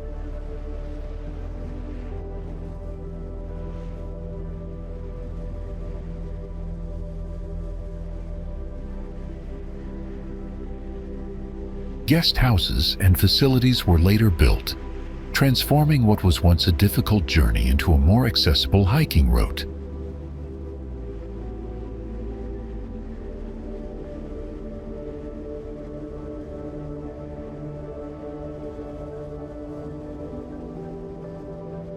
The rock itself remains unchanged, a natural monument showcasing the dramatic beauty carved by time and geological forces.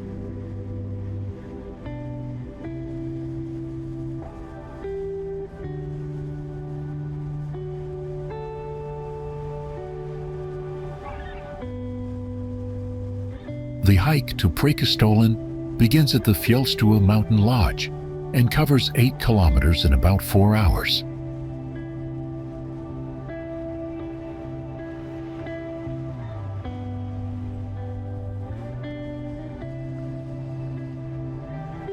Visitors can join guided tours from April to October, or combine the trek with a scenic cruise along the fjord.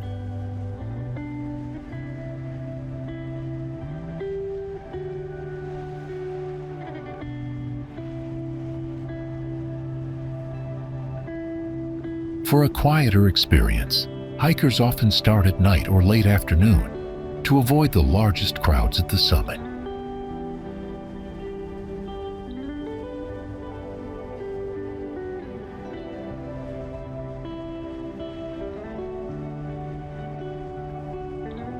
Nearby, accommodations include Preikestolen Fjellstue and Lilland Hotel, while Stavanger offers more lodging and fjord excursions.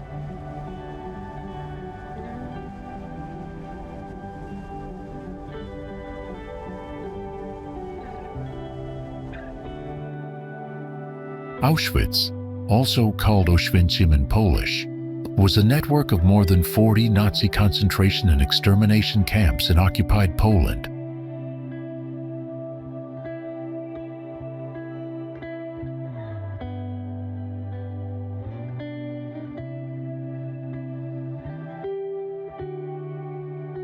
It included Auschwitz the main camp, Auschwitz II Birkenau with gas chambers, Auschwitz III Monowitz, and numerous smaller subcamps.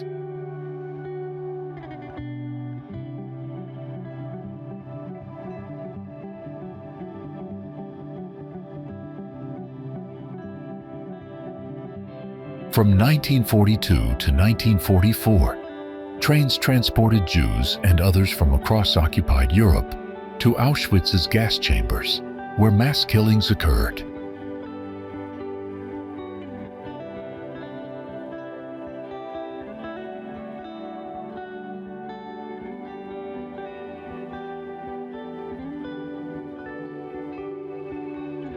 Of the 1.3 million deported to Auschwitz, about 1.1 million were murdered, including 960,000 Jews, most killed immediately upon arrival.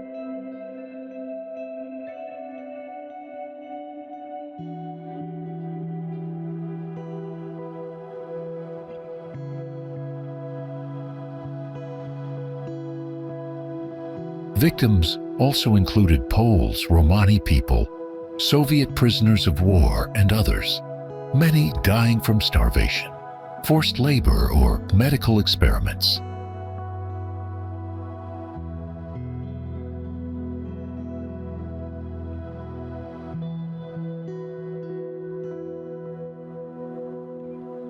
A small number attempted escape, with 144 succeeding, while in 1944, prisoners staged an uprising that was ultimately suppressed.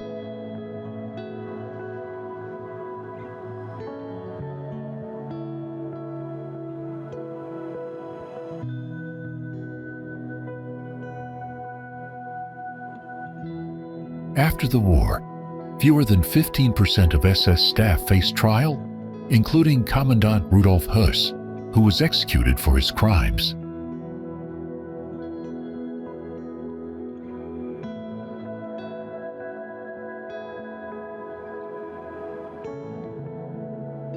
Today, Auschwitz-Birkenau stands as a UNESCO World Heritage Site of immense historical and cultural significance for humanity.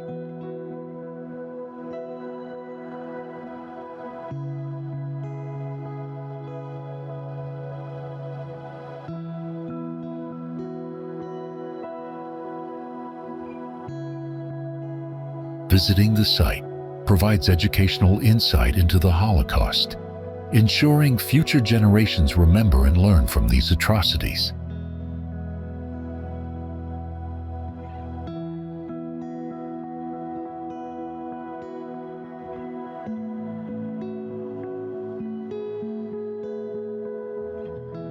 It is also a place for reflection, honoring victims' memory while reinforcing the importance of tolerance and human dignity.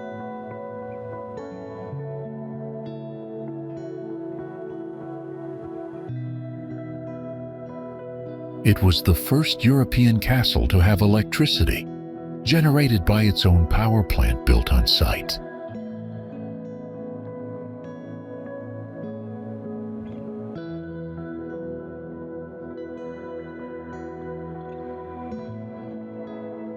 Pellish Castle takes its name from the nearby Pellice Creek, which flows right through the castle's courtyard.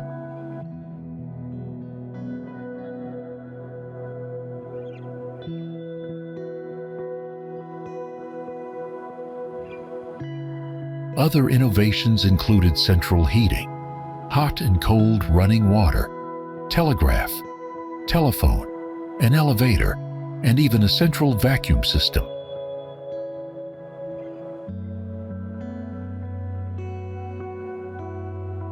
The stained glass roof of the foyer could open mechanically, showing the ingenuity and luxury of its design.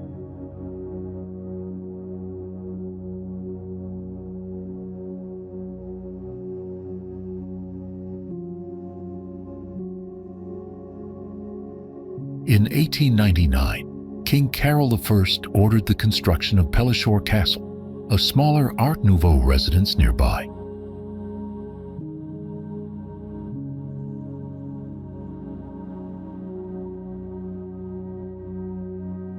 Pellishore, designed by Carol Lehmann and decorated by Bernhard Ludwig, reflected Queen Mary's taste in style and artistry.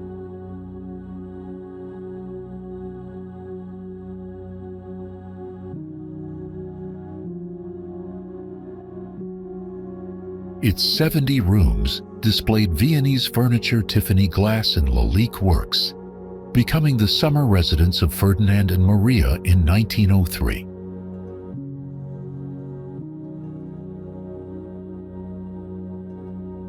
Palais Castle's exterior blends Neo-Renaissance and German Renaissance styles with towers, turrets, balconies, and ornate carvings.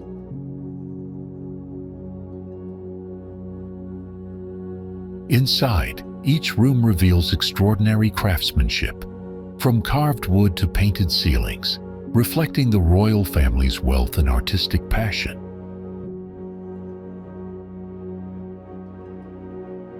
The Hall of Honor, completed in 1911 with its colorful stained glass ceiling, greets visitors as the castle's most impressive reception space.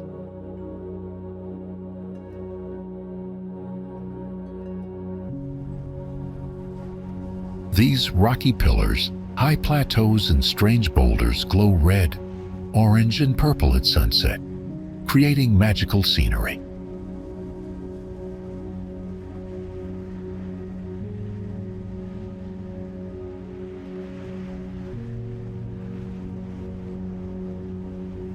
Cappadocia, located in Turkey's central Anatolia, is world famous for its surreal landscapes and unique fairy chimneys.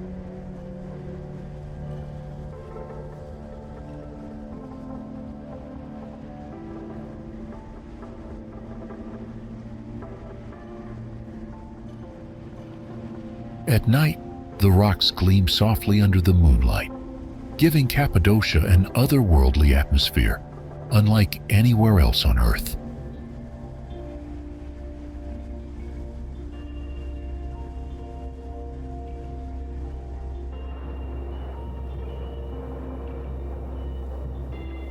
Many fairy chimneys contain carved entrances and hollowed-out rooms, forming ancient dwellings hidden within the volcanic tuff.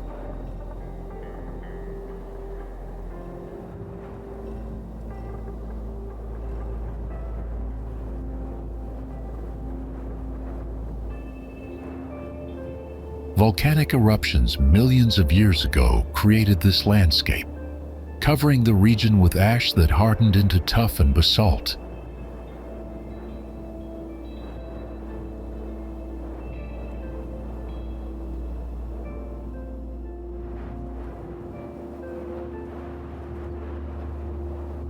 Wind and water erosion sculpted the pillars, leaving basalt caps that protected them, forming the iconic mushroom-shaped fairy chimneys.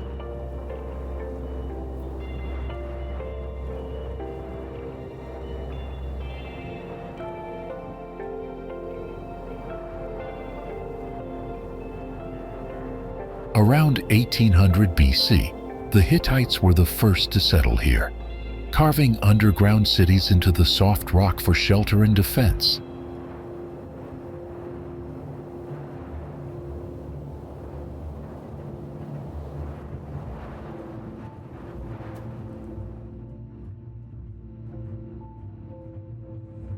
Cappadocia later became part of the Silk Road, welcoming traders and cultures that left stories and traditions still remembered today.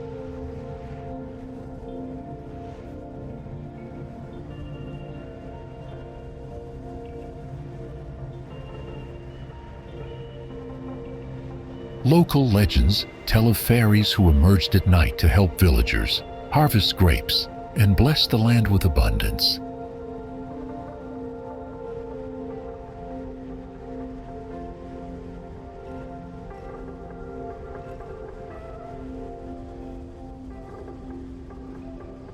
Today, Cappadocia remains both a geological wonder and a land of myth, where history and folklore blend seamlessly with natural beauty.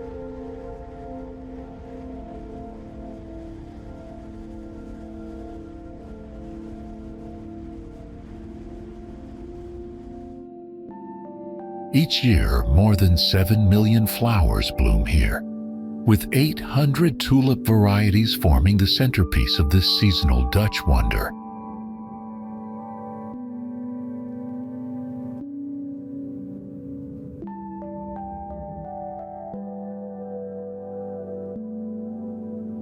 Keukenhof, famously called the Garden of Europe, is the world's largest flower garden, spreading over 80 acres of breathtaking floral landscapes.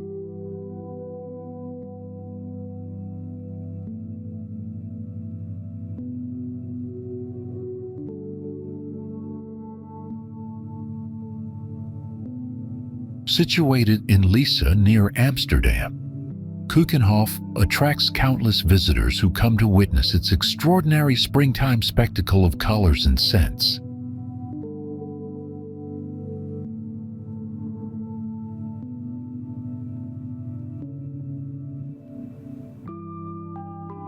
Themed gardens change annually, showcasing creative designs that in past years have included Mediterranean landscapes, beach gardens, and Van Gogh-inspired artistry.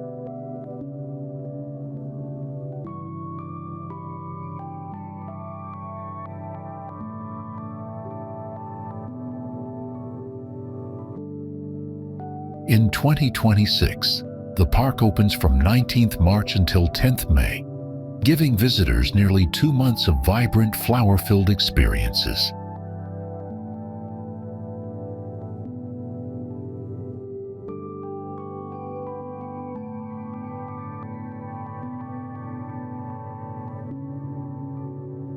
The first blooming stage features daffodils, crocuses, and early indoor tulip shows, offering vivid bursts of springtime beauty throughout the grounds.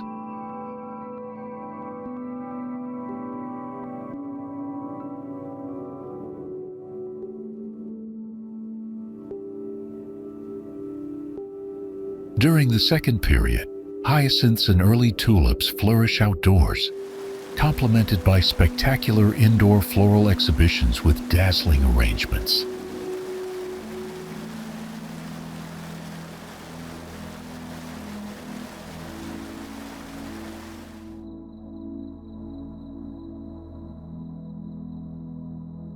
The third stage brings the grand tulip bloom across the outdoor gardens, accompanied by lush greenery from trees surrounding the park.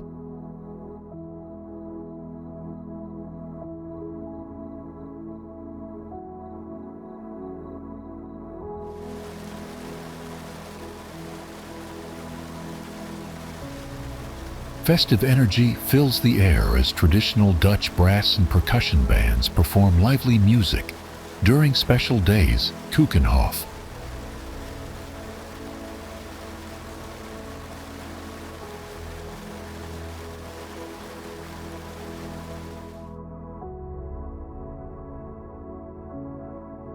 Visitors immerse themselves in unforgettable sensory experiences, from breathtaking colors and floral artistry to enchanting scents that define this seasonal paradise.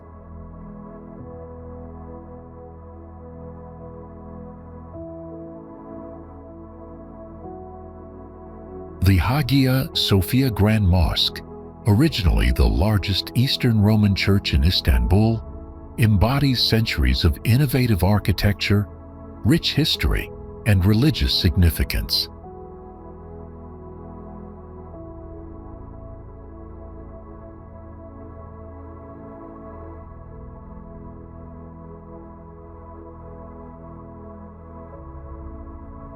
Rebuilt 3 times on the same site, it holds the title of the world's oldest and fastest completed cathedral in history.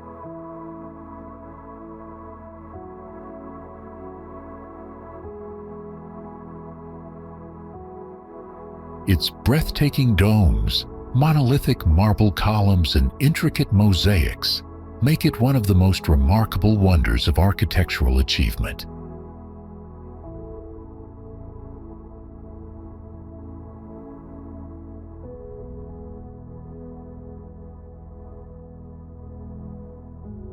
Perched on the first hill of Istanbul's historic peninsula, Hagia Sophia overlooks the Sea of Marmara, the Bosphorus, and the Golden Horn.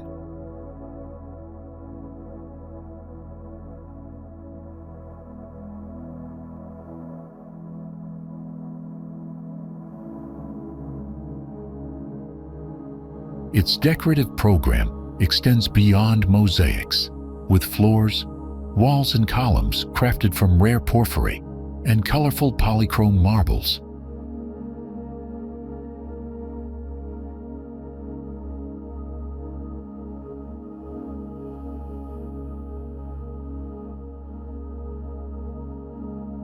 Many of these materials were sourced from quarries that had already ceased operation, leading scholars to believe elements were spoliated from distant buildings.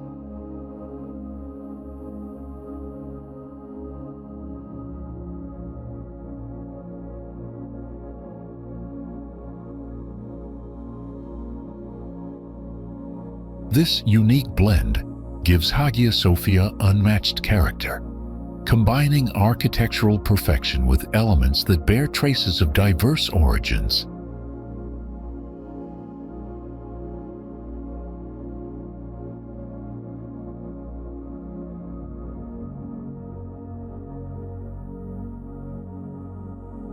Over centuries, the monument has endured cultural exchanges, political upheavals, and religious transformations that shaped its layered identity.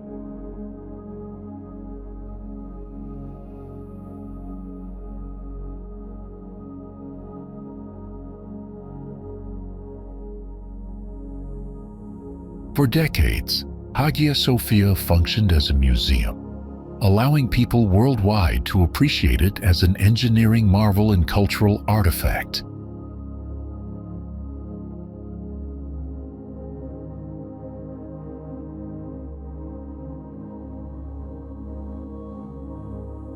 Today, its transformation continues to spark debate, reminding us why preserving monuments of global significance remains urgent and essential.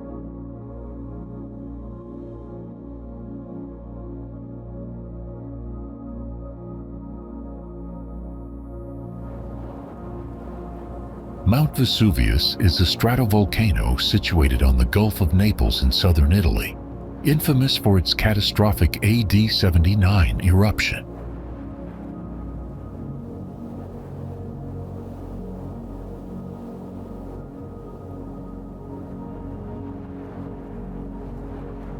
That eruption buried Pompeii, Herculaneum, Stabiae, and other Roman settlements, causing the deaths of an estimated 16,000 people.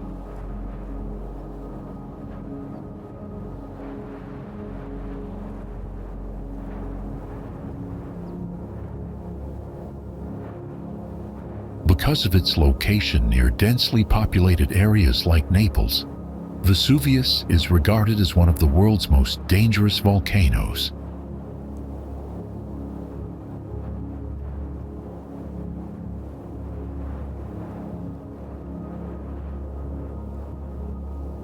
Its last eruption occurred in 1944, producing ash clouds, pyroclastic flows, and explosions, but causing little damage compared to ancient disasters.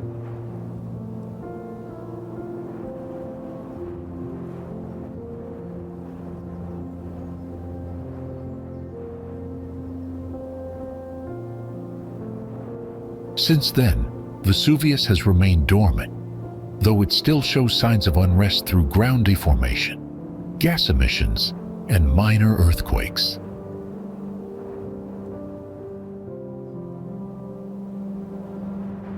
Scientists describe it as a restless volcano, meaning it retains the potential for future eruptions that could seriously endanger nearby communities.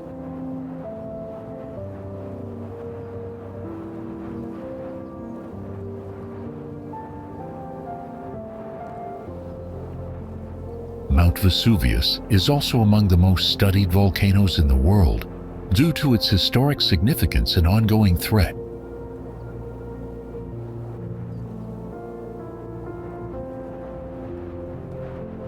Researchers employ advanced monitoring methods, including GPS, INSAR, gas analysis, and thermal imaging, to track its underground activity.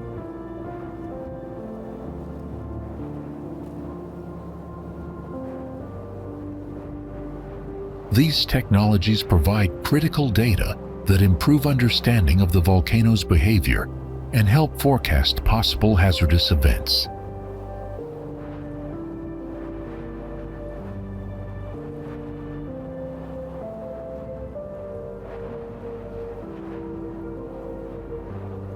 Despite its beauty against the Bay of Naples, Vesuvius remains a reminder of nature's destructive force and human vulnerability.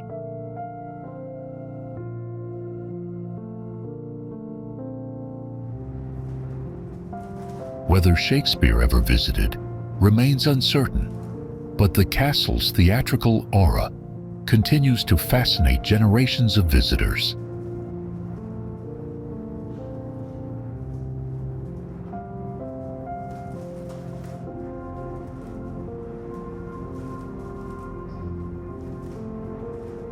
Kronborg Castle in Helsingør is famously linked to Shakespeare's Hamlet, where it was immortalized under the name Elsinore.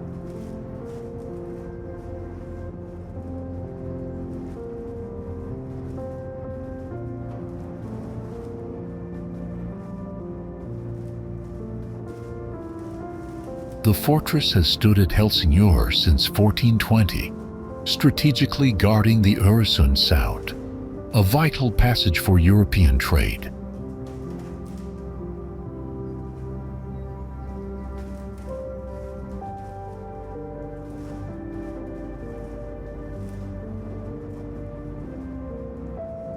Passing ships were required to pay tolls here, elevating Helsingør into one of Europe's most prosperous towns during the Renaissance.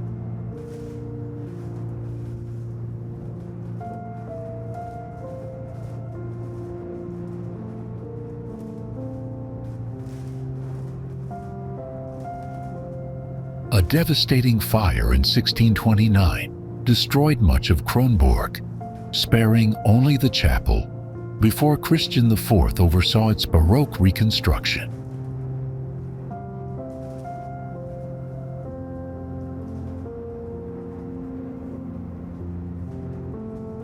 Tragedy struck again in 1658 when Swedish forces bombarded, occupied, and looted priceless treasures from the castle's magnificent halls.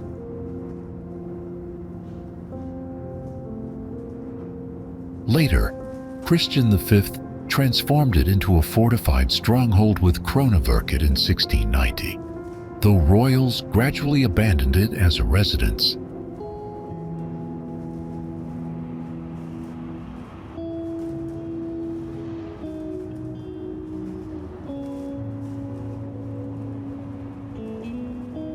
From 1785 to 1923, Kronborg functioned as a military garrison before extensive restorations restored its grandeur.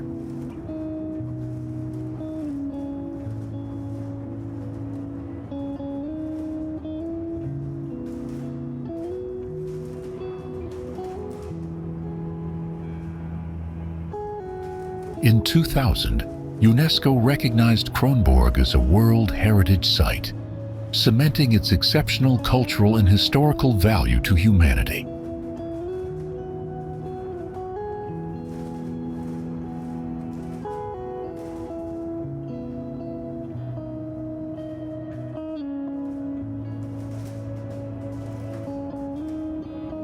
Today, the castle remains a Danish treasure, celebrated both for its architectural splendor and its enduring role in global heritage.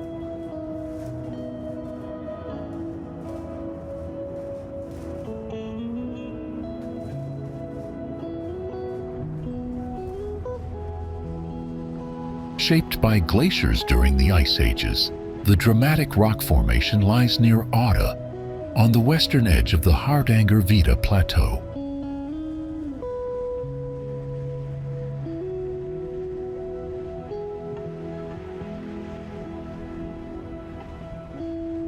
Trolltunga, known as the Troll's Tongue, soars about 1,100 meters above sea level and towers over Ringedalsvatnet Lake in Norway.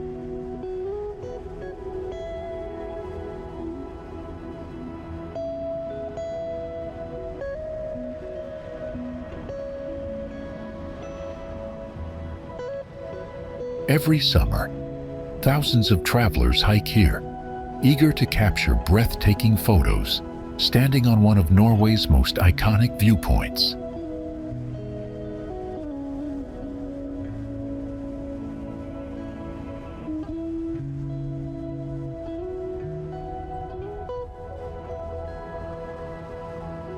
The main hiking season runs from June to August, with guided hikes recommended, though experienced hikers often attempt the trail alone.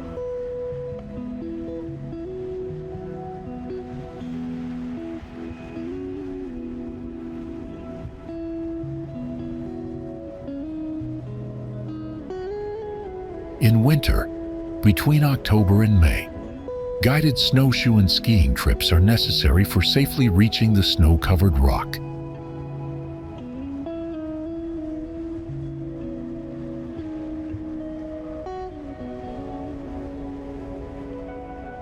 Weather can change rapidly in the mountains, so hikers must check forecasts and avoid dangerous conditions like heavy rain, fog, or wind.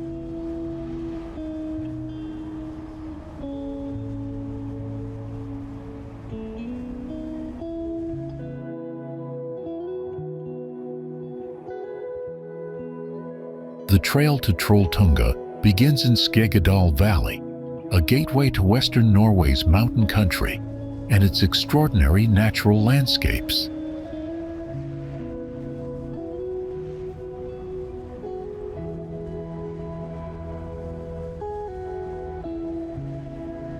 At 1,180 meters above sea level, Trolltunga impresses visitors with its sheer height and stunning views across the fjords and valleys.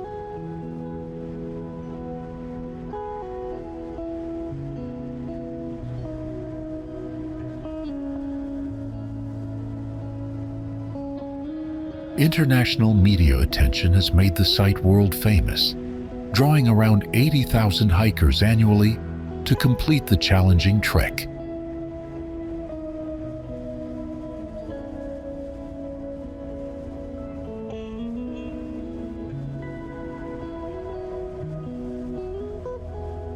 Despite its difficulty, the reward of standing on Trolltunga makes the hike one of Norway's most unforgettable outdoor adventures.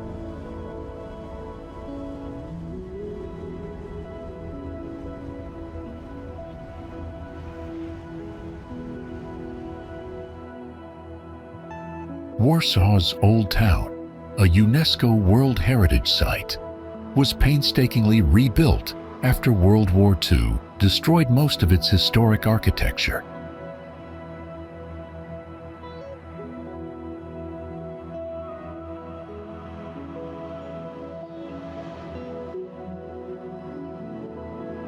Today, the district thrives with restaurants, cafes, shops, and art galleries housed in faithful replicas of 14th to 18th century buildings.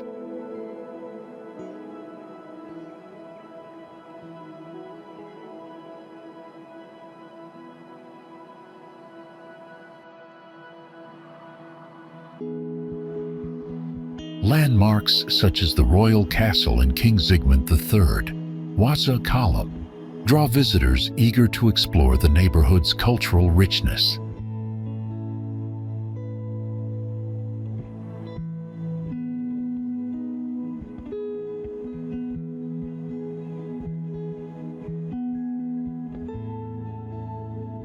Architects and conservators recreated the old town so precisely that tourists often cannot distinguish original fragments from reconstructed ones.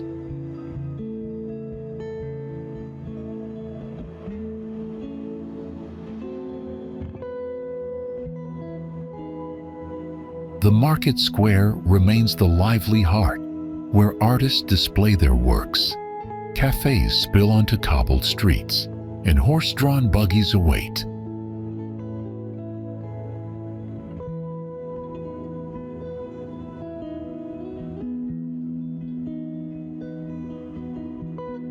Stylish restaurants, antique shops, and richly decorated churches add further character to this charming quarter of Poland's capital city.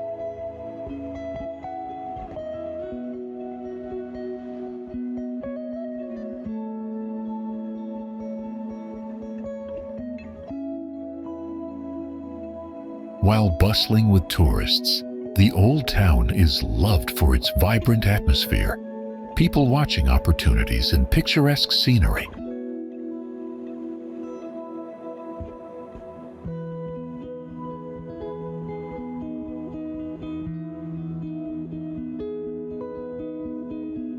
Travelers seeking a quieter experience should arrive before 10 a.m., when crowds gather and restaurant prices rise along the square.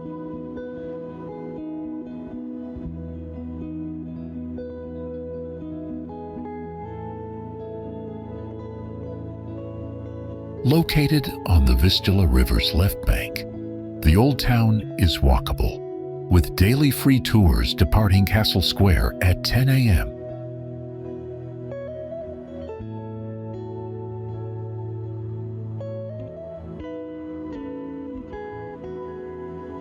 Seasonal changes bring variety, with summer cultural festivals filling the squares and winter lights illuminating the royal route.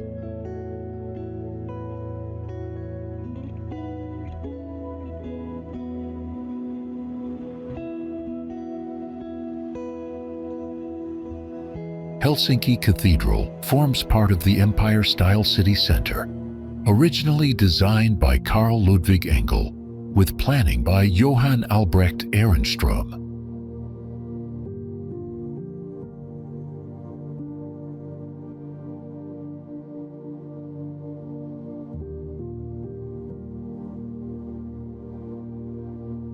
Engel's neoclassical vision was continued after his death by Ernst Bernhard Lohrmann, ensuring the cathedral's place at the heart of Senate Square.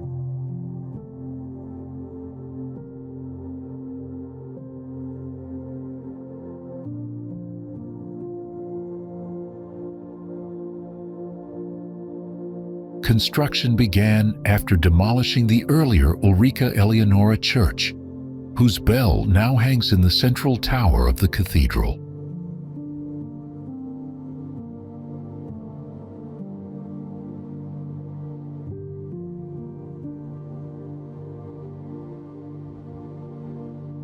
Although first sketched in 1818, the church was not completed and consecrated until 1852 under the name Nicholas Church.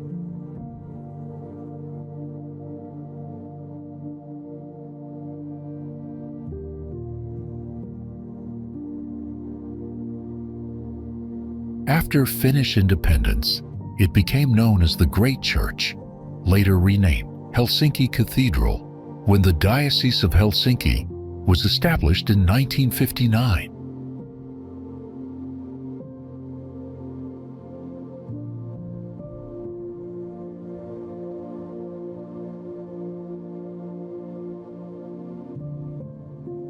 The building's design follows a Greek cross layout, with 6 Corinthian pillars supporting its pediment and richly decorated facades.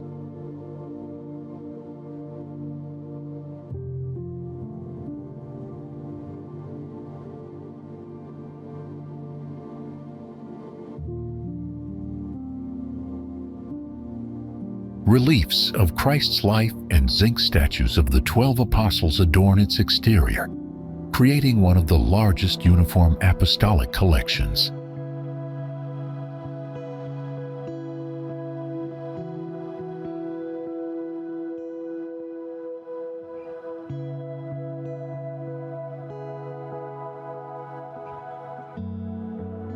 The cathedral's central dome rises over 80 meters above sea level, dominating Helsinki's skyline with its monumental silhouette.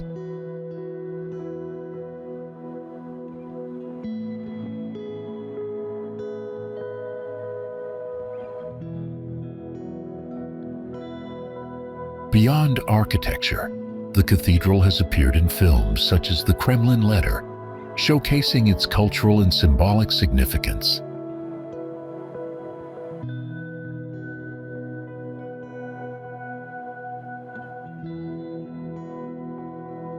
Visitors today admire not only the structure but also its role in Finnish history, religion, and national identity.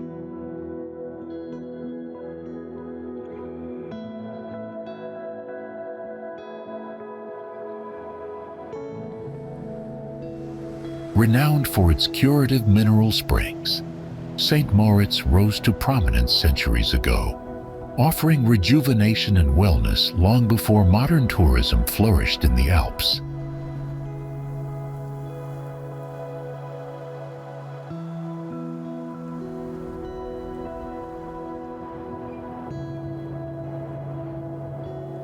Nestled among the majestic peaks of the Swiss Alps, St. Moritz shines as a timeless destination, captivating visitors with its rich heritage and natural splendor.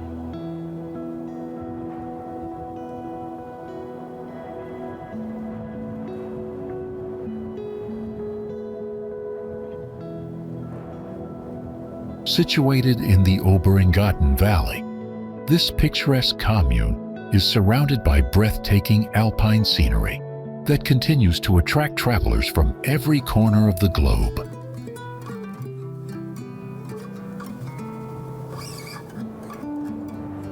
By the 17th century, the town evolved into a fashionable spa retreat, drawing distinguished guests eager to indulge in its tranquil atmosphere and restorative landscapes.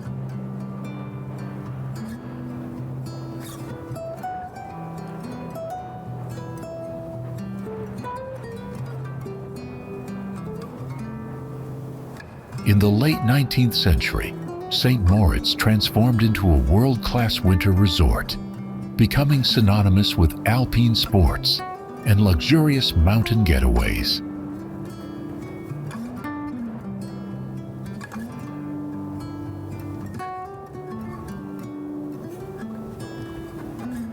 Its reputation reached global heights when it proudly hosted the Winter Olympic Games in both 1928 and 1948, cementing its sporting legacy.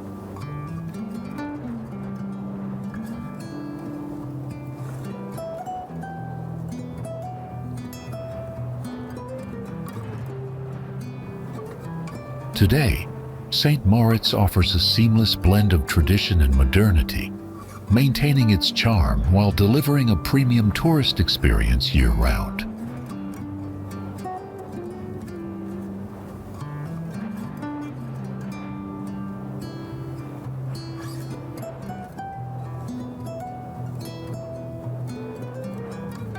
Convenient connections through highways, rail links, and Samadan Airport ensure that travelers can easily reach this remarkable alpine destination.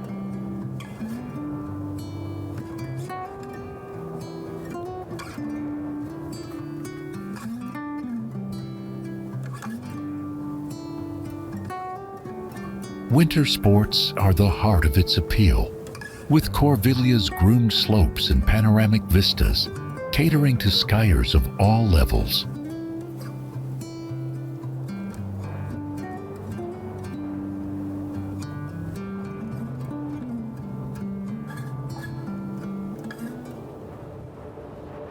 Beyond skiing, visitors can enjoy snowboarding, sledding, curling, and the thrilling Cresta Run, making St. Moritz a paradise for winter adventurers.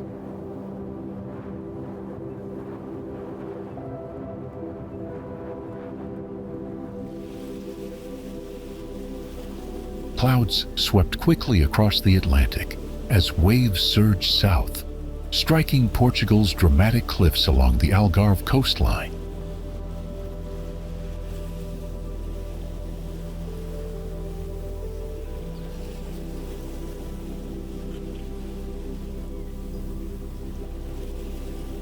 Seabirds soared on the wind above towering sea cliffs, where hidden beaches and caves dotted the rugged southern shore.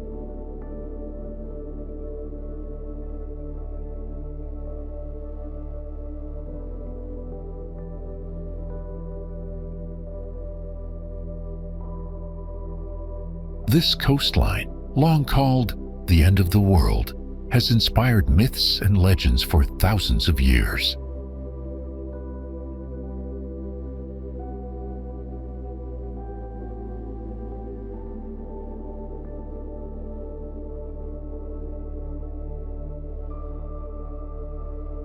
In medieval times, the open ocean was feared as a dark, dangerous realm filled with monsters and whirlpools.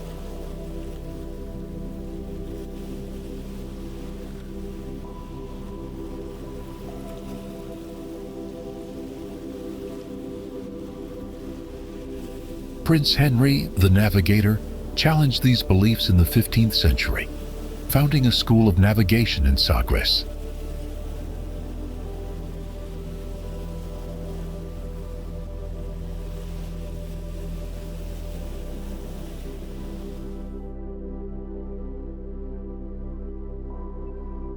From here, Portugal launched voyages that shaped the age of discovery and changed maritime history forever.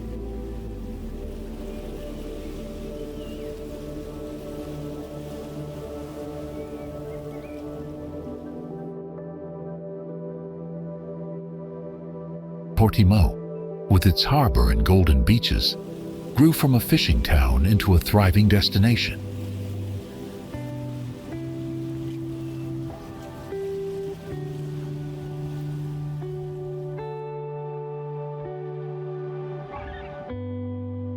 Fresh seafood restaurants and outdoor activities ranging from golf to water sports define its modern appeal.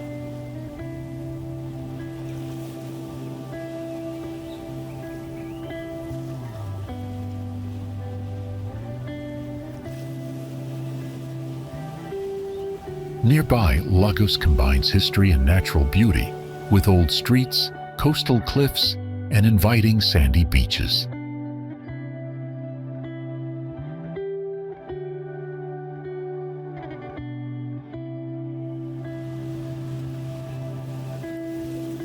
Praia da Dona Ana and Ponta da Piedade showcase why Lagos is considered one of the Algarve's most captivating places.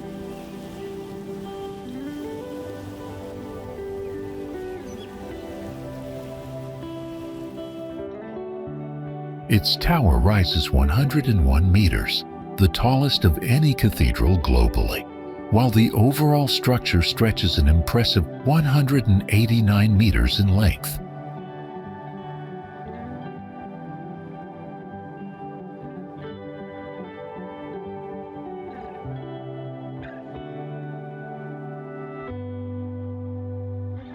Liverpool Anglican Cathedral stands on St. James Road, dominating Liverpool's skyline as England's largest church and the world's 8th largest cathedral.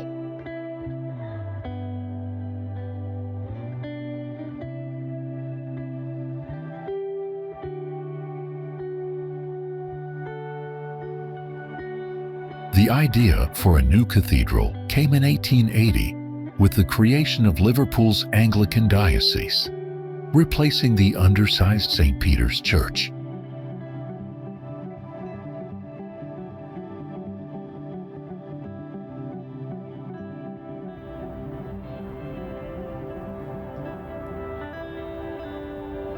Builders faced difficulties with the chosen site, a rocky quarry above the River Mersey, forcing the building to align north-south instead of east-west.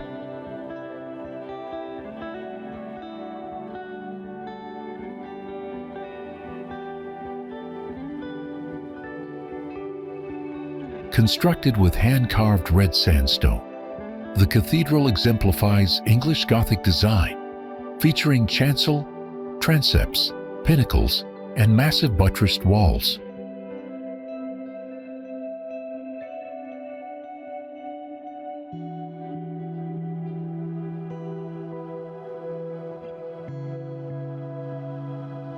The tower dominates views across the city and can even be seen from the Peak District and parts of Wales on clear days.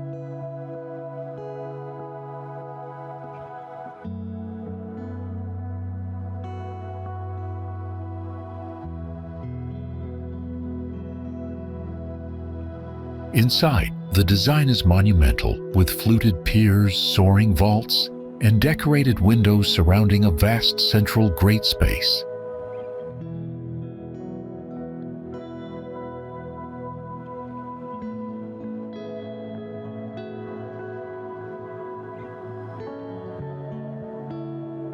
The Dulverton Bridge, suspended above this great space, offers dramatic views over the interior, where a traditional nave would usually stand.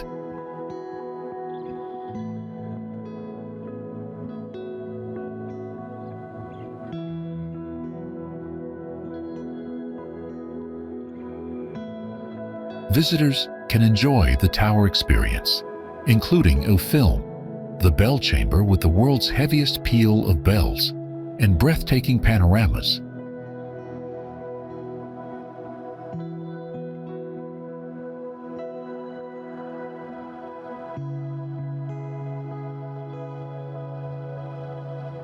Although entry is free, tower and audio tours provide greater insight, with Liverpool Cathedral relying entirely on donations and visitor support.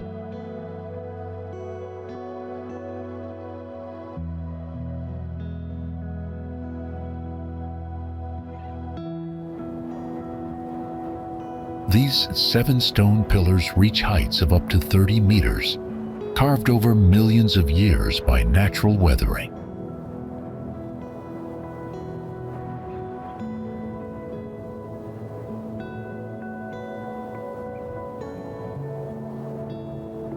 The Manpupuner rock formations, often called the Seven Strong Men, rise dramatically in the Komi Republic's remote Ural Mountains.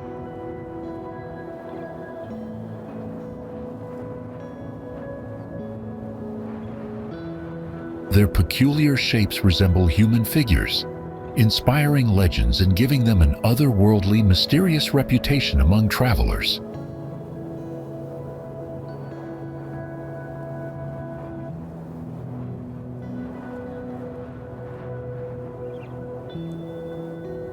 The rocks sit on the isolated Manpupuner Plateau within the Troitsko-Pechorsky district, surrounded by pristine wilderness.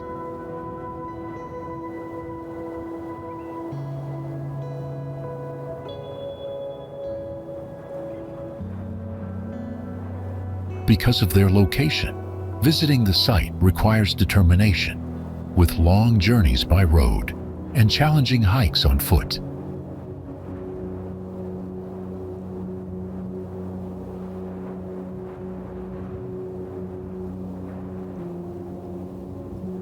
The nearest settlement is Ivdel, from where guided tours and organized treks help visitors navigate the rugged terrain.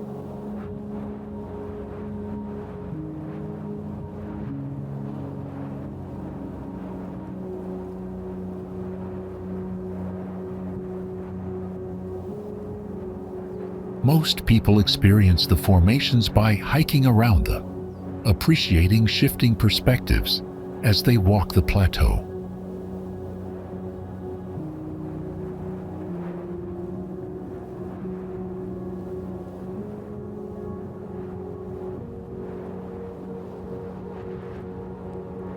Climbing the pillars is nearly impossible for most, since their steep, irregular shapes make ascents highly dangerous.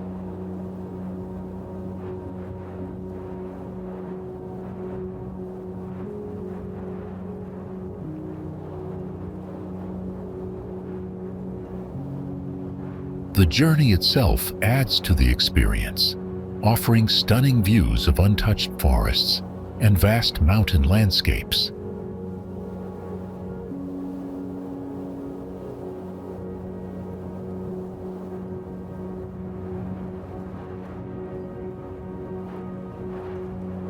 Today, the Manpupuna rock formations remain a symbol of natural mystery, blending geology, legend, and adventure in Russia's far north.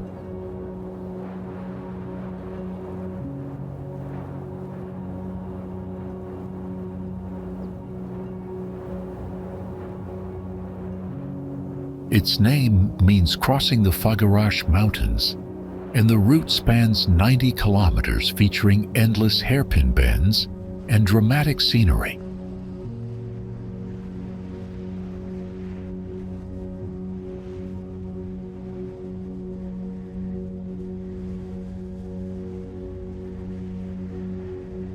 The Transfiguration is often praised as one of the most stunning roads in the world, cutting across Romania's southern Carpathian Mountains.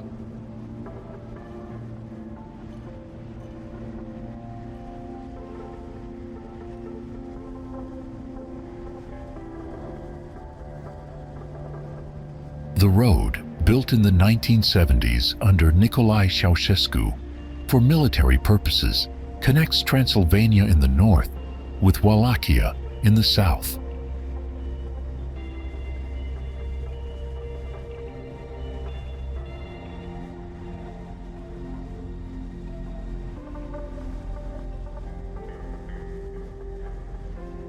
Along the journey, travelers pass natural landmarks such as Balia Lake, Balia Waterfall, and the striking Vidraru Dam.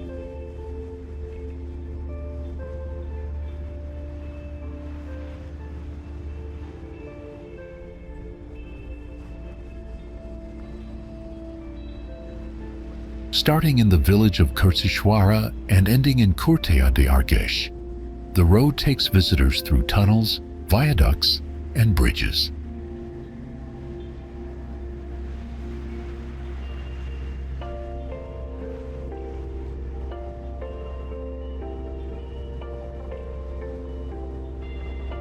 Despite its military origins, the road was engineered with a gentle gradient, making it manageable even for cyclists carrying heavy equipment.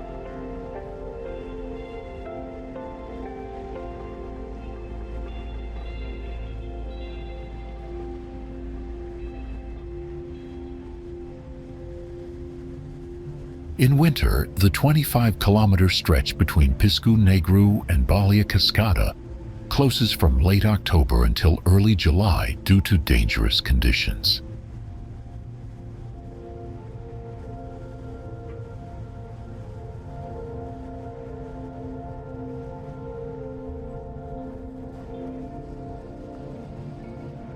Other sections may also be closed temporarily in severe weather, so travelers should always check accessibility before planning their trip.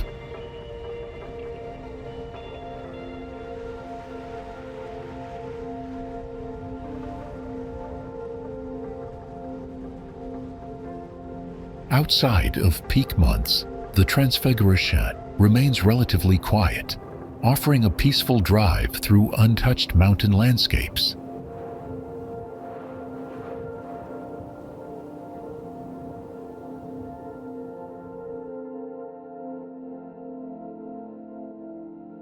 During July, August, and weekends, however, the road becomes crowded with tourists eager to experience its legendary beauty and engineering.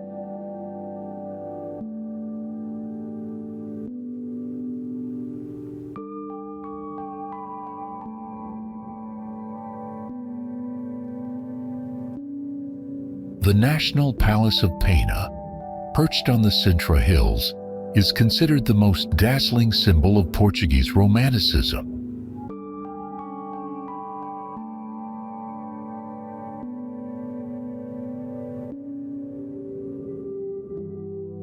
Its vibrant colors and whimsical architecture reflect the vision of Ferdinand II, the king artist, who transformed the ruins into a fairy tale palace.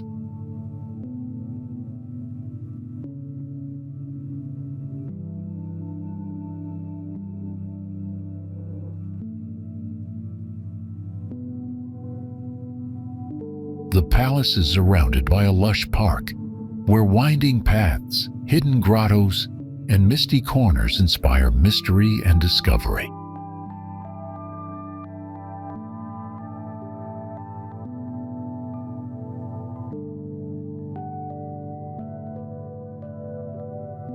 Its history stretches back to the 12th century, beginning with a small chapel dedicated to Our Lady of Pena.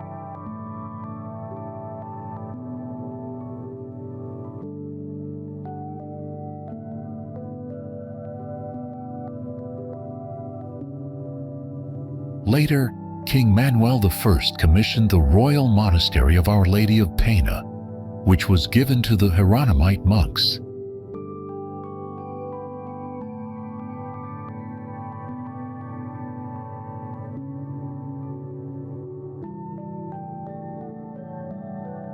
The Lisbon earthquake of 1755 reduced the monastery to ruins, though monks continued living there until the dissolution of monasteries in 1834.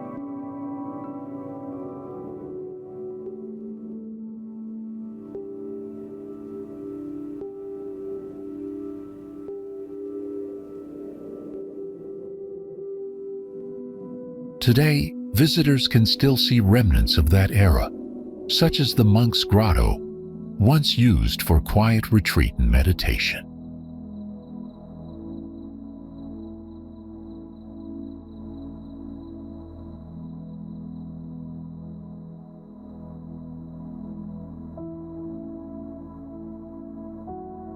The palace was declared a national monument in 1910 and became part of the UNESCO World Heritage listed cultural landscape of Sintra in 1995.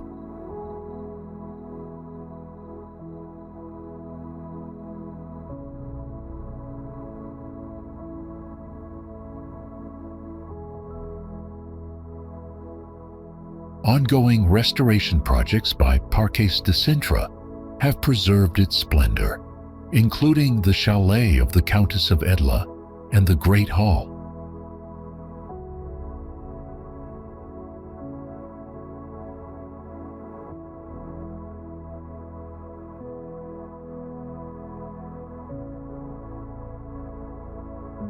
The palace's magical allure has also attracted filmmakers, with movies like The Ninth Gate and Gulliver's Travel shooting scenes in Sintra.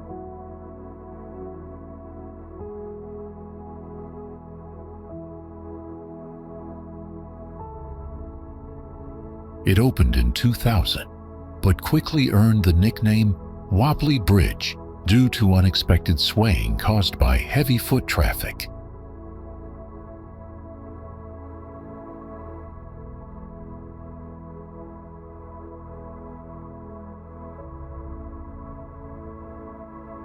The Millennium Bridge was London's first new pedestrian bridge in more than 100 years, designed by Foster and Partners with Arup.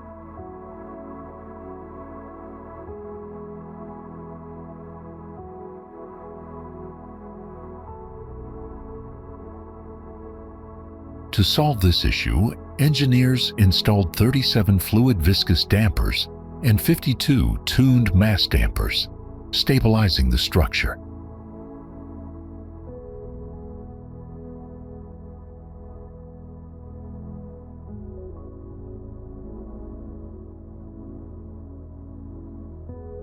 The bridge reopened in 2002 and has since remained safe, steady, and a beloved feature of London's skyline.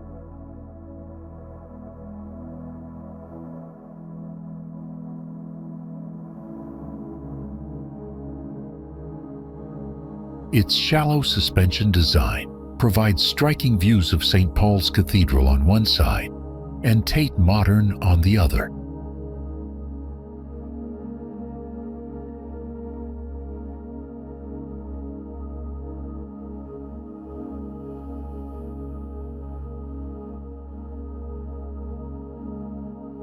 Artist Ben Wilson adds charm by painting tiny artworks on discarded chewing gum along the walkway, creating hidden surprises for passers-by.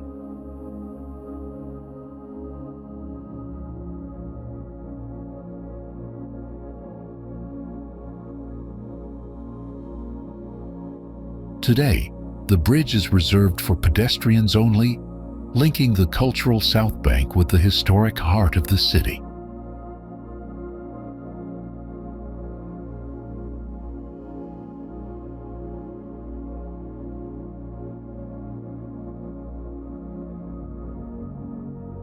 It is especially popular with blue badge tourist guides who lead visitors between the Globe Theatre, Tate Modern, and St. Paul's Cathedral.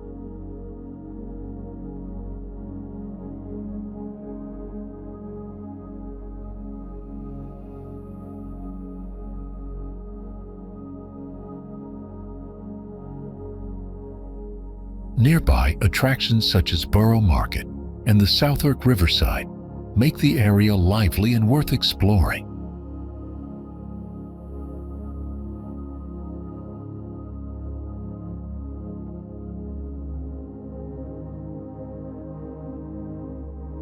Though locals still affectionately call it the Wibbly Wobbly Bridge, it now stands as one of London's safest crossings.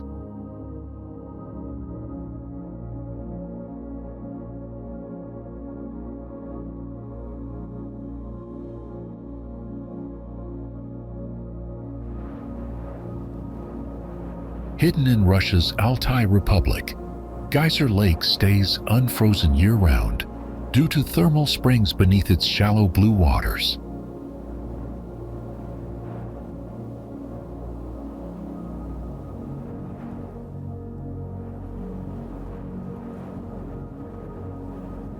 The lake measures nearly 100 feet across, yet only 6 feet deep, creating a unique setting for its mesmerizing patterns.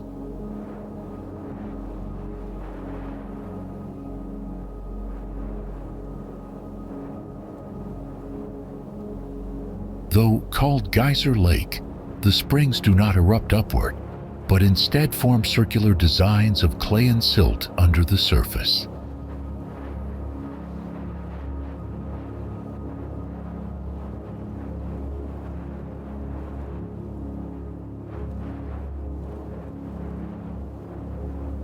These gray circles appear blue through light refraction, producing otherworldly patterns that resemble works of abstract art.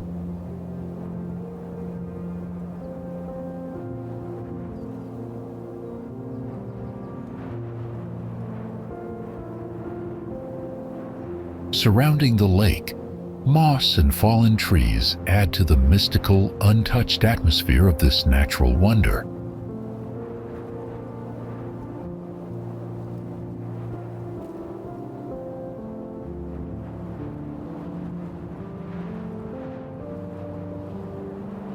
Scientists remain uncertain about the lake's origin, with one theory linking it to the 2003 Chuya earthquake.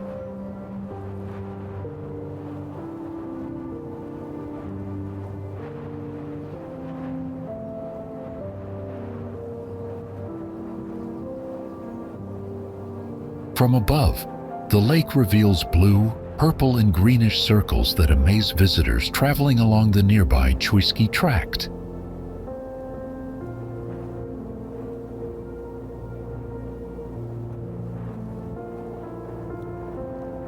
Tourists can reach the site within minutes from the road, and many combine the trip with a visit to Squeaking Lake.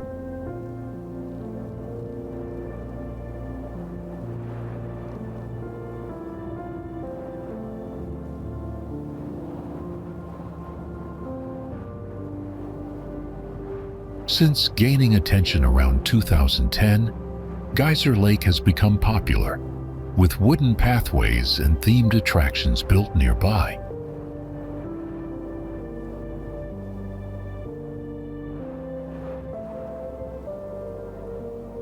Its surreal colors and mysterious origins make it one of the Altai Mountains' most fascinating natural destinations.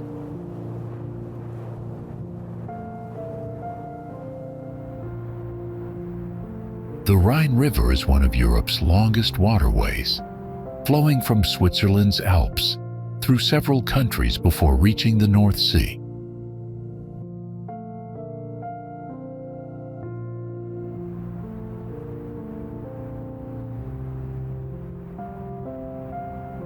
Its most famous stretch is the Middle Rhine Valley in western Germany, often called the Rhineland, known for stunning scenery and cultural heritage.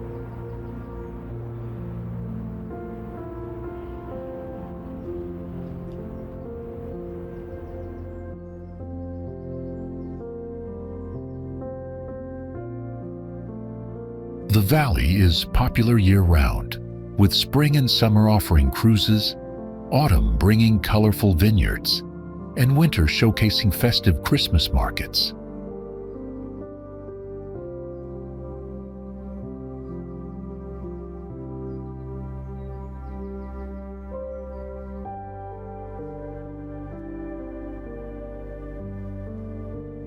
Travelers admire its dramatic landscapes, medieval castles perched on cliffs, and terraced vineyards producing some of the world's finest wines.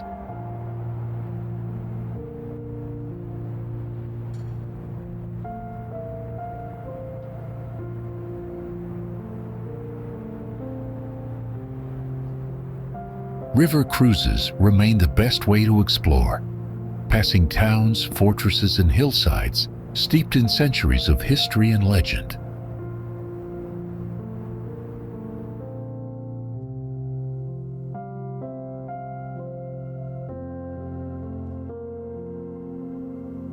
Among its treasures is Bacharach, an ancient settlement once supplying wine to Roman rulers and serving as an important Rhine trade hub.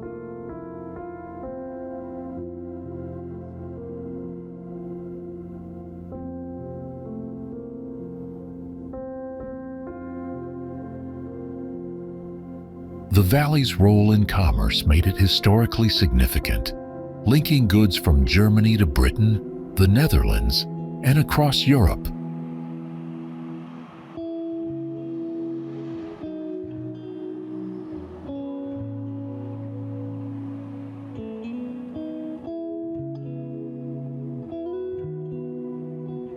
Summer temperatures can be very hot, and many locals enjoy cooling off by swimming or trying water sports on the river.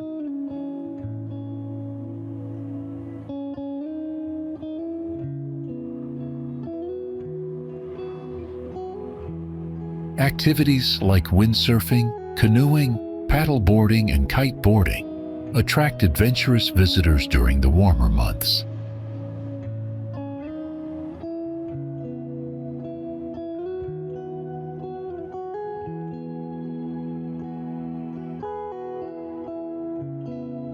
Autumn brings cooler days, perfect for hiking, mountain biking, or cycling along the breezy riverbanks with spectacular views.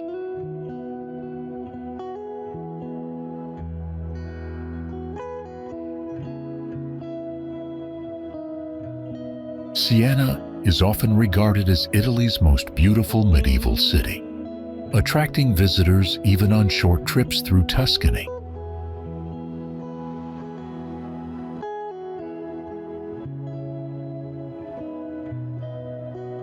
The city's heart is the Grand Piazza del Campo, globally recognized for hosting the thrilling Palio horse race each summer.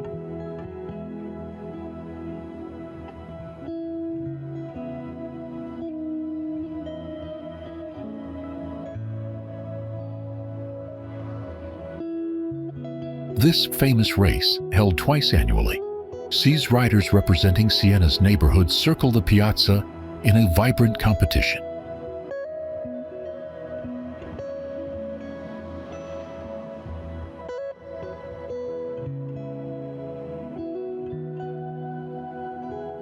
Siena gained additional fame when its paleo and iconic piazza appeared in the James Bond film, Quantum of Solace.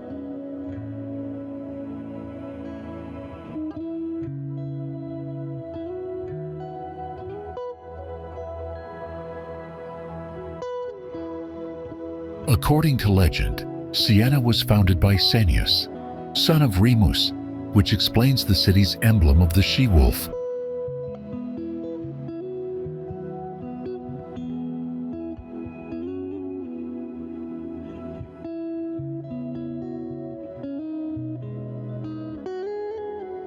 The historic center stretches across 3 hills, with the Piazza del Campo marking the location of the ancient Roman Forum.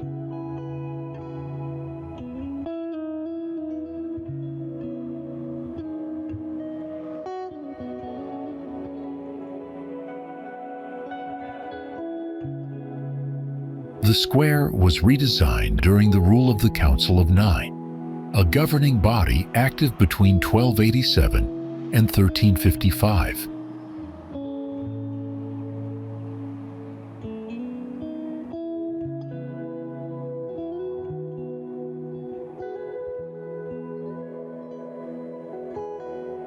Its fan-shaped brick pavement is divided into 9 sections, symbolizing both the council and the protective cloak of the Madonna.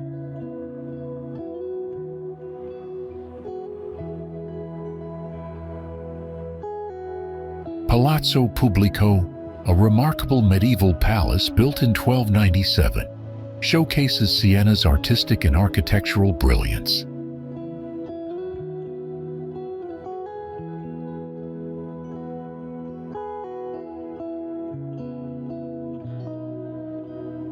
The palace's civic museum houses treasures like the Sala della Pace, decorated with frescoes depicting the allegory of good and bad governance.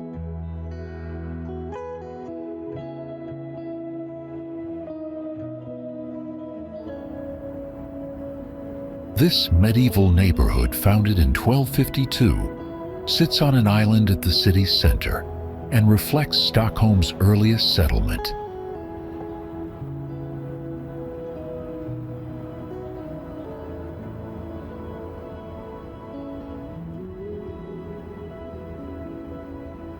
In Stockholm, travelers can learn about the city's history without visiting museums by exploring its oldest district, Gamla stan.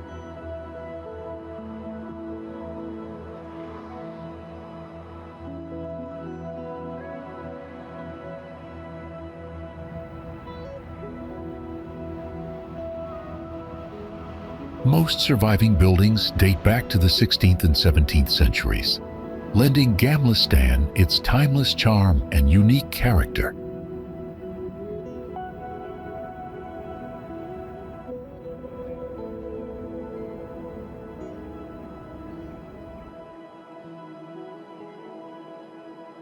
Narrow cobblestone streets, colorful facades, and winding alleyways create an atmospheric setting often described as a living museum.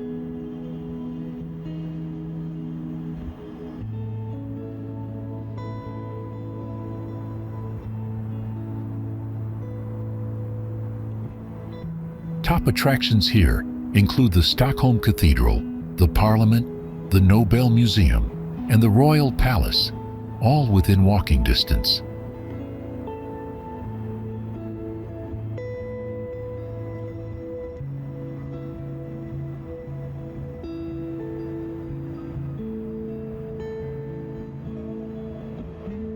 Visitors can also find Köpmangatan, the city's oldest street, and Morten Trotzig's Gräns, Stockholm's narrowest alleyway, at just 35 inches wide.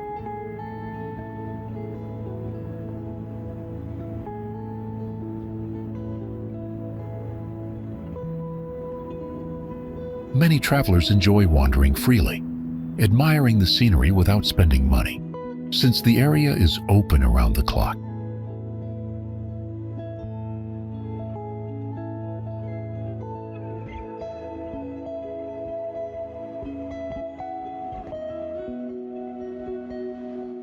although some visitors consider Gamla stan overpriced due to tourist-oriented restaurants and shops. Its beauty still leaves lasting impressions.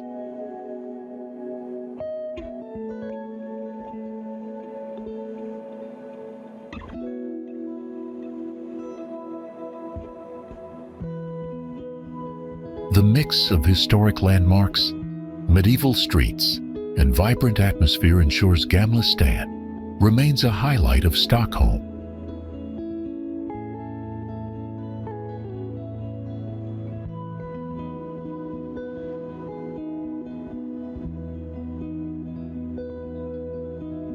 Tourists frequently recommend a slow stroll through the neighborhood, enjoying the architecture and ambiance that capture Stockholm's early spirit.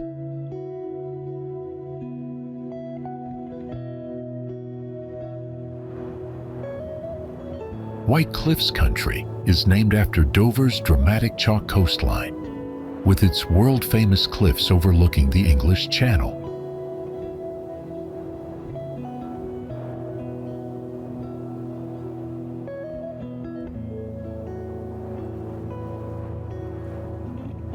Walking along the cliff tops offers stunning views, and on clear days, travelers can even glimpse the distant French coast.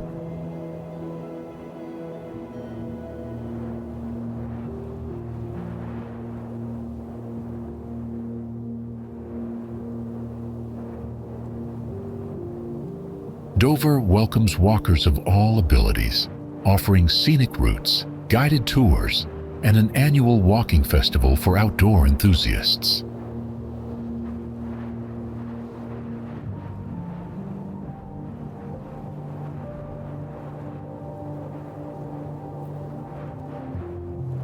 The seafront features a promenade leading to the Marina Curve, where visitors find summer food stalls, events, and panoramic pier views.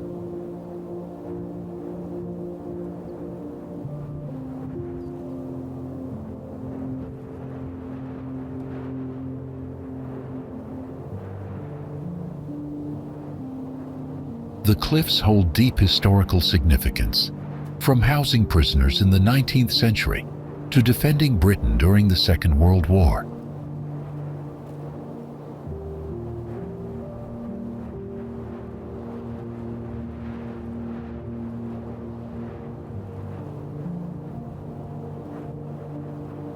Traces of old industry remain, including a disused tramway and remnants of an aerial ropeway scattered across the landscape.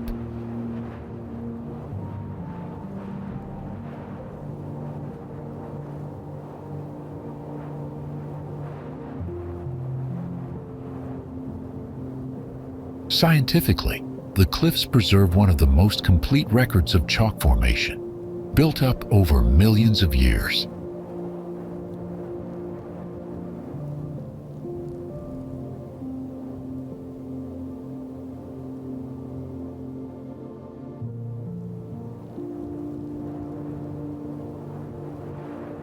The chalk is composed of tiny algae remains and other sea creatures deposited on the seabed before being uplifted above sea level.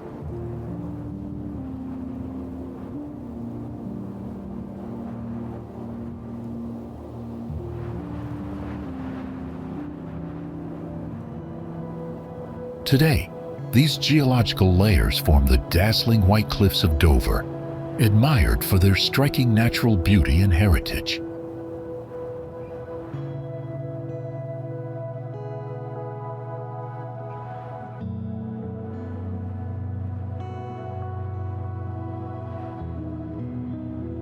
Their bright color survives because of natural erosion, while protected areas turn green as plants spread across the cliff faces.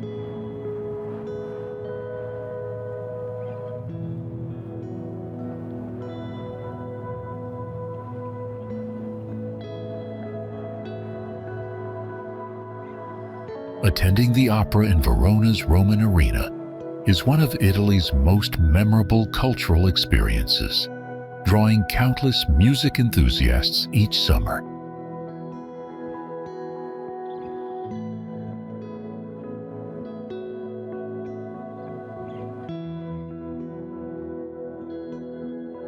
the ancient amphitheater transforms into a stage for grand opera productions, where the scale and artistry captivate audiences from around the world.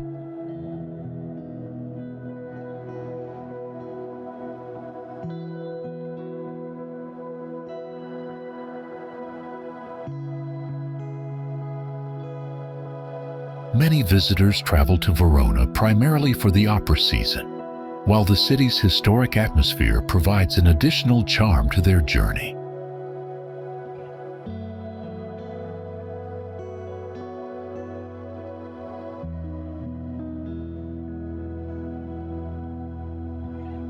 Walking through the arena's dark corridors evokes images of gladiator battles, offering a glimpse into its storied past nearly 2,000 years ago.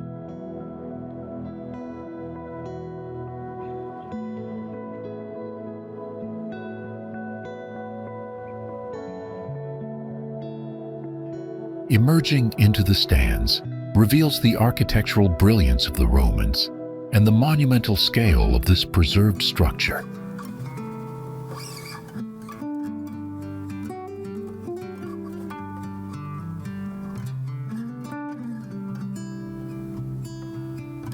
Originally accommodating 30,000 spectators, the arena now hosts about half that number for both safety and scenic staging purposes.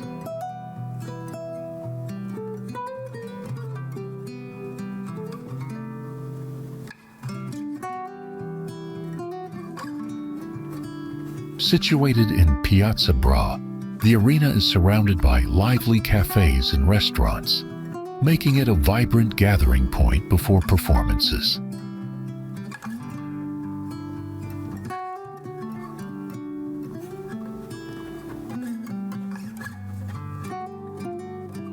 The opera season typically runs from late July through early September, and tickets can be booked online or through travel agencies.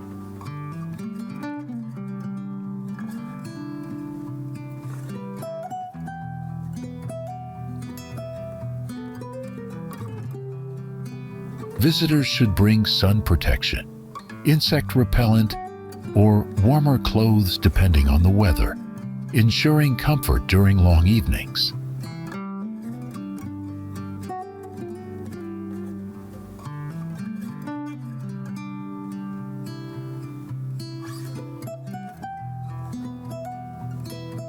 Inside the arena, spectators may hire cushions for the stone seating, purchase refreshments, and use binoculars for a better view.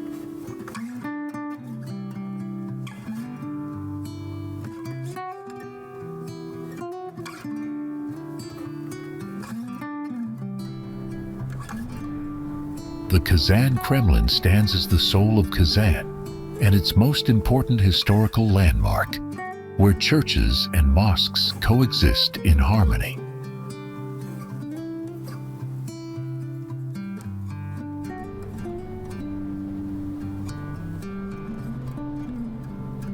Its history stretches back to the 10th century, when the Bulgars built a fortress on Kremlin Hill as their stronghold.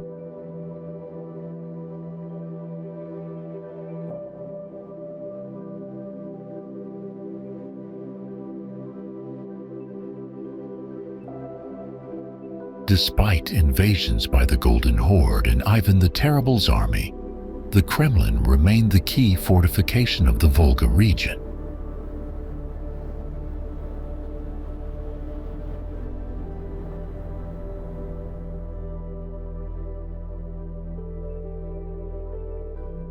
Visitors are often struck by the rare blend of cathedral bells and the Islamic call to prayer echoing within the fortress walls.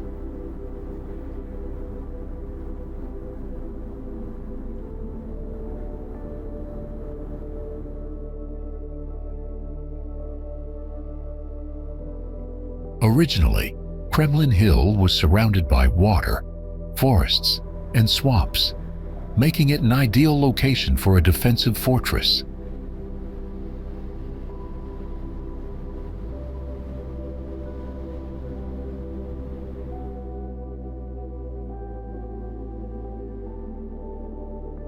The first wooden fortifications were later replaced with stone, yet even they could not withstand the Mongol invasion of the 12th century.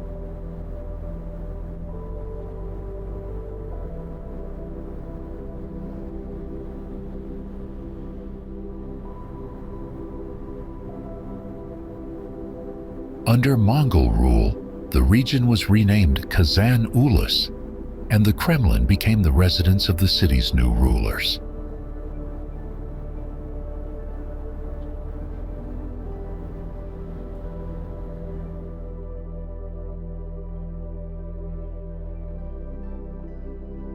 By the 16th century, the fortress had expanded to include the Khan's palace, a mosque, and several mausoleums within its citadel.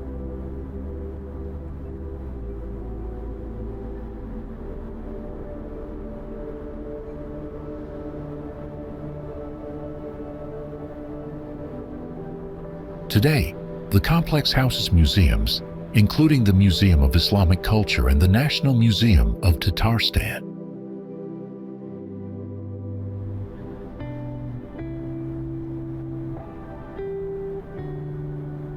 Guided tours, audio guides, photography opportunities, and cultural festivals make the Kazan Kremlin a dynamic destination year-round.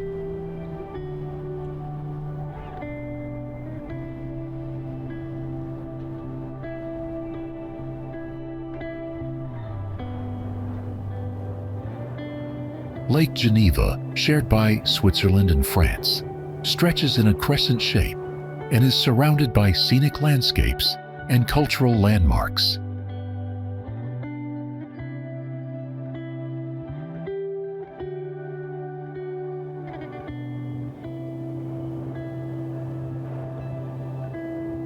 At its western edge lies Geneva, a city known for international politics, luxury shopping, and a vibrant lakeside promenade.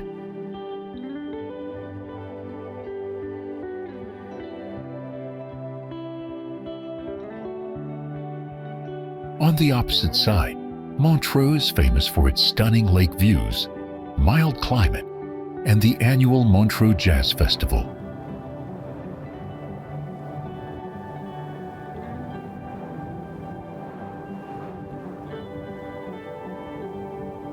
Lausanne, located on the northern shore, is a cultural hub, while Evian, on the southern shore, is renowned for its mineral water.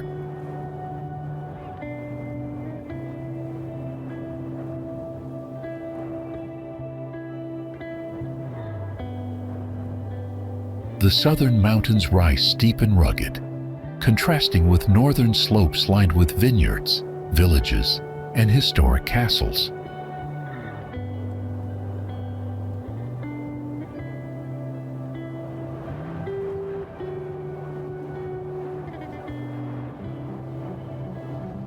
Measuring nearly 95 kilometers along its northern shore, Lake Geneva is the largest lake in Switzerland.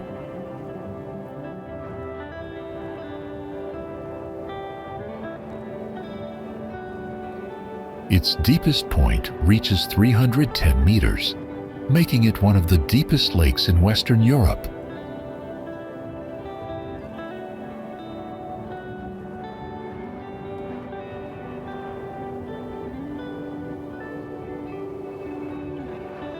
Over centuries, Rhone River deposits reshaped parts of the shoreline, especially around the lake's eastern end.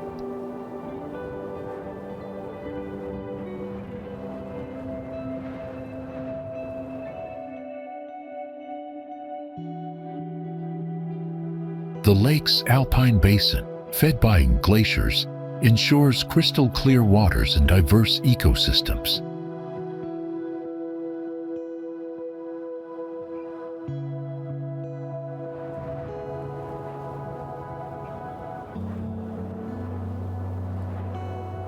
Year-round, visitors enjoy boating, water sports, spa retreats, and lakeside walks against a backdrop of mountains and serene waters.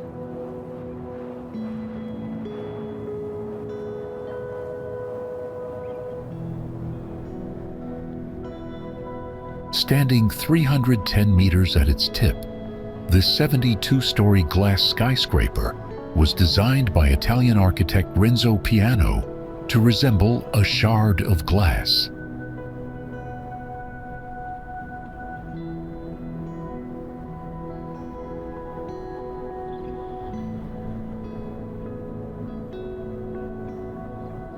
The Shard, completed in 2013, dominates London's skyline as the tallest building in Western Europe and one of the city's top attractions.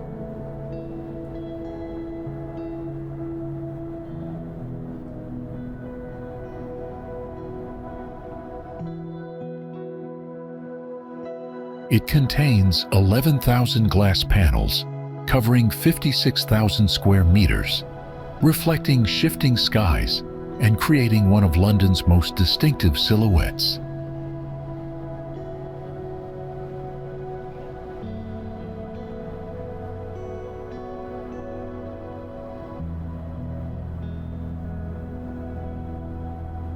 Visitors can reach the indoor gallery on the 69th floor or the open-air sky deck on the 72nd for sweeping city views.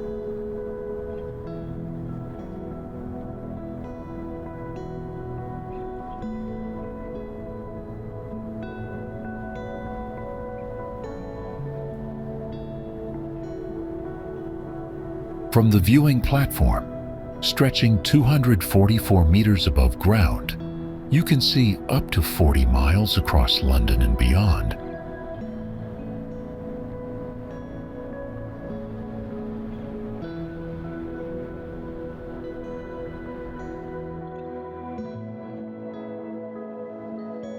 The Shard's slender pyramidal shape was inspired by ship masts in the Pool of London and Monet's paintings of Parliament.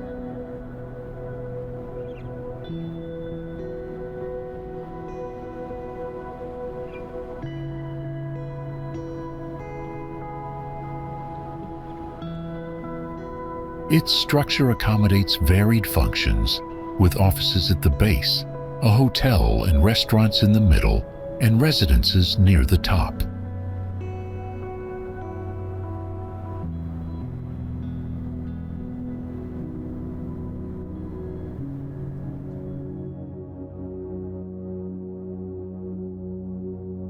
The upper public floors host the view from the Shard, offering unforgettable perspectives of the Thames, Tower Bridge, and St. Paul's Cathedral.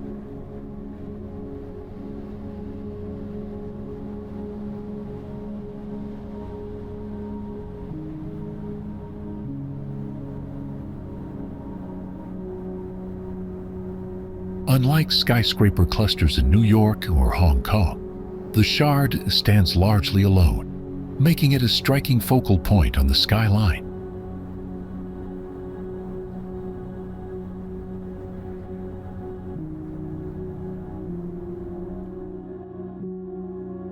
Today, it is not only a symbol of modern London, but also a vibrant hub for work, leisure, culture, and tourism.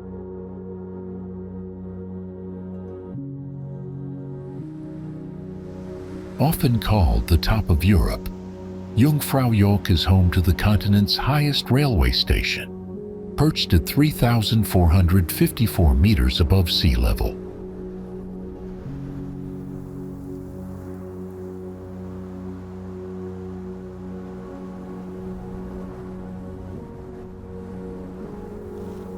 Part of the Jungfrau Allech UNESCO World Heritage Site, this destination offers awe-inspiring alpine scenery throughout the year.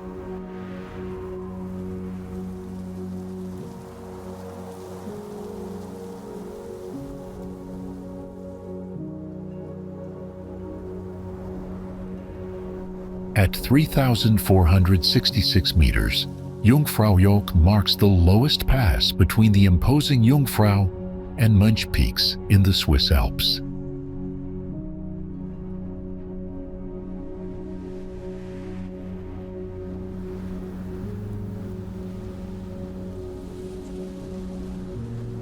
Surrounded by ice, glaciers, and dramatic summits, Many visitors describe the sensation here as standing on top of the world.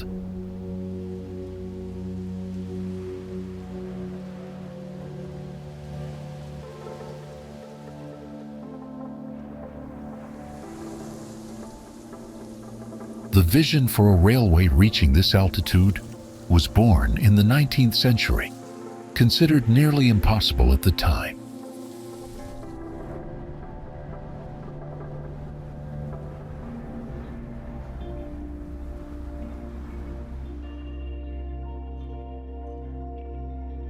Swiss entrepreneur Adolf Geyer-Zeller spearheaded the project, beginning construction in 1896 and completing it after 16 years of effort.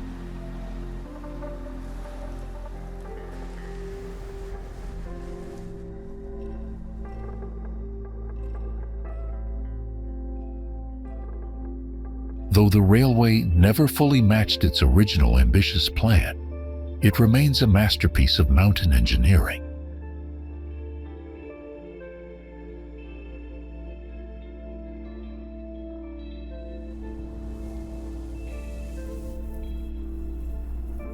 Alpinists long attempted to reach Jungfraujoch via demanding climbing routes, each filled with unique challenges and rewards.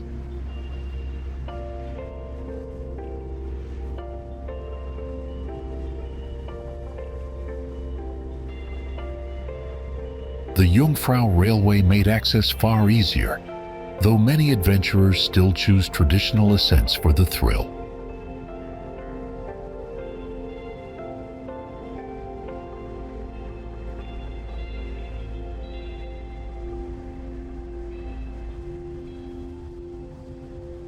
Jungfraujoch welcomes travelers worldwide with its blend of breathtaking landscapes, alpine heritage, and unforgettable mountain experiences.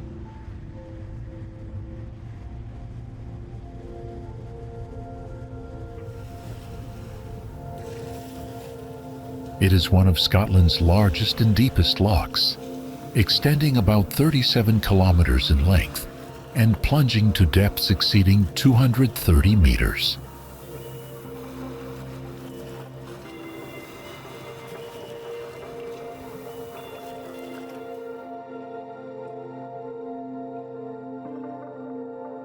Loch Ness, created by volcanic activity, stretches for 36 kilometers through the Great Glen and has captivated visitors for centuries.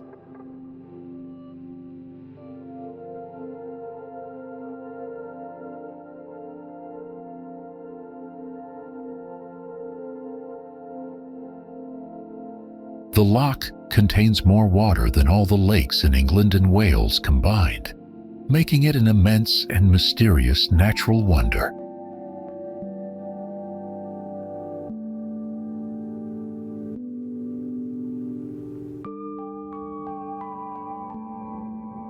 Loch Ness is famous for the legend of Nessie, a supposed prehistoric creature first widely reported in 1933 by Aldi Mackay.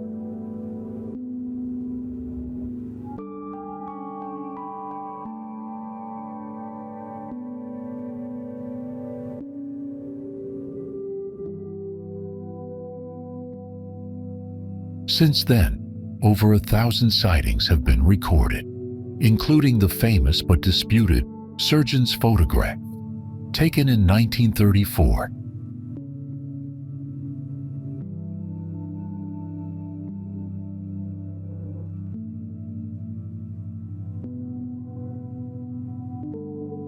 In 1987, a large-scale sonar expedition scanned the loch, but found no conclusive evidence of a giant creature lurking below.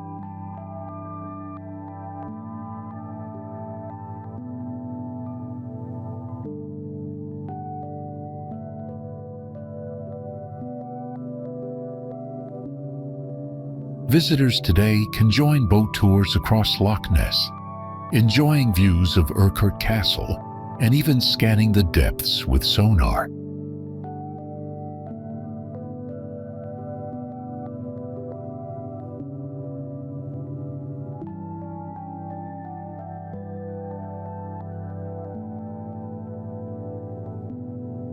The Loch Ness Center and exhibition in Drumnadroshit showcases Nessie's history with multimedia displays, geology exhibits, and underwater footage.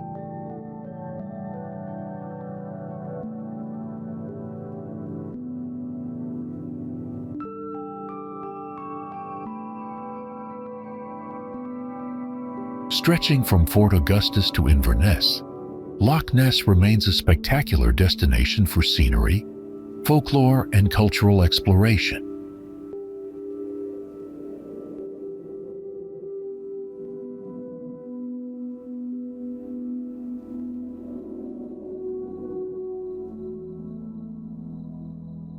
Tourists can admire sweeping views from castle ramparts, or mount their own Nessie spotting adventure on the mysterious waters.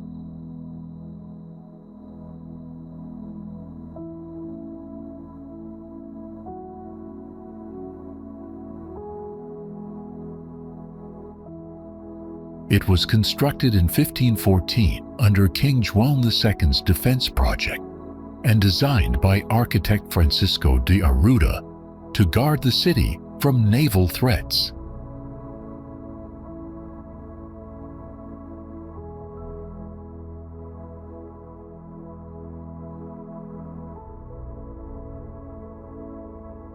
The Belém Tower, recognized as a UNESCO World Heritage Site, stands as one of Lisbon's most iconic monuments and a symbol of Portugal's maritime legacy.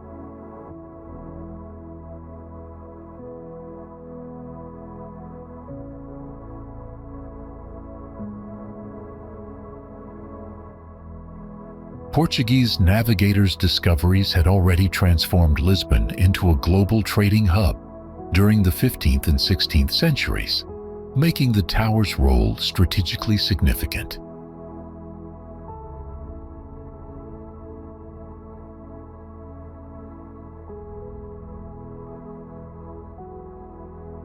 Its structure features a modern, heavily armed bastion projecting into the Tagus River, marking a groundbreaking step in European military architecture.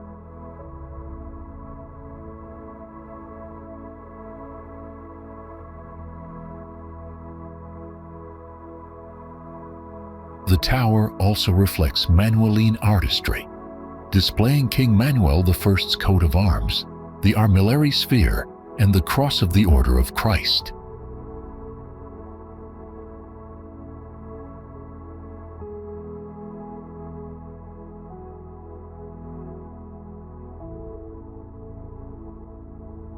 On the ground floor, 16 windows equipped with cannons once defended Lisbon, while underground pits and cells housed prisoners in harsh conditions.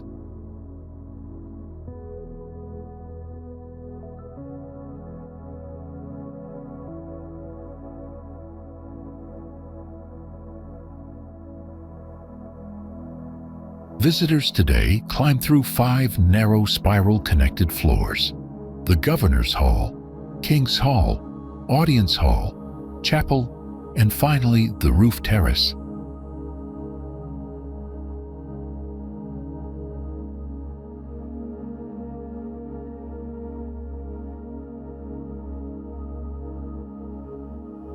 Belém Tower was the first Portuguese fortification with 2 levels of firing positions, representing a key military innovation of its time.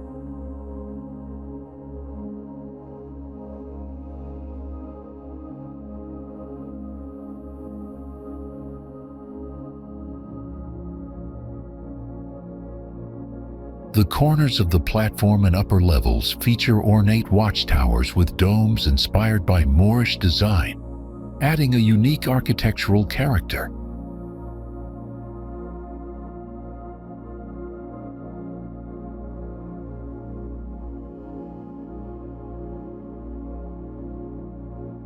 Among its details is a sculpture of a rhinoceros, considered Europe's earliest depiction of the animal, recalling one gifted to Pope Leo X in 1515.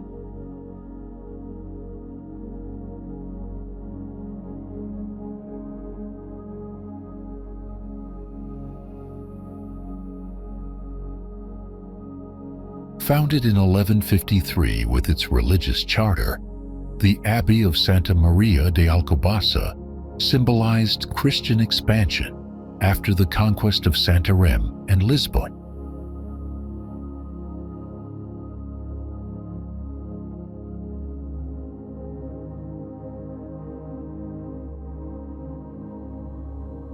The Alcobaça Monastery, one of the first Cistercian foundations in Portugal, became the order's main house under royal protection from King Afonso Henriques.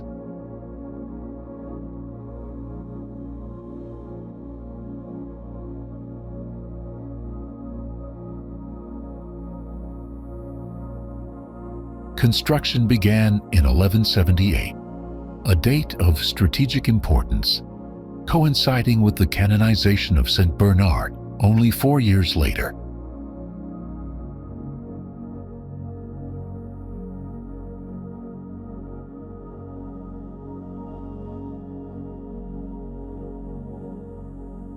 The monastery was protected by the Knights Templar, ensuring its survival and growth during conflicts with the Moors in central Portugal.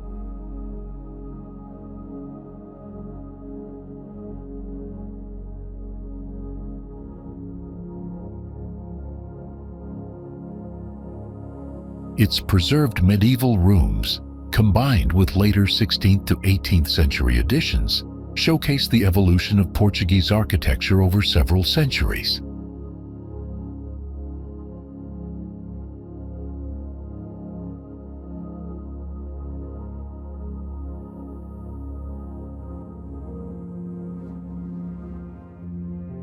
Recognized as Portugal's first Gothic building, Alcobaça Monastery is distinguished by simple yet monumental design, amplifying its architectural grandeur.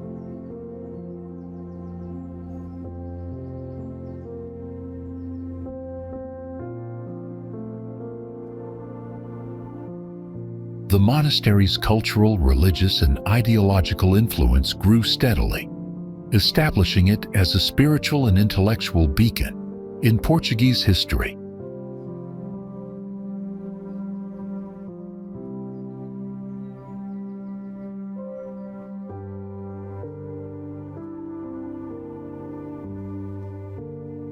Isolated in the landscape, it became known as a white jewel, a unique landmark standing apart from other architectural examples.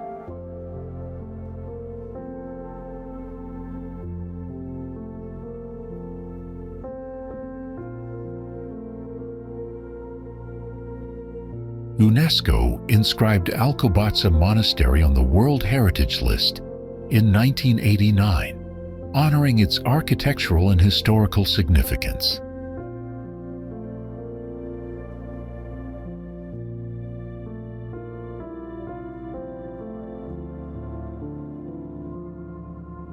The best months to visit are April to October, offering warm, dry weather ideal for exploring the site's extensive grounds and interiors.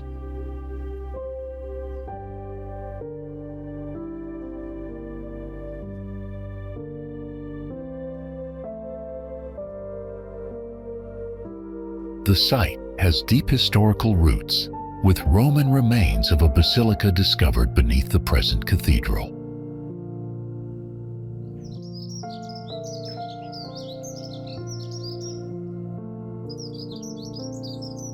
York Minster, officially the Cathedral and Metropolitical Church of St. Peter, is one of Europe's finest medieval architectural masterpieces.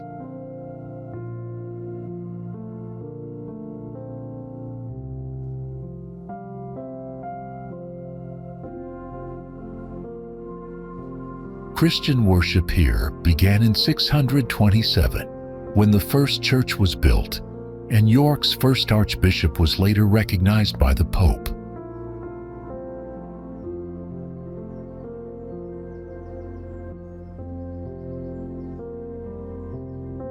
A Saxon stone church endured Viking invasions but was destroyed in 1069, prompting the construction of a Norman cathedral.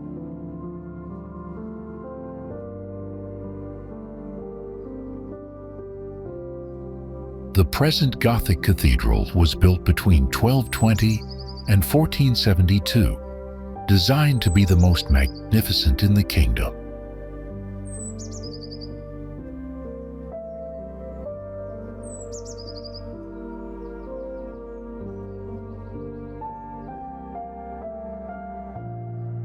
Throughout history, York Minster has been central to national religious and political events, including the Reformation and Civil War.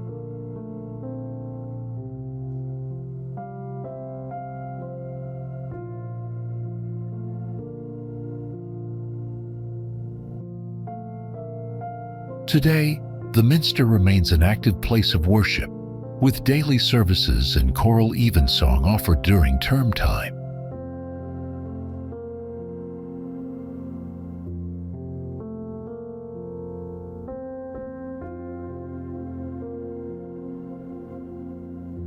Visitors can climb 275 steps to the central tower for panoramic city views or take a hidden Minster tour.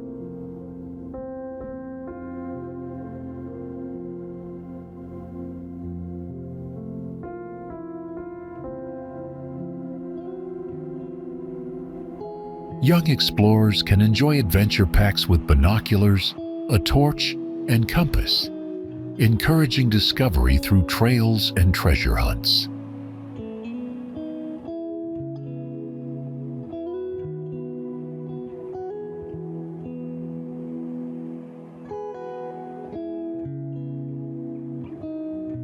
York Minster continues to inspire with its history, faith, and grandeur, making it one of England's most treasured landmarks.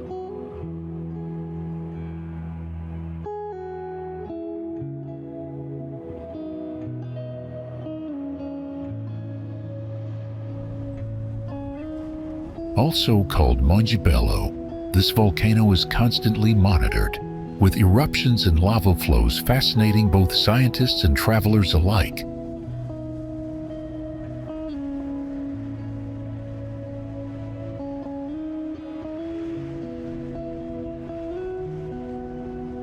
Mount Etna, rising 3,327 meters with a basal diameter of 40 kilometers, is Europe's highest and among the world's most active volcanoes.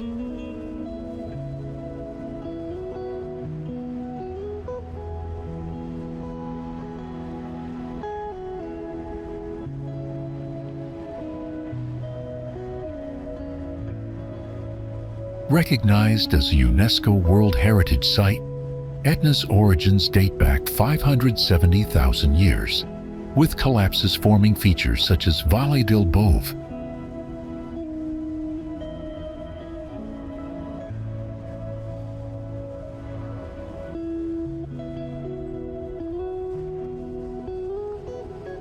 Hiking to the four summit craters remains a favorite summer adventure, offering breathtaking views and thrilling encounters with volcanic activity.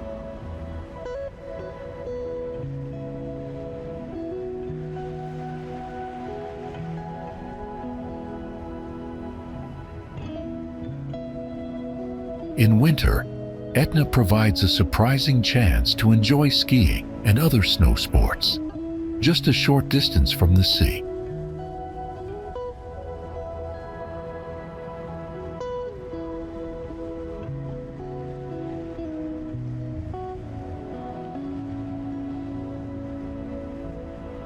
The trails of Mount Etna Park wind through forests, orchards, lava caves, and steam vents, showcasing ever-changing volcanic landscapes.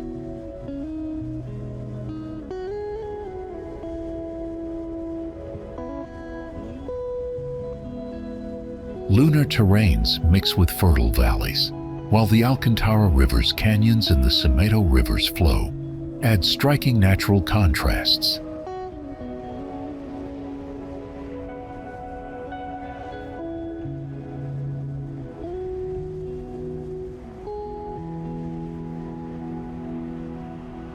Etna has shaped Sicily's history, geography, and culture for millennia, and it continues to define the island's dynamic character today.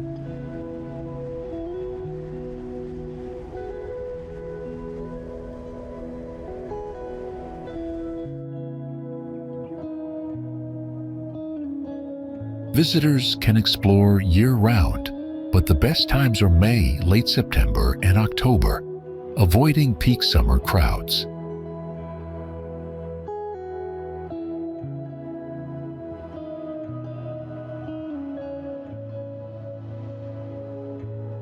With its fiery craters, ancient lava flows, and natural beauty, Mount Etna remains one of the world's most unforgettable destinations.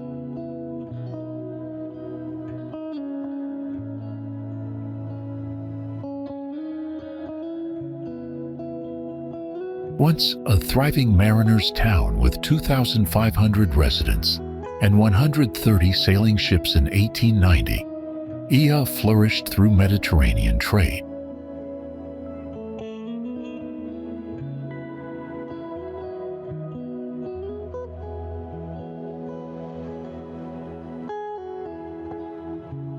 Ia, perched on the cliffs of Santorini, is world-famous for its stunning sunsets that draw thousands of visitors daily.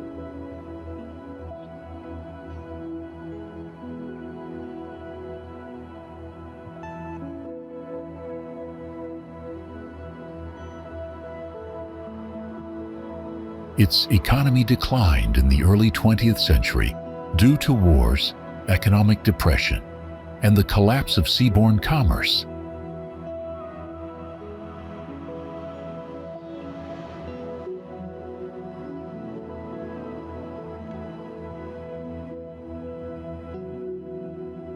The devastating 1956 earthquake caused massive damage and emigration, leaving the village with just over 300 inhabitants by 1977.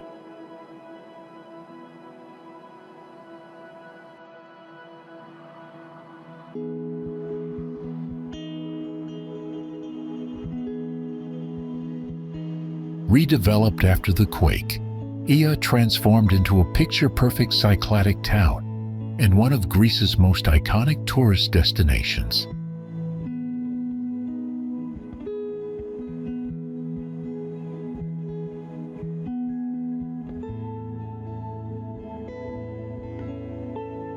The village charms with whitewashed cave houses, captain's mansions, blue-domed churches, and a unique marble avenue along its length.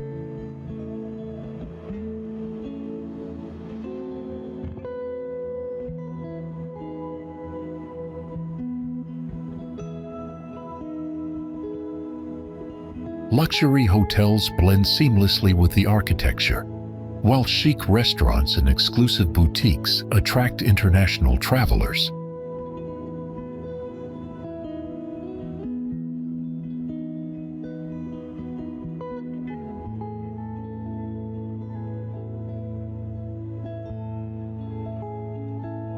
Ia lies 11 kilometers from Faroe and is entirely pedestrian, with narrow streets winding dramatically along the cliffside.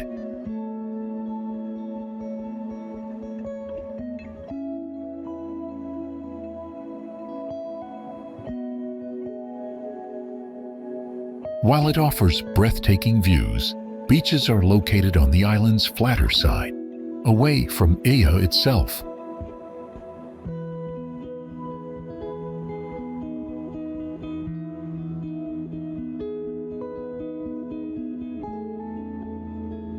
Today, Ia remains the jewel of Santorini, enchanting visitors with timeless beauty, luxury, and unforgettable sunsets.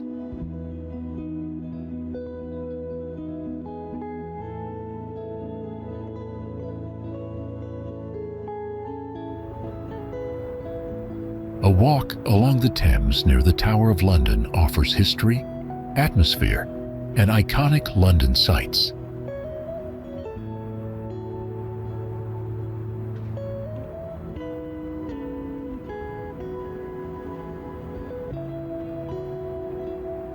The Tower of London itself holds centuries of stories, from Roman foundations to yeomen of the guard.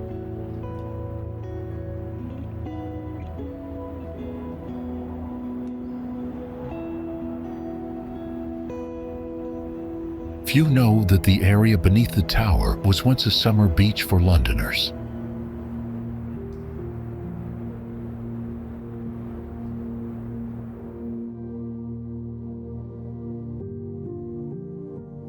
for Tower Bridge arose in the 19th century as London's population and trade expanded rapidly.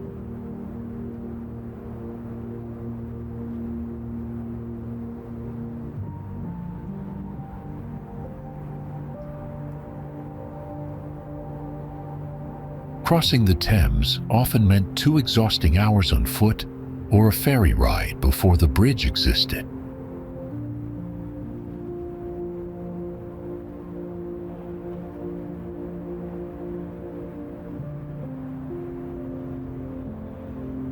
In 1876, a committee launched a design competition, but ultimately Sir Horace Jones's plan was selected.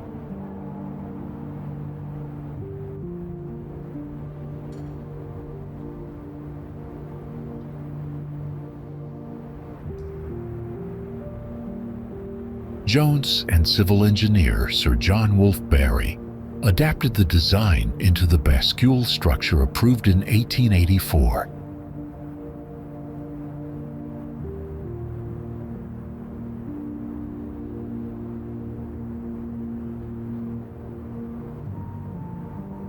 Construction lasted from 1886 to 1894, though Jones sadly died before completion.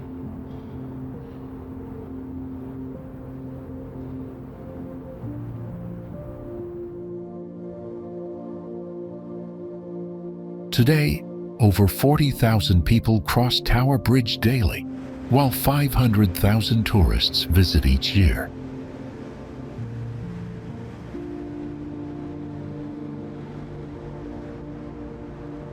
Tower Bridge remains both a vital transport link and a cultural landmark alongside the Tower of London.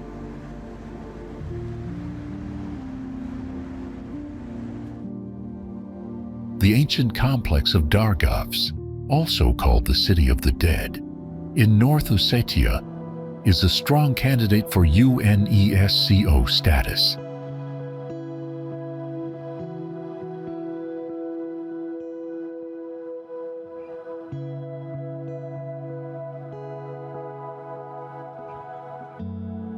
This village contains a cemetery where residents historically buried loved ones with their belongings, preserving a vivid glimpse into life 4 centuries ago.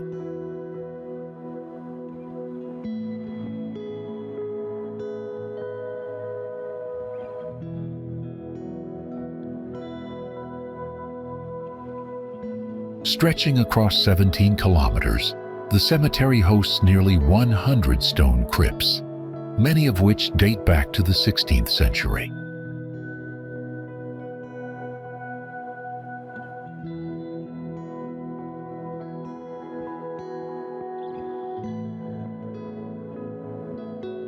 Ossetians believe the cemetery teaches about ancient daily life, while archaeologists are intrigued by the mysterious artifacts discovered throughout the site.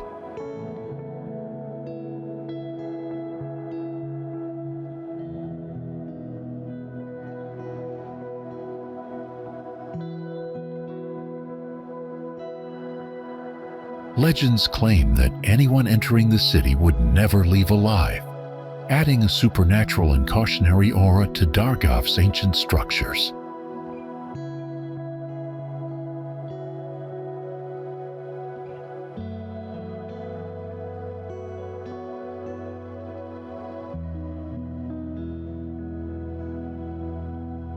During the 18th century, a deadly plague led clans to build quarantine houses, confining sick family members until death claimed them entirely.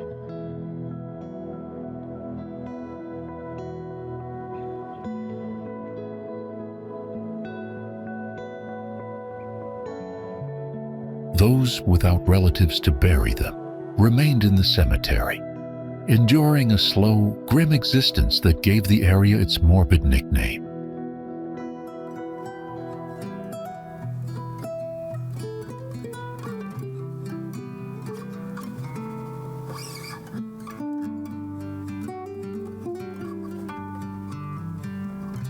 Despite its remoteness and superstitions, tourists occasionally visit, although few can easily access the complex, limiting overall visitor numbers each year.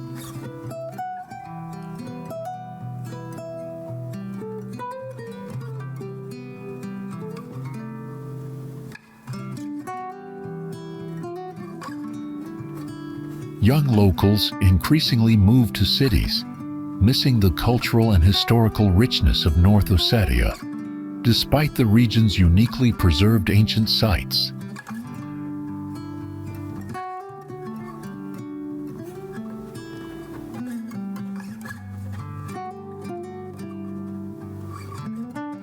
Visitors can explore the crypts and toss coins into wells, hoping for good omens if the coin strikes a stone beneath.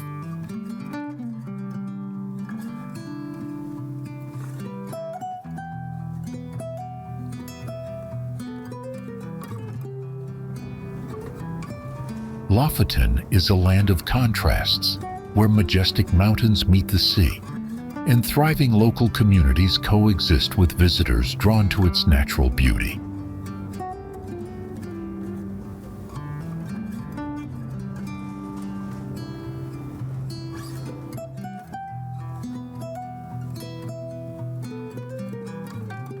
The Lofoten Islands, situated above the Arctic Circle at the 68th parallel, have been recognized by National Geographic as among the world's most appealing destinations.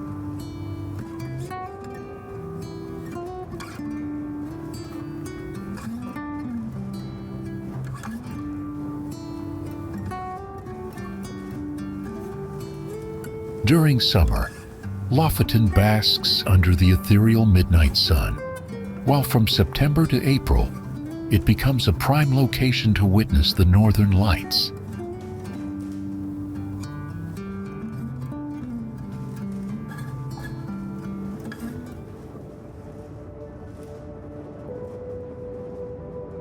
Nestled beneath jagged cliffs that plunge into the sea, Reina is a scenic fishing village famous for its colorful red and yellow roerboer cabins.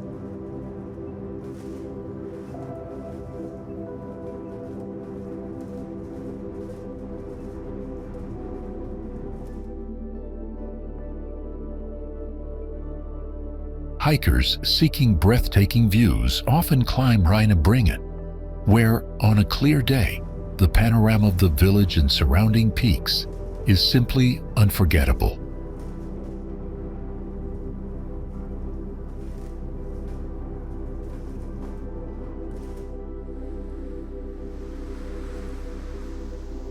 Svolvær, the largest town in the archipelago with around 5,000 residents, is an ideal base for exploring the Lofoten Islands conveniently by plane or ferry.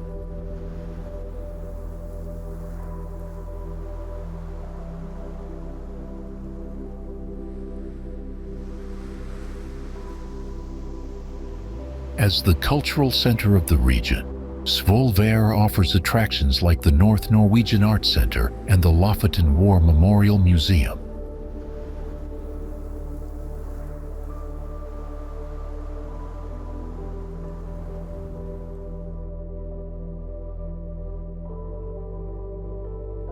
Visitors can also embark on guided adventures, including sea eagle safaris, fishing trips, and other outdoor excursions that showcase the archipelago's natural wonders.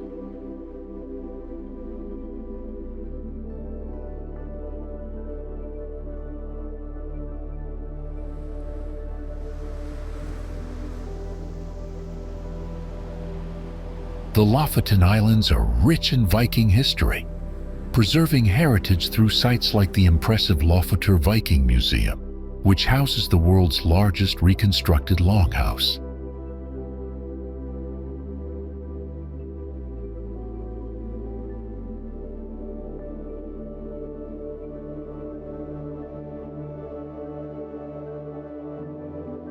At the museum, guests can explore Viking ships, learn Norse folklore, and try interactive activities such as archery and axe throwing, connecting with a millennium of local culture.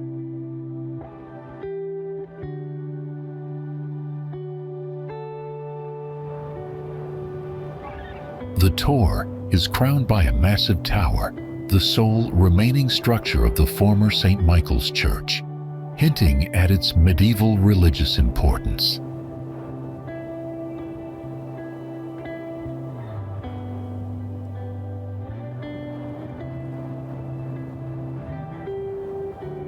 Glastonbury Tor rises 521 feet above the Somerset landscape, overlooking Glastonbury and Avalon, and has served as a spiritual magnet for countless pilgrims and visitors.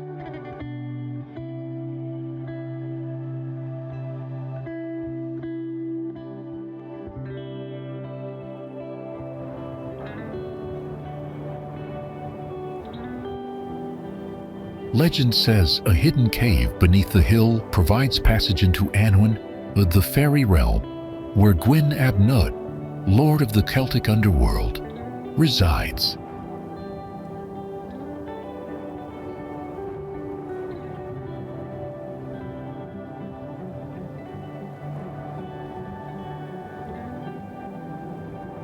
The Cauldron of Rebirth and the Holy Grail were both believed to be kept here, inspiring quests for King Arthur and his noble knights.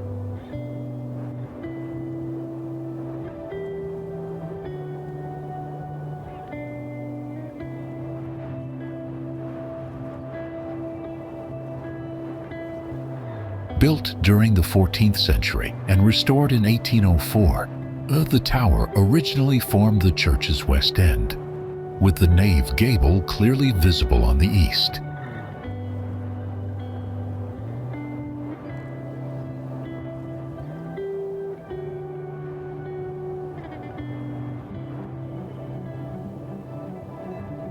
Architectural features include carvings of St. Michael and St. Bridget, as well as a sculpted priest figure, showcasing medieval craftsmanship and religious symbolism.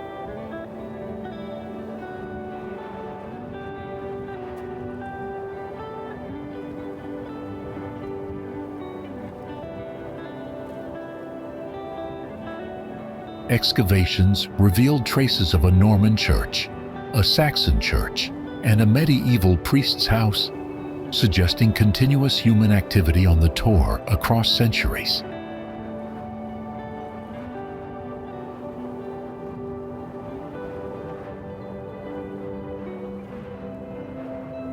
A round-headed Saxon cross discovered on the site indicates the hill may have been a fortification during Arthurian times, reflecting early spiritual and defensive significance.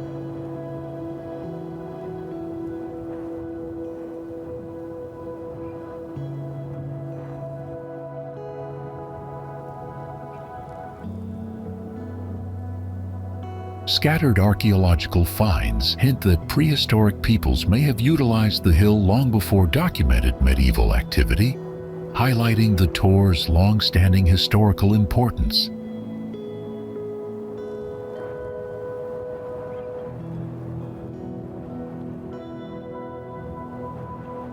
From the summit, visitors enjoy panoramic views across Somerset levels to Dorset, Quantock Hills, Exmoor, Breen Down, Steep Holm, and Alfred's Tower, framed by the surrounding flat landscape.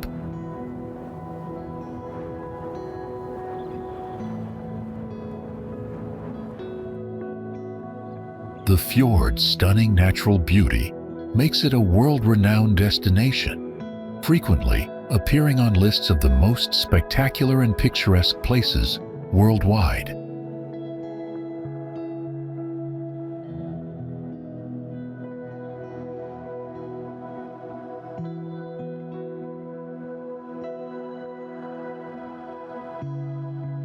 Geiranger Fjord in Fjord, Norway, was sculpted over successive ice ages as glaciers carved deep fjords and shaped the surrounding high, dramatic mountains.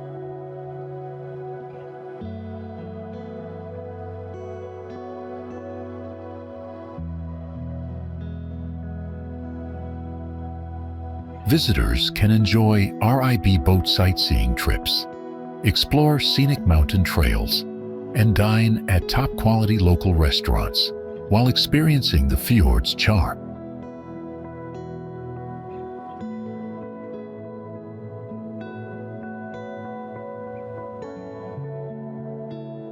high mountains plunge directly into the fjord's deep waters, creating a dramatic contrast best appreciated from one of several panoramic viewing points.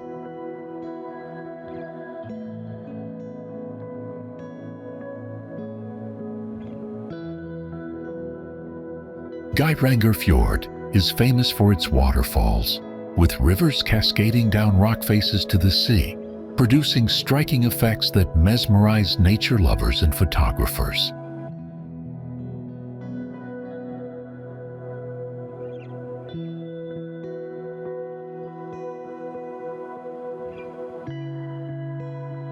The Seven Sisters Waterfall, known locally as De Sieve Sistre, features 7 streams resembling long, flowing hair and is not to be missed.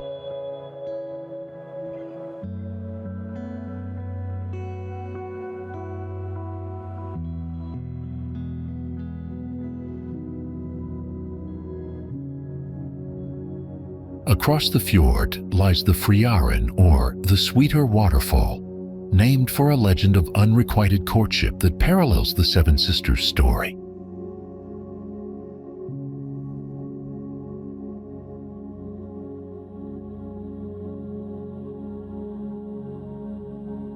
The best time to visit Geiranger Fjord is early summer in May or June, when snowmelt fills the waterfalls and roads are clear of ice.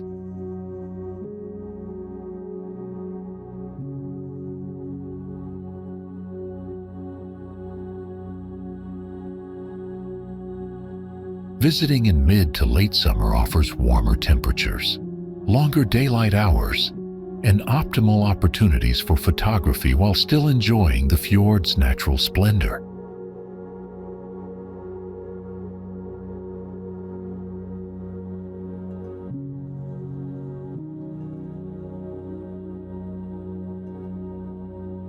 Cambridge is a city filled with history and charm, offering visitors a unique chance to explore one of the world's oldest university towns.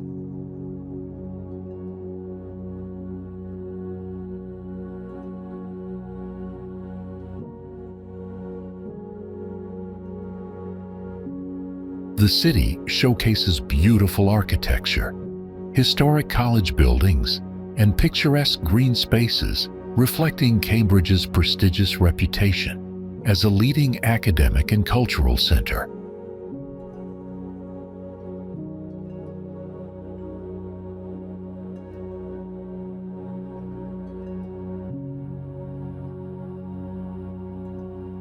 Many of the university's colleges welcome the public, although some areas remain restricted during term time or for private events and official functions.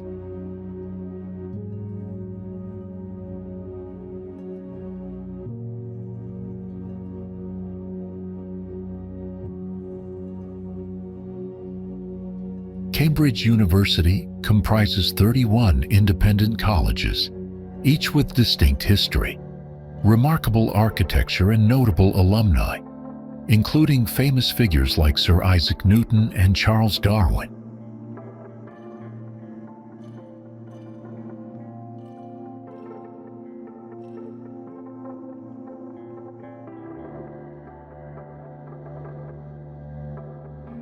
Beyond the colleges, visitors can enjoy punting along the River Cam or strolling through Trinity Lane and Downing Street, exploring the city's scenic streets.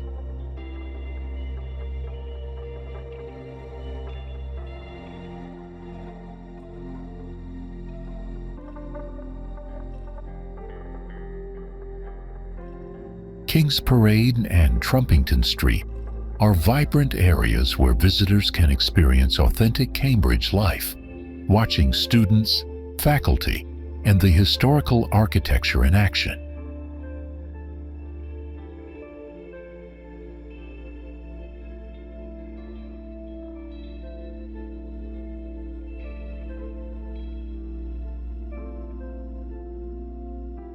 The university has a rich student culture with numerous societies, sports clubs, and extracurricular activities contributing to the lively and diverse campus atmosphere.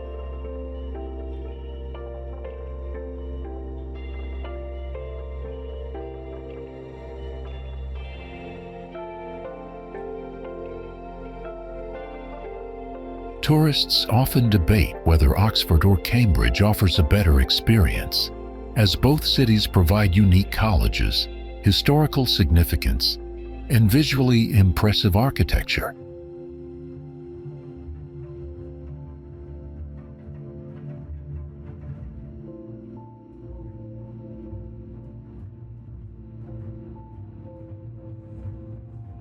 Cambridge is widely praised for its compact city center, beautiful riverside scenery, and serene environment, making it easy for visitors to explore the main attractions on foot.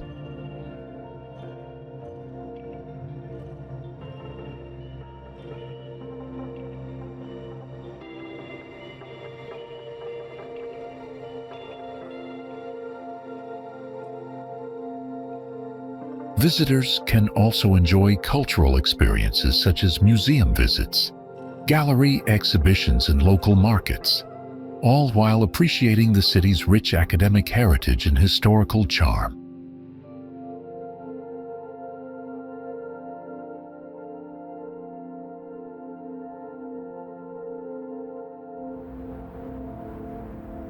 Kotor was ruled by Illyrians, Romans, Byzantines, Austro-Hungarians, and Venetians, leaving behind Renaissance palaces, Baroque towers, and the magnificent Cathedral of St. Trapani.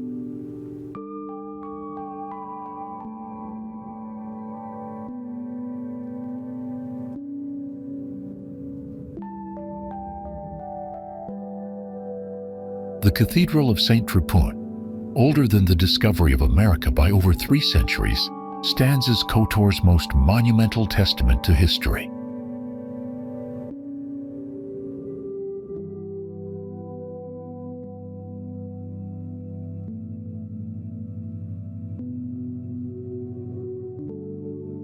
Thanks to the abundance of cultural and artistic monuments, Kotor has been inscribed on UNESCO's list of protected cultural heritage sites.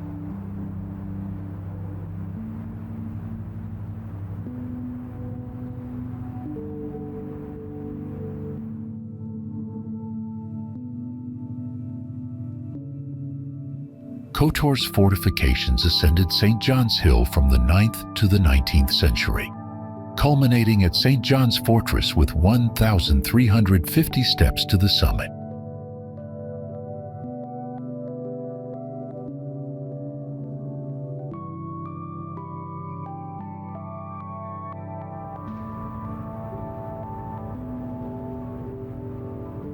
From the fortress, visitors are rewarded with breathtaking panoramic views of Kotor town, its terracotta roofs, and the deep blue waters of the Bay of Kotor.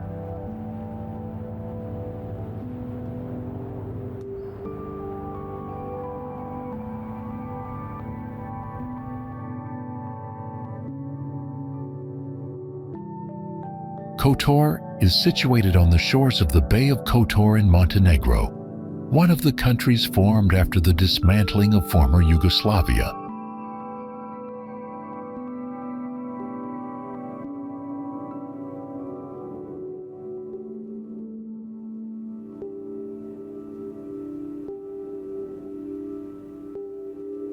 Following the dissolution of Yugoslavia in 1991 to 1992, Kotor became part of Serbia and Montenegro until Montenegro gained full independence in 2006, one of the world's youngest countries.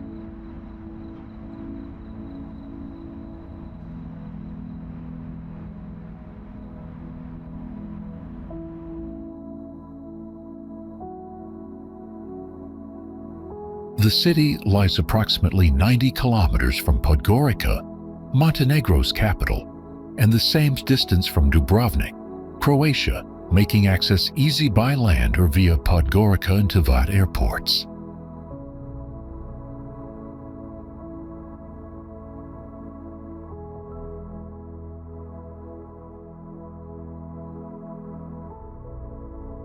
Kotor's Old Town has been a UNESCO World Heritage Site since 1979, featuring 3 gates that lead to surrounding towns and the mystical ferry gate above.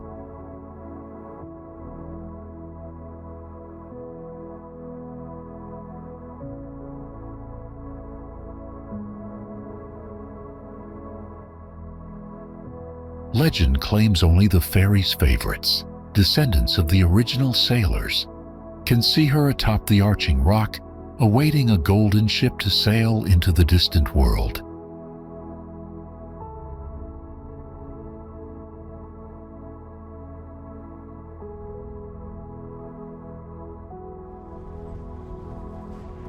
The park is located in a wide mountain region in northwestern Montenegro, bordered by the Piva and Tara rivers, with 23 high peaks.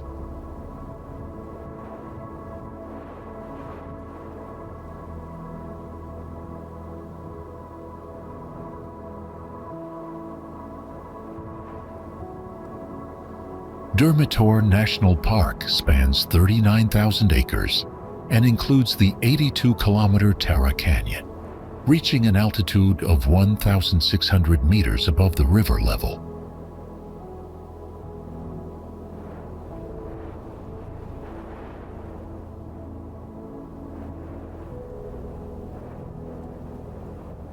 The Durmitor region forms the most significant part of the Dinara mountain range, with high peaks, deep gorges, and forests covering its slopes.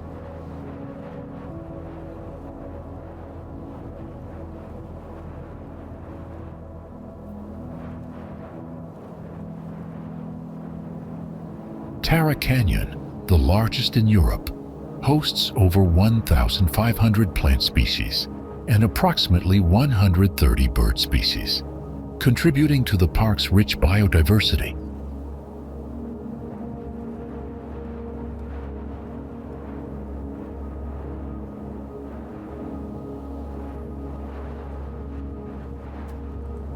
Within the park, 17 glacier lakes glisten under Bobotov Kuk, Montenegro's highest peak, which rises to an altitude of 2,522 meters above sea level.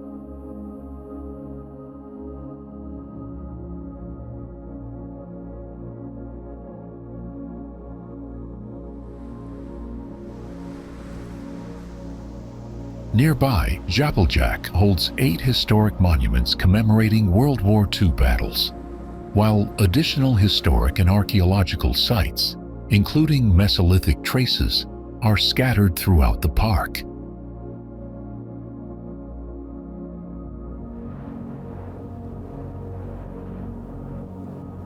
The Kingdom of Montenegro initially protected Black Lake and the Tara River, and Durmitor was officially declared a national park on September 6, 1952.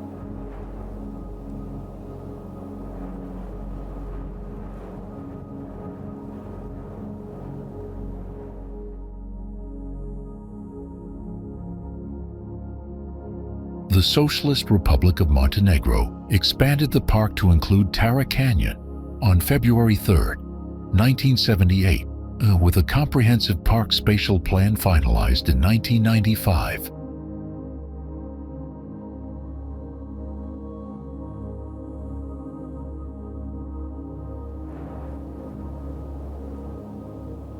Summer months offer ideal conditions for hiking, swimming in alpine lakes, and enjoying lush greenery, open trails, and spectacular panoramic views across the park.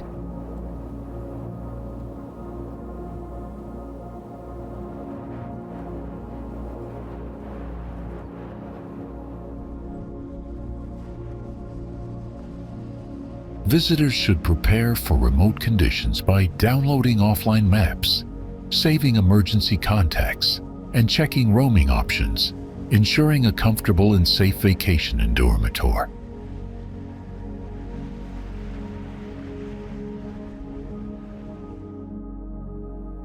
During the wars of the 1990s that tore apart Yugoslavia, the stunning old Bridge of Mostar in Bosnia and Herzegovina was completely destroyed.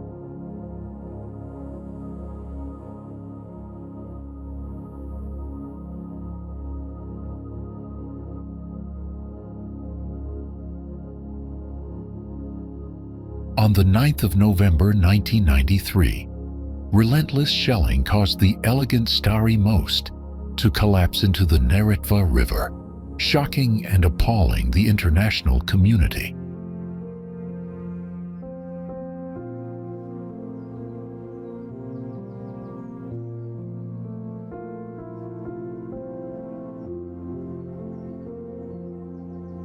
Its reconstruction under UNESCO's auspices became a landmark event in heritage protection, establishing a precedent for peace building and demonstrating heritage's power for social cohesion.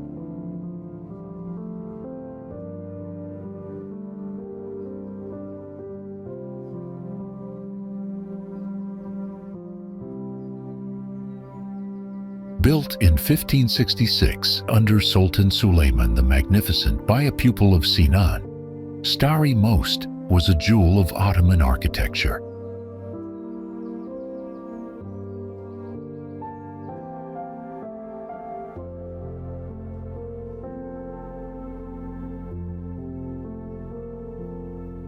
A 17th-century explorer described it as a rainbow arch thrown from rock to rock, high in the sky above Mostar.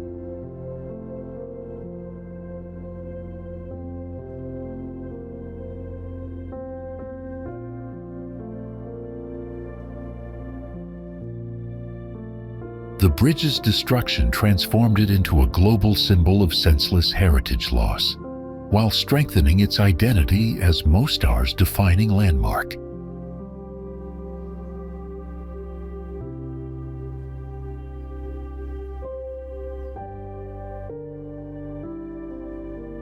Stari Most also symbolized reconciliation and solidarity, uniting the city's Bosnians, Croats, Serbs, Muslims, Jews, and Orthodox Christians across the Neretva River.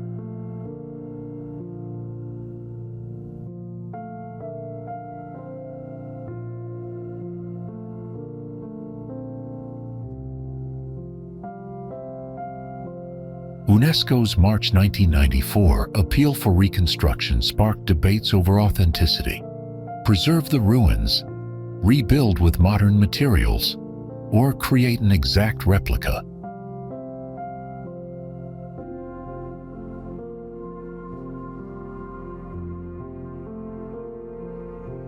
Ultimately, Mostar's citizens chose faithful reconstruction to reassert their desecrated values, reclaiming the bridge as a living testament to shared heritage.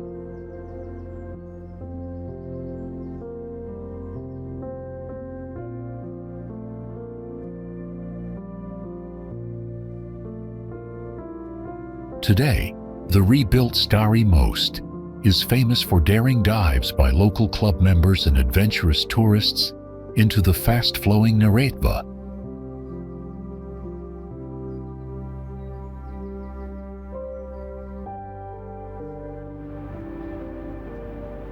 Very few cities in the world offer such diverse attractions, natural beauty, and cultural experiences as Sarajevo, where East and West beautifully converge.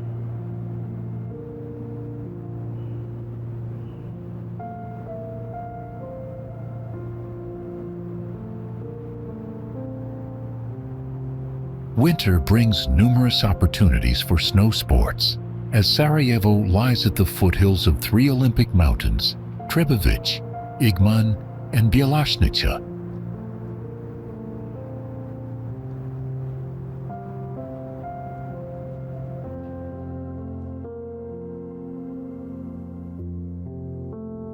Spring and autumn provide mild climates, perfect for exploring the city's natural surroundings and enjoying vibrant cultural events throughout Sarajevo.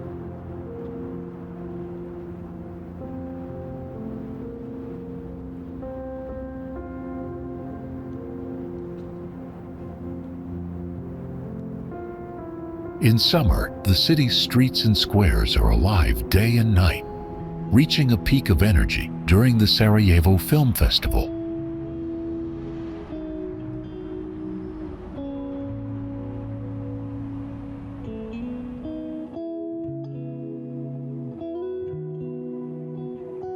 Sarajevo's cultural development rests on historical landmarks from the Ottoman and Austro-Hungarian periods, creating an open-air museum throughout the city.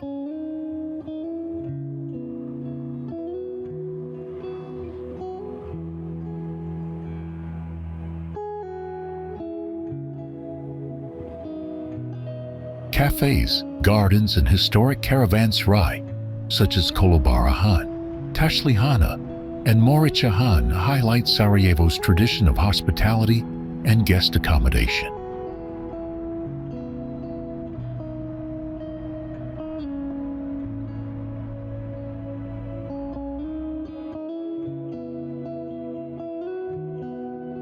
The city's openness and friendliness were showcased during the 1984 Winter Olympics and 2019 EYOF, welcoming both competitors and international visitors with warmth.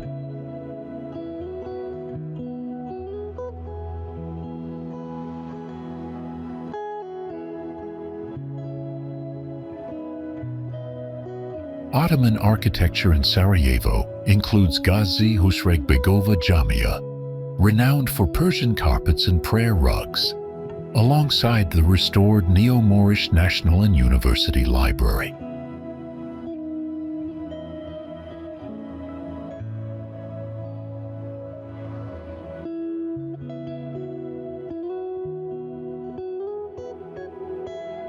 Historical insights can be gained at the Historical Museum and Tunnel Museum, offering moving displays that reveal Sarajevo's complex past and resilience.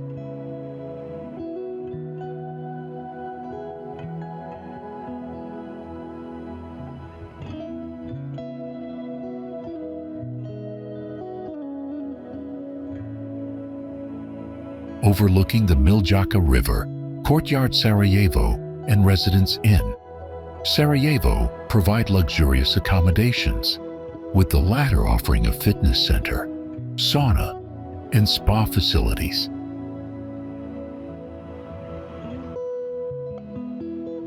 If someone asked, "Is the Old Town just a life-size museum?" the correct answer would be, no, it is lively and evolving.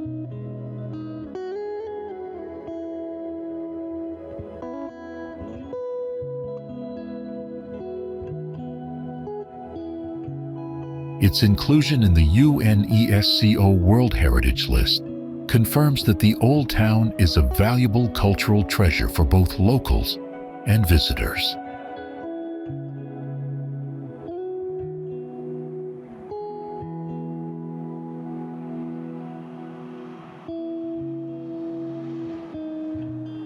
Important events and celebrations continue to take place there, proving the Old Town remains vibrant and connected to Estonia's cultural life.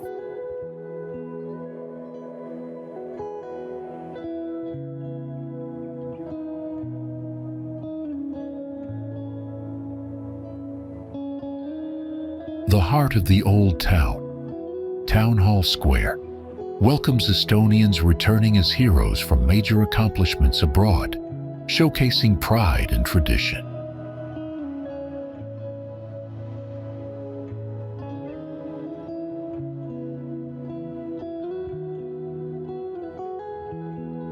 In summer, events like Old Town Days and Medieval Days attract both Estonians and international visitors to Town Hall Square.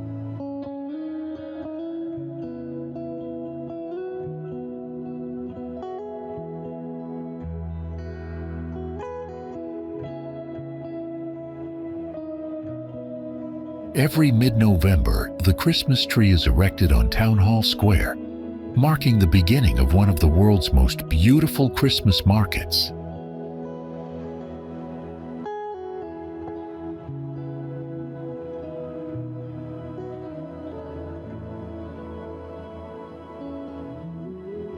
Tallinn's historic cafe culture revolves around the Old Town, including My Smock, Pierre Chocolaterie, and other trendy establishments hidden in charming courtyards.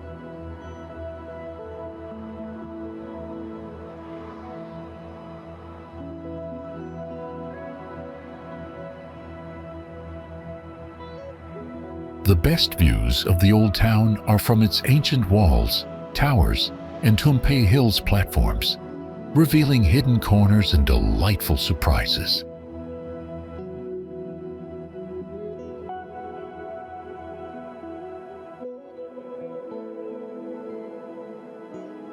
Estonian cuisine emphasizes seasonal ingredients and modern interpretations of traditional techniques, providing a unique culinary experience in both fine dining and casual venues.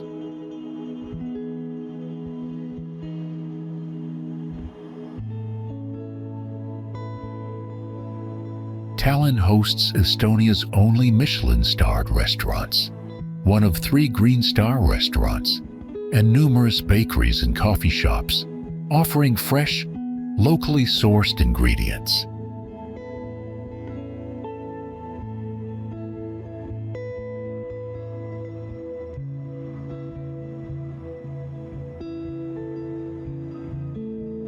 The old town of Riga is the oldest part of the capital, serving as the city center and a hub for recreation and tourism.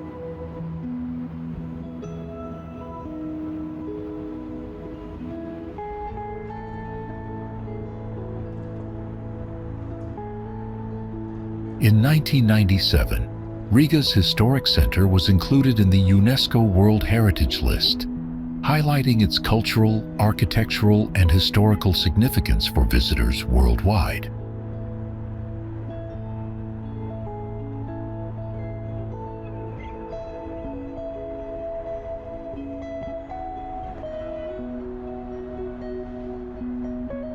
Wandering through the old town is considered one of the most memorable experiences for anyone planning a trip to Riga, offering unique sights.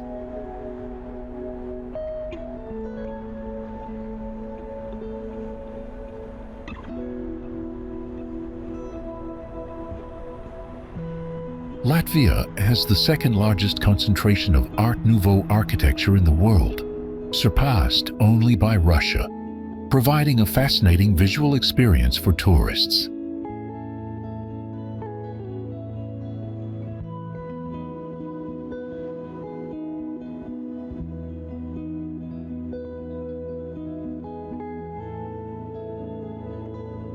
Riga is considered very budget-friendly, offering inexpensive dining options including delicious sushi, and allowing visitors to explore all major sites easily on foot.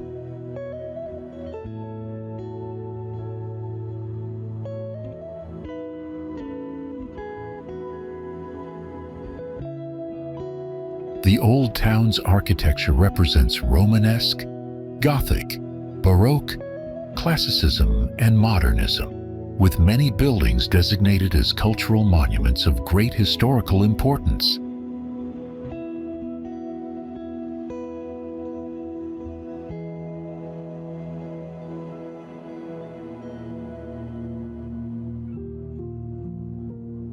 After Latvia regained independence, numerous old town buildings were reconstructed or restored, successfully preserving the city's historic heritage and architectural charm for future generations.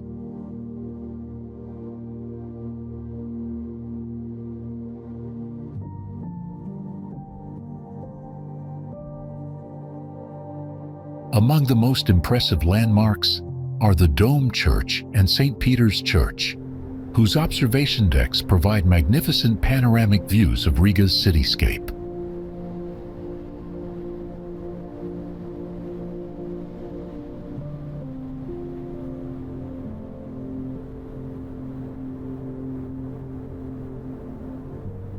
The streets and squares of Old Riga are filled with countless cafes, restaurants, and bars, catering to a wide variety of tastes and preferences.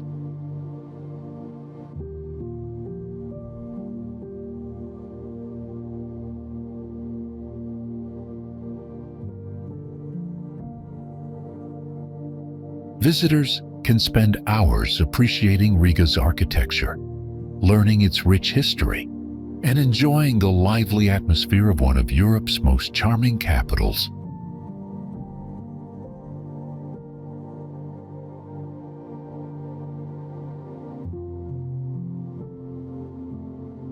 The Spice Castle is a preserved ruin perched atop the Travertine Spiš Castle Hill, dominating the surroundings and representing Slovakia's most valuable historical monuments.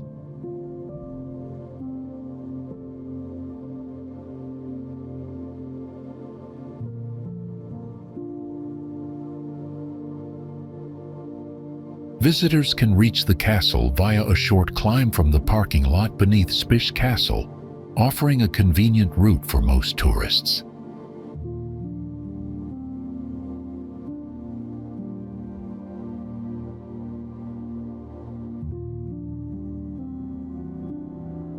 Physically fit travelers may opt for a steeper path starting from the parking lot on the outskirts of Spišské Podhradie for more challenge.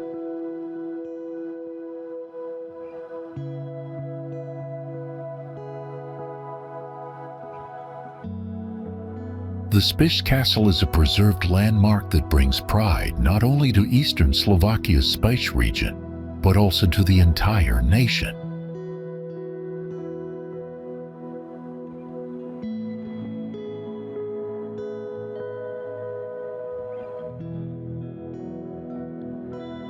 Its significance extends beyond Slovakia, attracting an increasing number of visitors annually from both nearby regions and distant corners of the world.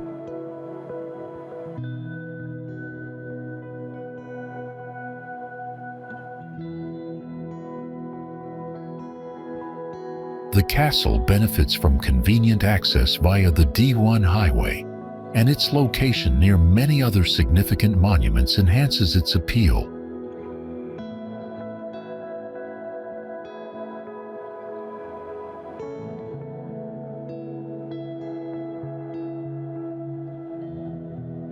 The oldest recorded mention of the castle dates back to 1209, when it served as a border fortress of the historic Hungarian kingdom.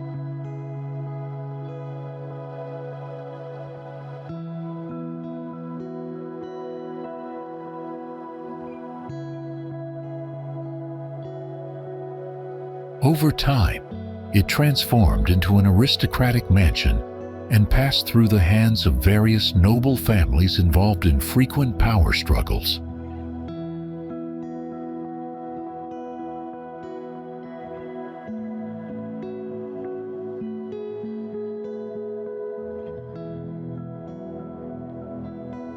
A devastating fire in 1780 partially destroyed the castle complex, leaving it in ruins until conservationists intervened to prevent total collapse in the 20th century.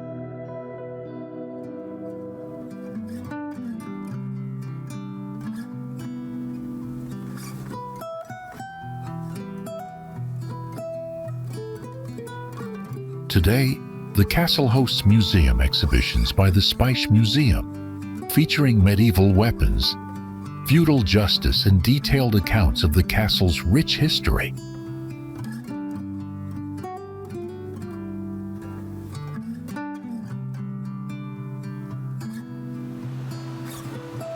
Iceland is home to thousands of waterfalls, but none are as renowned as Gullfoss, a key highlight on the famous Golden Circle route.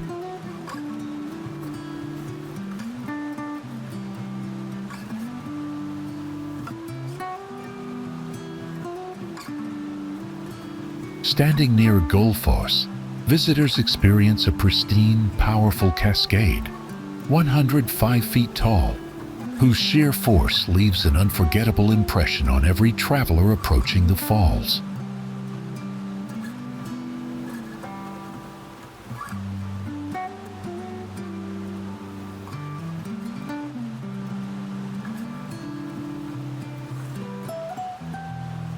The meltwater from Iceland's second-largest glacier, Langjökull, flows through the Vita River before plunging in a two-stage drop into the canyon below.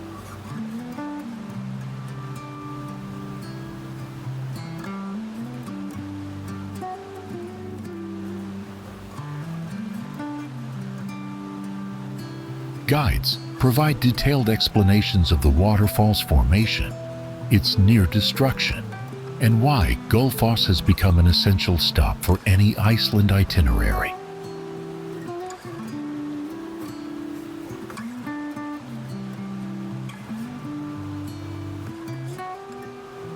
Despite Iceland containing nearly 10,000 waterfalls, many travelers find Gullfoss immediately becomes their favorite due to its breathtaking scale, power, and dramatic natural surroundings.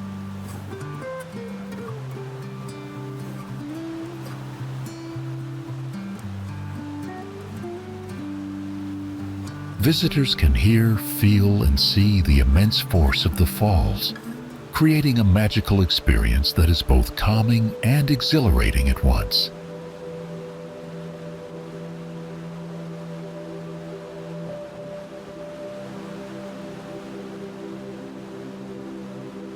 Its distinctive name, dramatic history, and tremendous power contribute to Gullfoss being the most popular waterfall along Iceland's Golden Circle sightseeing route.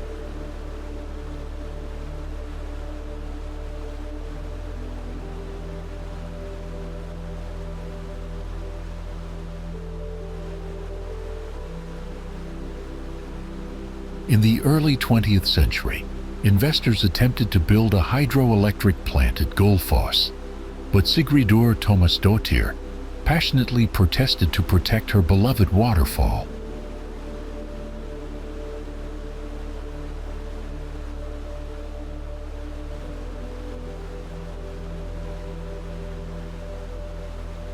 Gullfoss offers incredible photo opportunities in winter, particularly when the northern lights illuminate the sky, creating a majestic, almost surreal natural spectacle for visitors.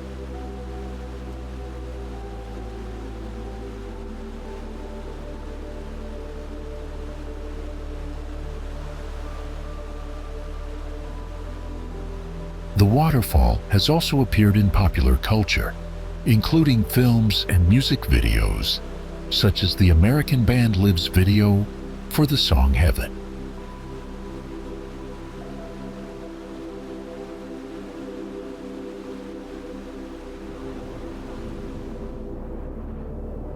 The magical landscapes at Thingvellir are shaped by its location in a rift valley dividing the North American and Eurasian continental plates.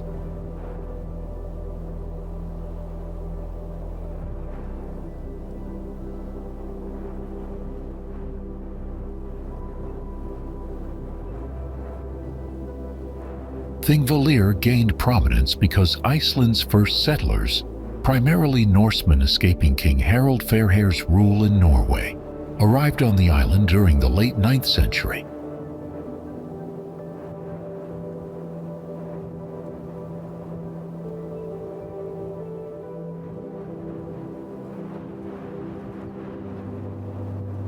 By 930 AD, settlers established a collective assembly at Thingvellir to resolve disputes, try criminals, and enact laws benefiting all communities equally.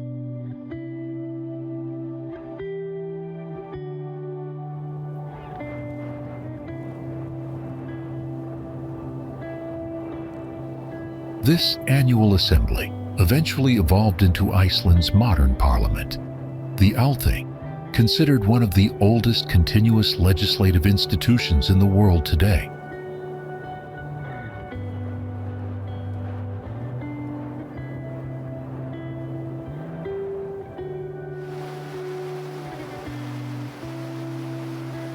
Although Vikings are known for their fierce nature, the 30 or so clans in Iceland sought prosperity through cooperative governance in their harsh, isolated environment.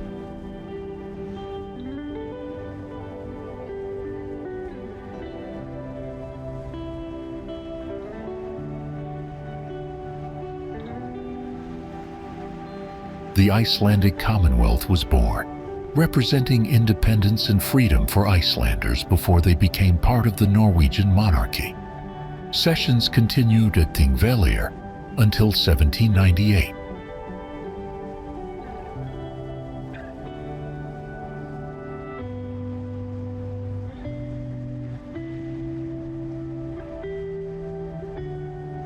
The lava fields at Thingvellir are split by tectonic forces, producing dramatic gorges and fissures, with Almannagjá serving as the park's most impressive and iconic cleft.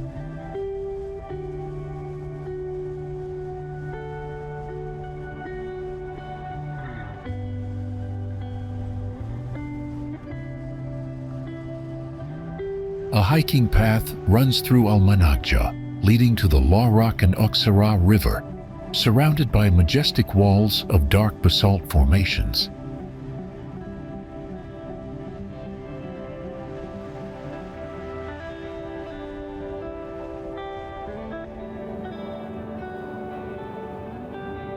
Thingvallavatn, Iceland's largest natural lake, partially fills the Rift Valley and hosts a unique ecosystem with 4 distinct Arctic char varieties evolving since the last ice age.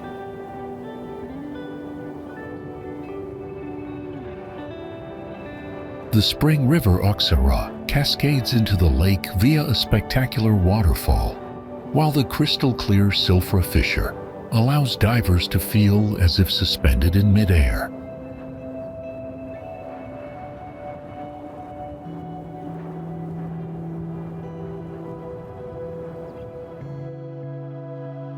The diversity of Bordeaux wines arises from varied soils, unique climate, and the care, skill, and dedication of the region's winemakers over generations.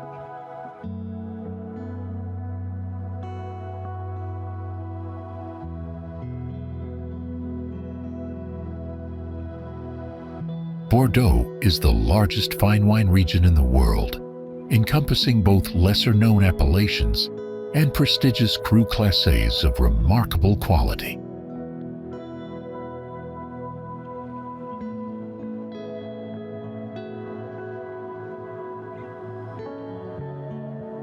The Bordeaux wine region's history dates back to ancient Romans, who cultivated vineyards and produced wine around 60 BC, calling the area Burdigala.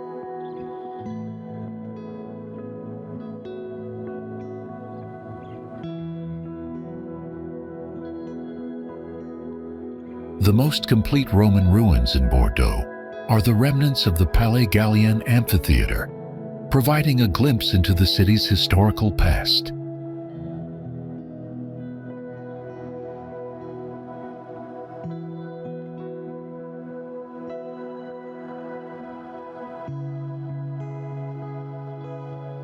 Broadly, Bordeaux's wines fall into 5 categories, including left bank reds, right bank reds, hill vineyards, entre deux mers wines, and great whites from Graves and Sauternes.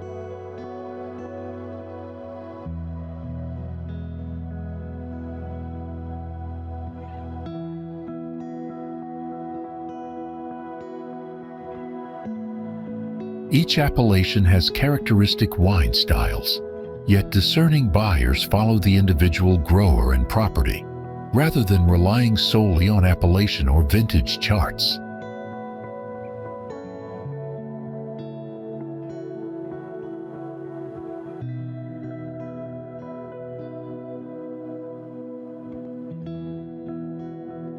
Good producers can make excellent wines even in difficult vintages, whereas careless winemakers can produce inferior wine from potentially outstanding vineyards in highly rated years.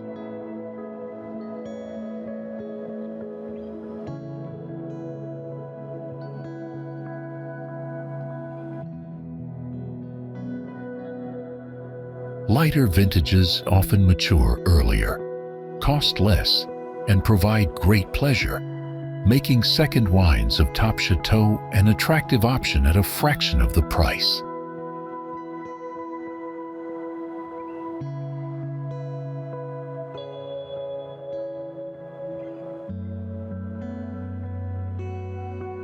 The Bordeaux vineyards suffered greatly during the phylloxera crisis of 1870, reducing production and increasing prices until the region restored its historical yield and quality.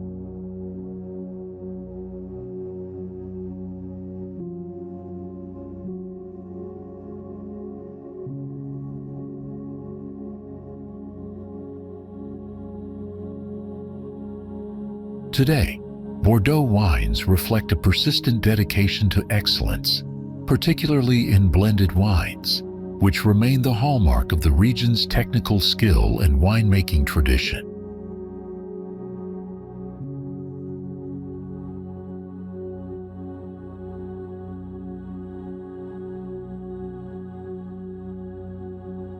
Oxford is a beautiful city renowned for its stunning architecture, rich history, and vibrant culture, offering museums, galleries, parks, and gardens to explore.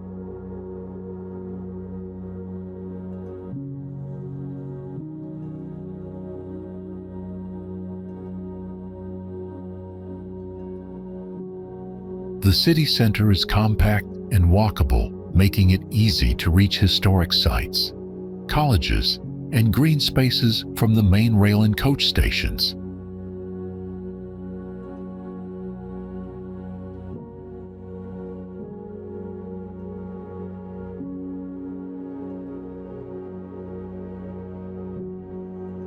Oxford University is not confined to a single campus, but is composed of multiple colleges, halls, and academic buildings across the city center.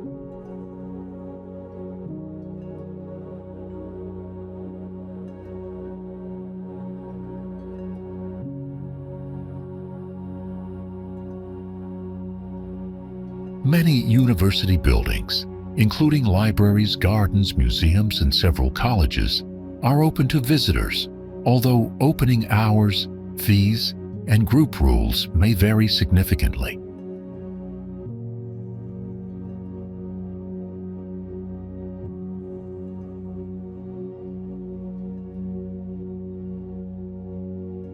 Although Oxford University does not run guided tours, the Bodleian Libraries offer a city walking tour in partnership with the Oxford Guild of Tour Guides.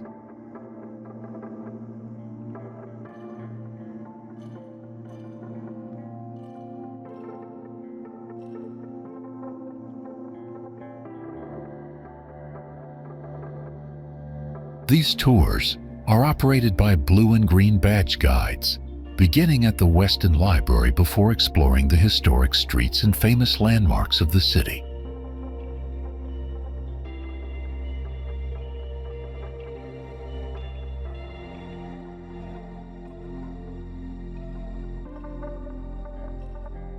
Tours generally last around 2 hours and can be booked through the Bodleian Libraries, providing visitors a detailed introduction to Oxford's history and academic traditions.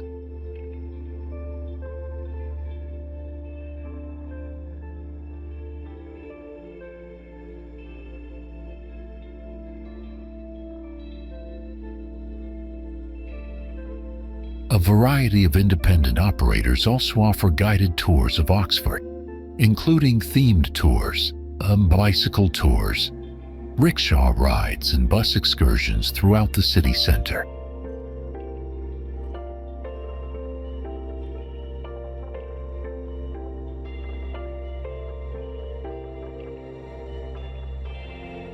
All external tour operators are independent of the university, and the information is provided solely for visitor convenience, not as an official endorsement or guarantee.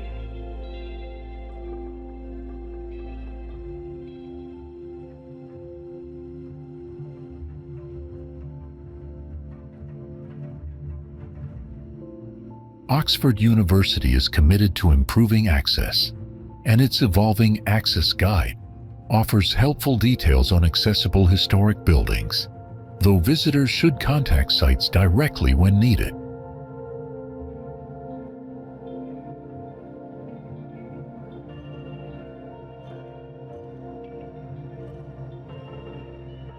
Construction began in AD 122 and took 6 years to complete the barrier, spanning 73 miles from the Solway Firth to the River Tyne.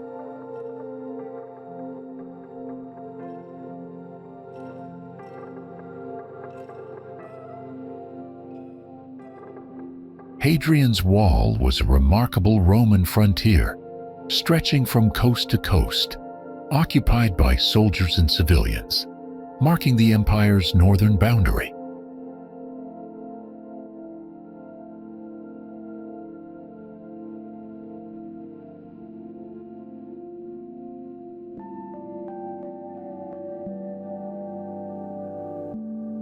The wall twists along dramatic crags and escarpments, featuring over 80 mile castles, 17 forts, and 2 observation towers, with a 6-meter ditch to the south.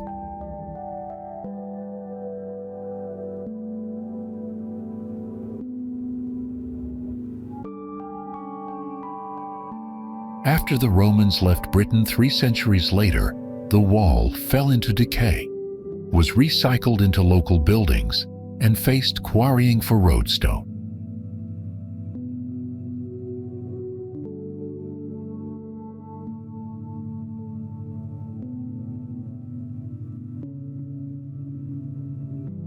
The 1913 Ancient Monuments legislation brought much of the wall under national protection, and in 1987 it became a UNESCO World Heritage Site.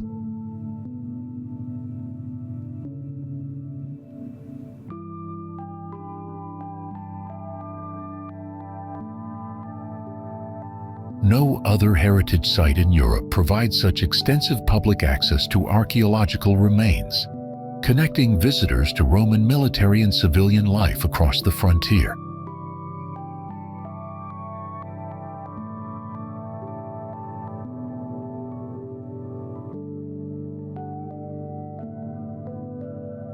The wall's route was carefully surveyed to take advantage of topography, starting in the east at Dare Street, where a gate, the Port Gate, was built.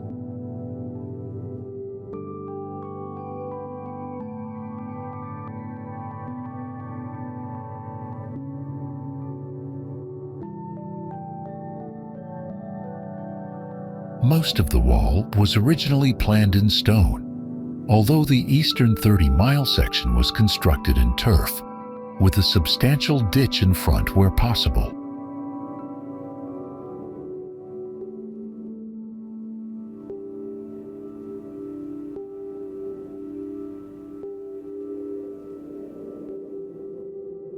Mile castles were built at each mile, with 2 turrets between them, creating observation points every third of a mile, and a walkway along the stone wall's top.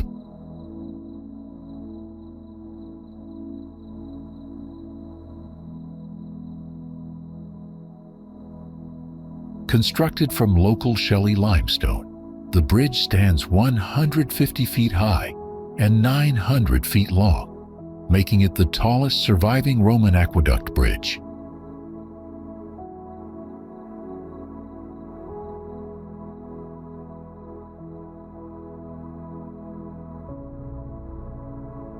The Pont du Gard is a Roman aqueduct built in the 1st century AD to transport water over 50 kilometers to Nimes.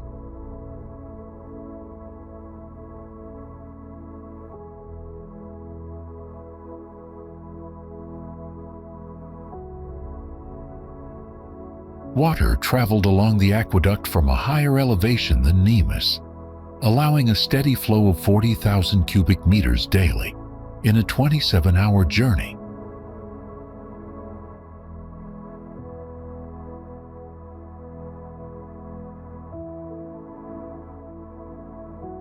Even after the Roman Empire fell, the bridge remained intact, serving as a toll bridge during the Middle Ages for travelers crossing the river.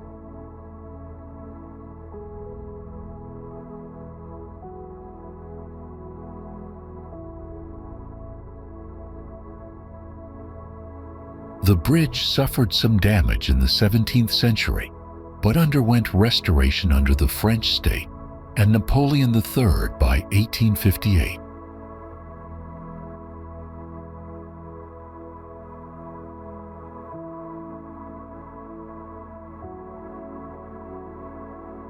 Pont du Gard was built without mortar, as precisely cut limestone blocks were fitted together so that gravity alone held them in place.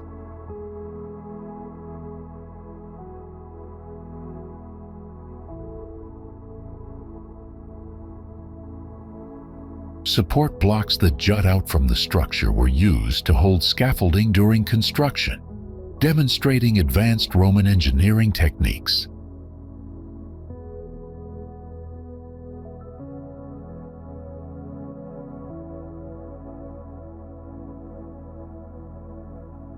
Construction began in 20 BCE under Marcus Agrippa, who also oversaw the Maison Carrée and designed the aqueduct to supply Nemours efficiently.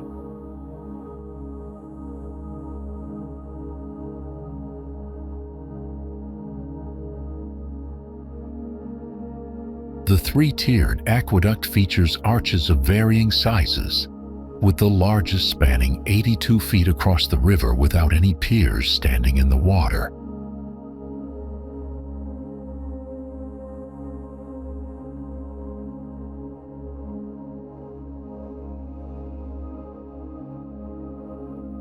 In total, 50,400 tons of limestone were transported from nearby quarries to the site, providing water for 30,000 residents and their fountains, baths, and structures.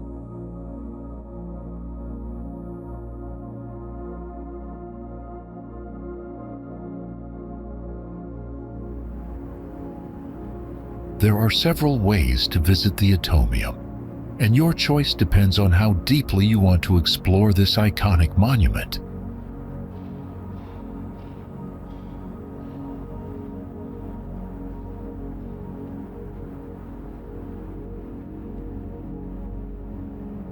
For an in-depth experience, we recommend purchasing a ticket that includes entry to the atomium as well as a detailed audio guide.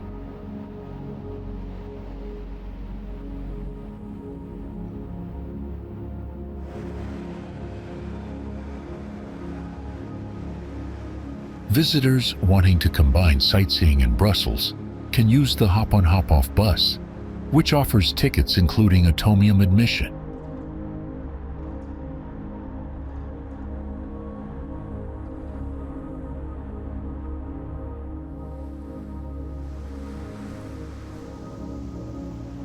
The Brussels card is ideal for longer stays, providing access to 49 top museums across the city, including the remarkable atomium itself.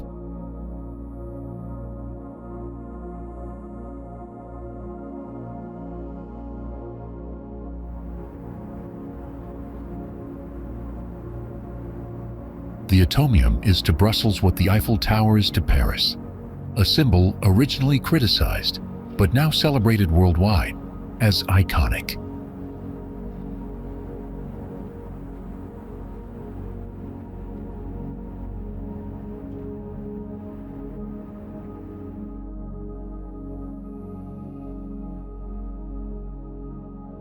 Designed by engineer André Waterkane and architects André and Jean Polak, the structure represents an iron crystal magnified 165 billion times.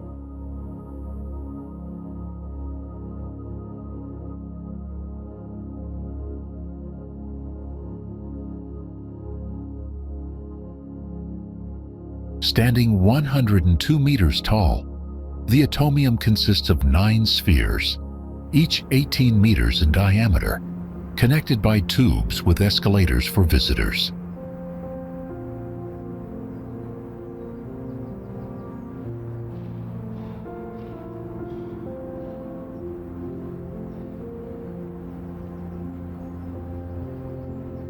Inside, permanent and temporary exhibitions include the 1958 Expo display, with documents, videos, photos, and the top sphere houses a panoramic restaurant.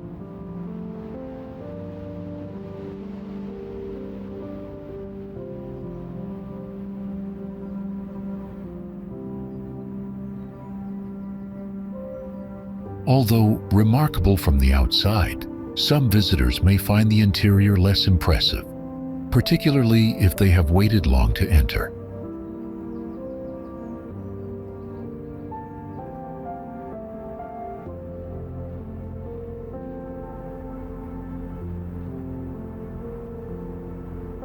The central elevator, once the fastest in the world, can whisk 22 people to the top sphere in about 23 seconds, reaching 5 meters per second.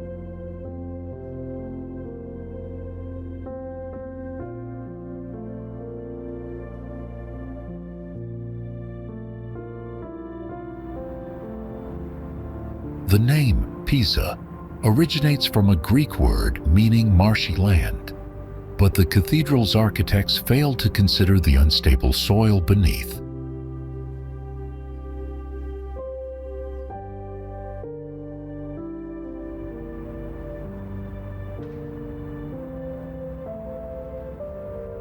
By giving the Leaning Tower of Pisa a shallow, heavy foundation, the original builders unintentionally created structural instability that appeared during early construction stages.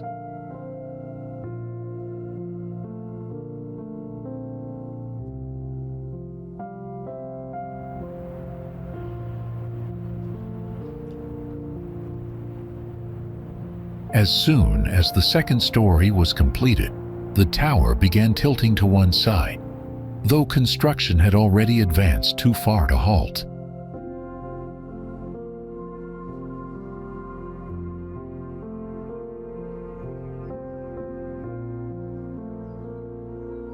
Builders attempted to correct the problem by adding taller columns and arches on the south side, but the tilt persisted despite their efforts.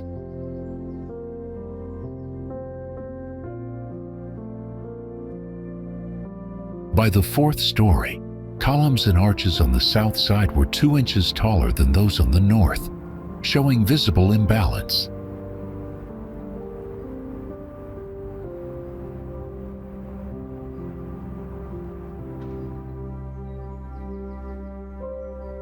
Construction stopped for nearly a century, as engineers debated how to stabilize the leaning structure without causing it to collapse further.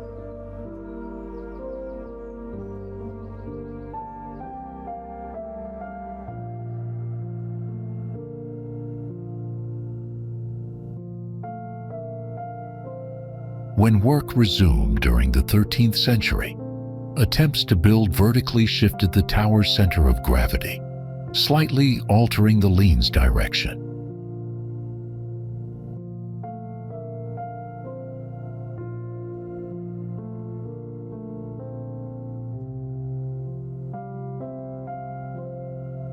Eventually, the tower settled back into its southward tilt, remaining in this position and becoming one of the most recognizable landmarks worldwide.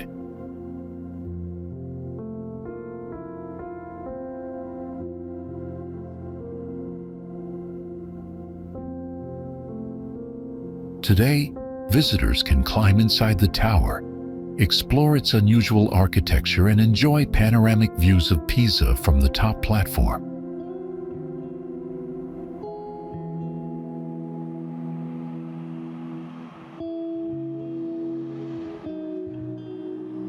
The Leaning Tower is open daily, with quieter visiting hours available in the early morning, around lunchtime, or during late afternoon for convenience.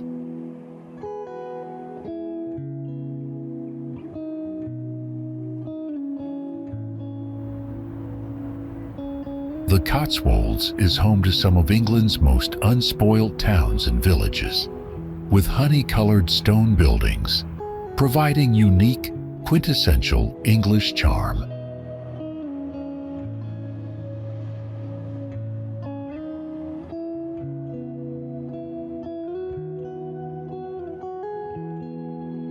Picturesque villages such as Snowshill and Painswick nestle in the Cotswold Hills, delighting visitors with their historic architecture and tranquil rural setting.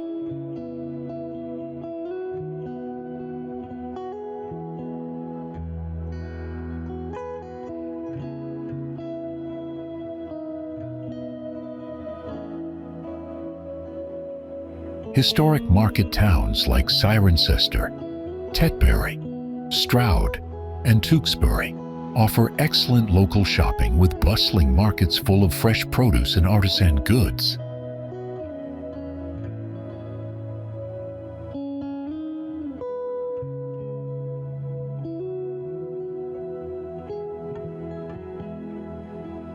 Larger towns, including Gloucester with its historic waterfront, and Regency Cheltenham Spa provide stylish shopping, impressive architecture, and world-class horse racing for visitors.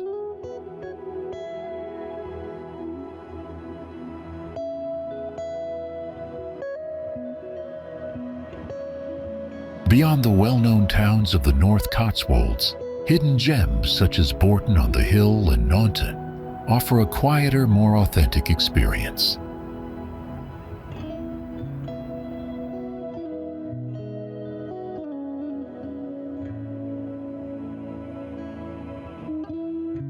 Winchcombe is an unspoilt market town on the Cotswold edge, popular with walkers and an ideal base for exploring the northern countryside and nearby Stratford-upon-Avon.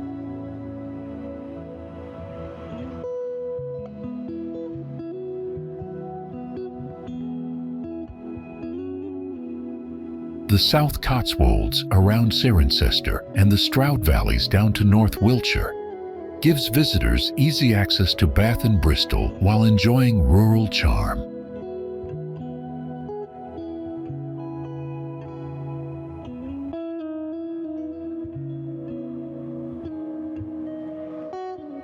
Cotswold Water Park, with 150 lakes across 40 square miles, is a major leisure destination offering water sports, walks, and beach activities near Cirencester.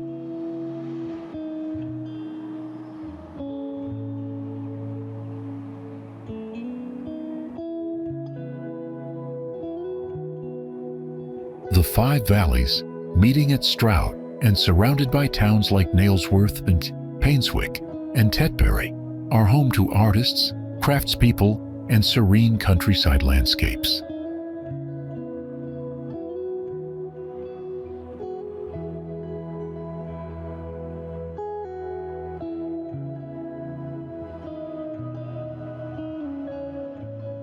Exploring the Cotswolds is easiest by car due to narrow roads and dispersed villages, and visitors can enjoy hikes, pubs, walking tours, and historical insights at information centers.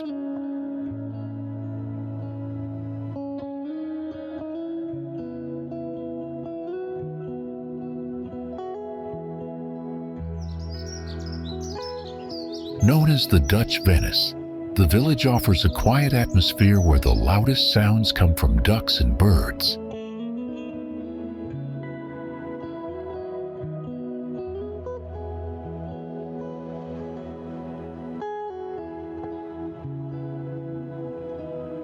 Geithorn is often called the most beautiful and fairy tale-like village in the Netherlands, attracting about 1 million visitors each year.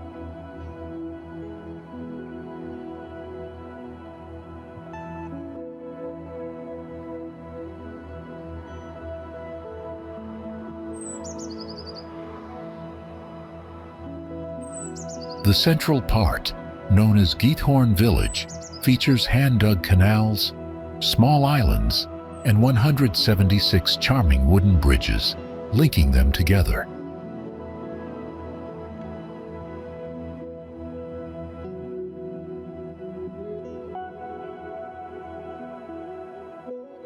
Traditional farmhouses from the 18th and 19th centuries line the canals, many with picturesque thatched roofs and flower-filled gardens.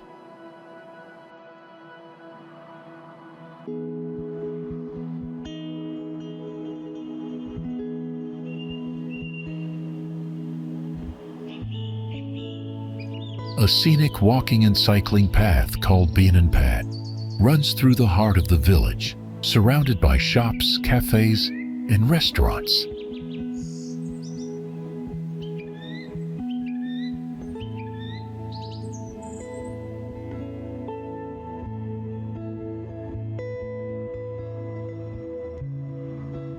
Geithorn Center has no roads or cars, so visitors must park outside before exploring on foot, bike, or by boat.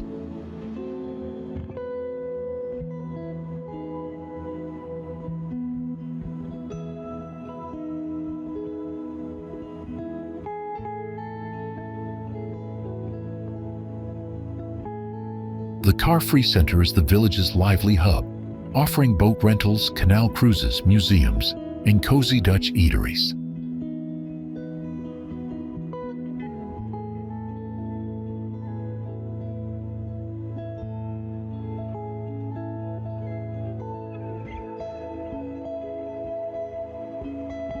Exploring the canals by whisperboat or guided cruise is the best way to experience the village's charm and unique layout.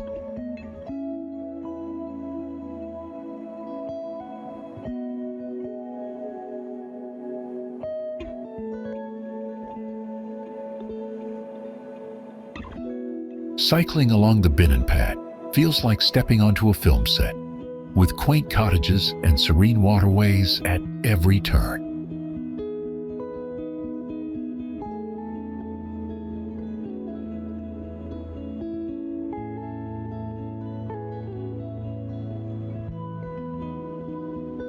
Because of its growing popularity, it is wise to book boat rentals or organize tours in advance to avoid disappointment.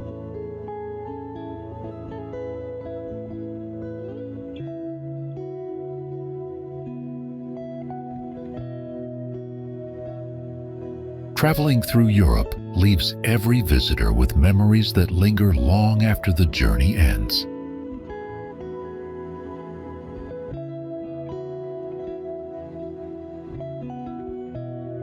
The continent's diverse landscapes, cultures, and histories weave together into an experience that feels both timeless and ever-changing.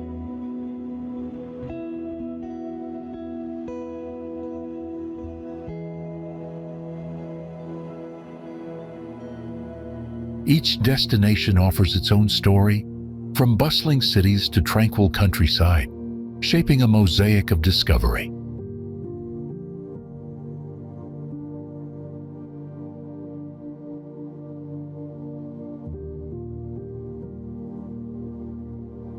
Travelers find inspiration in art, architecture, cuisine, and the warmth of the people they meet.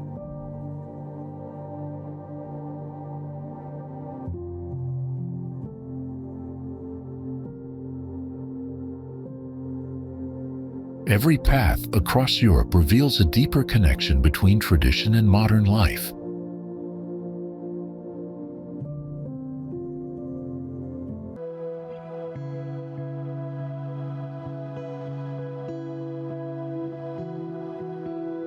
In the end, Europe is not just a place to visit, but a journey that continues in the heart forever.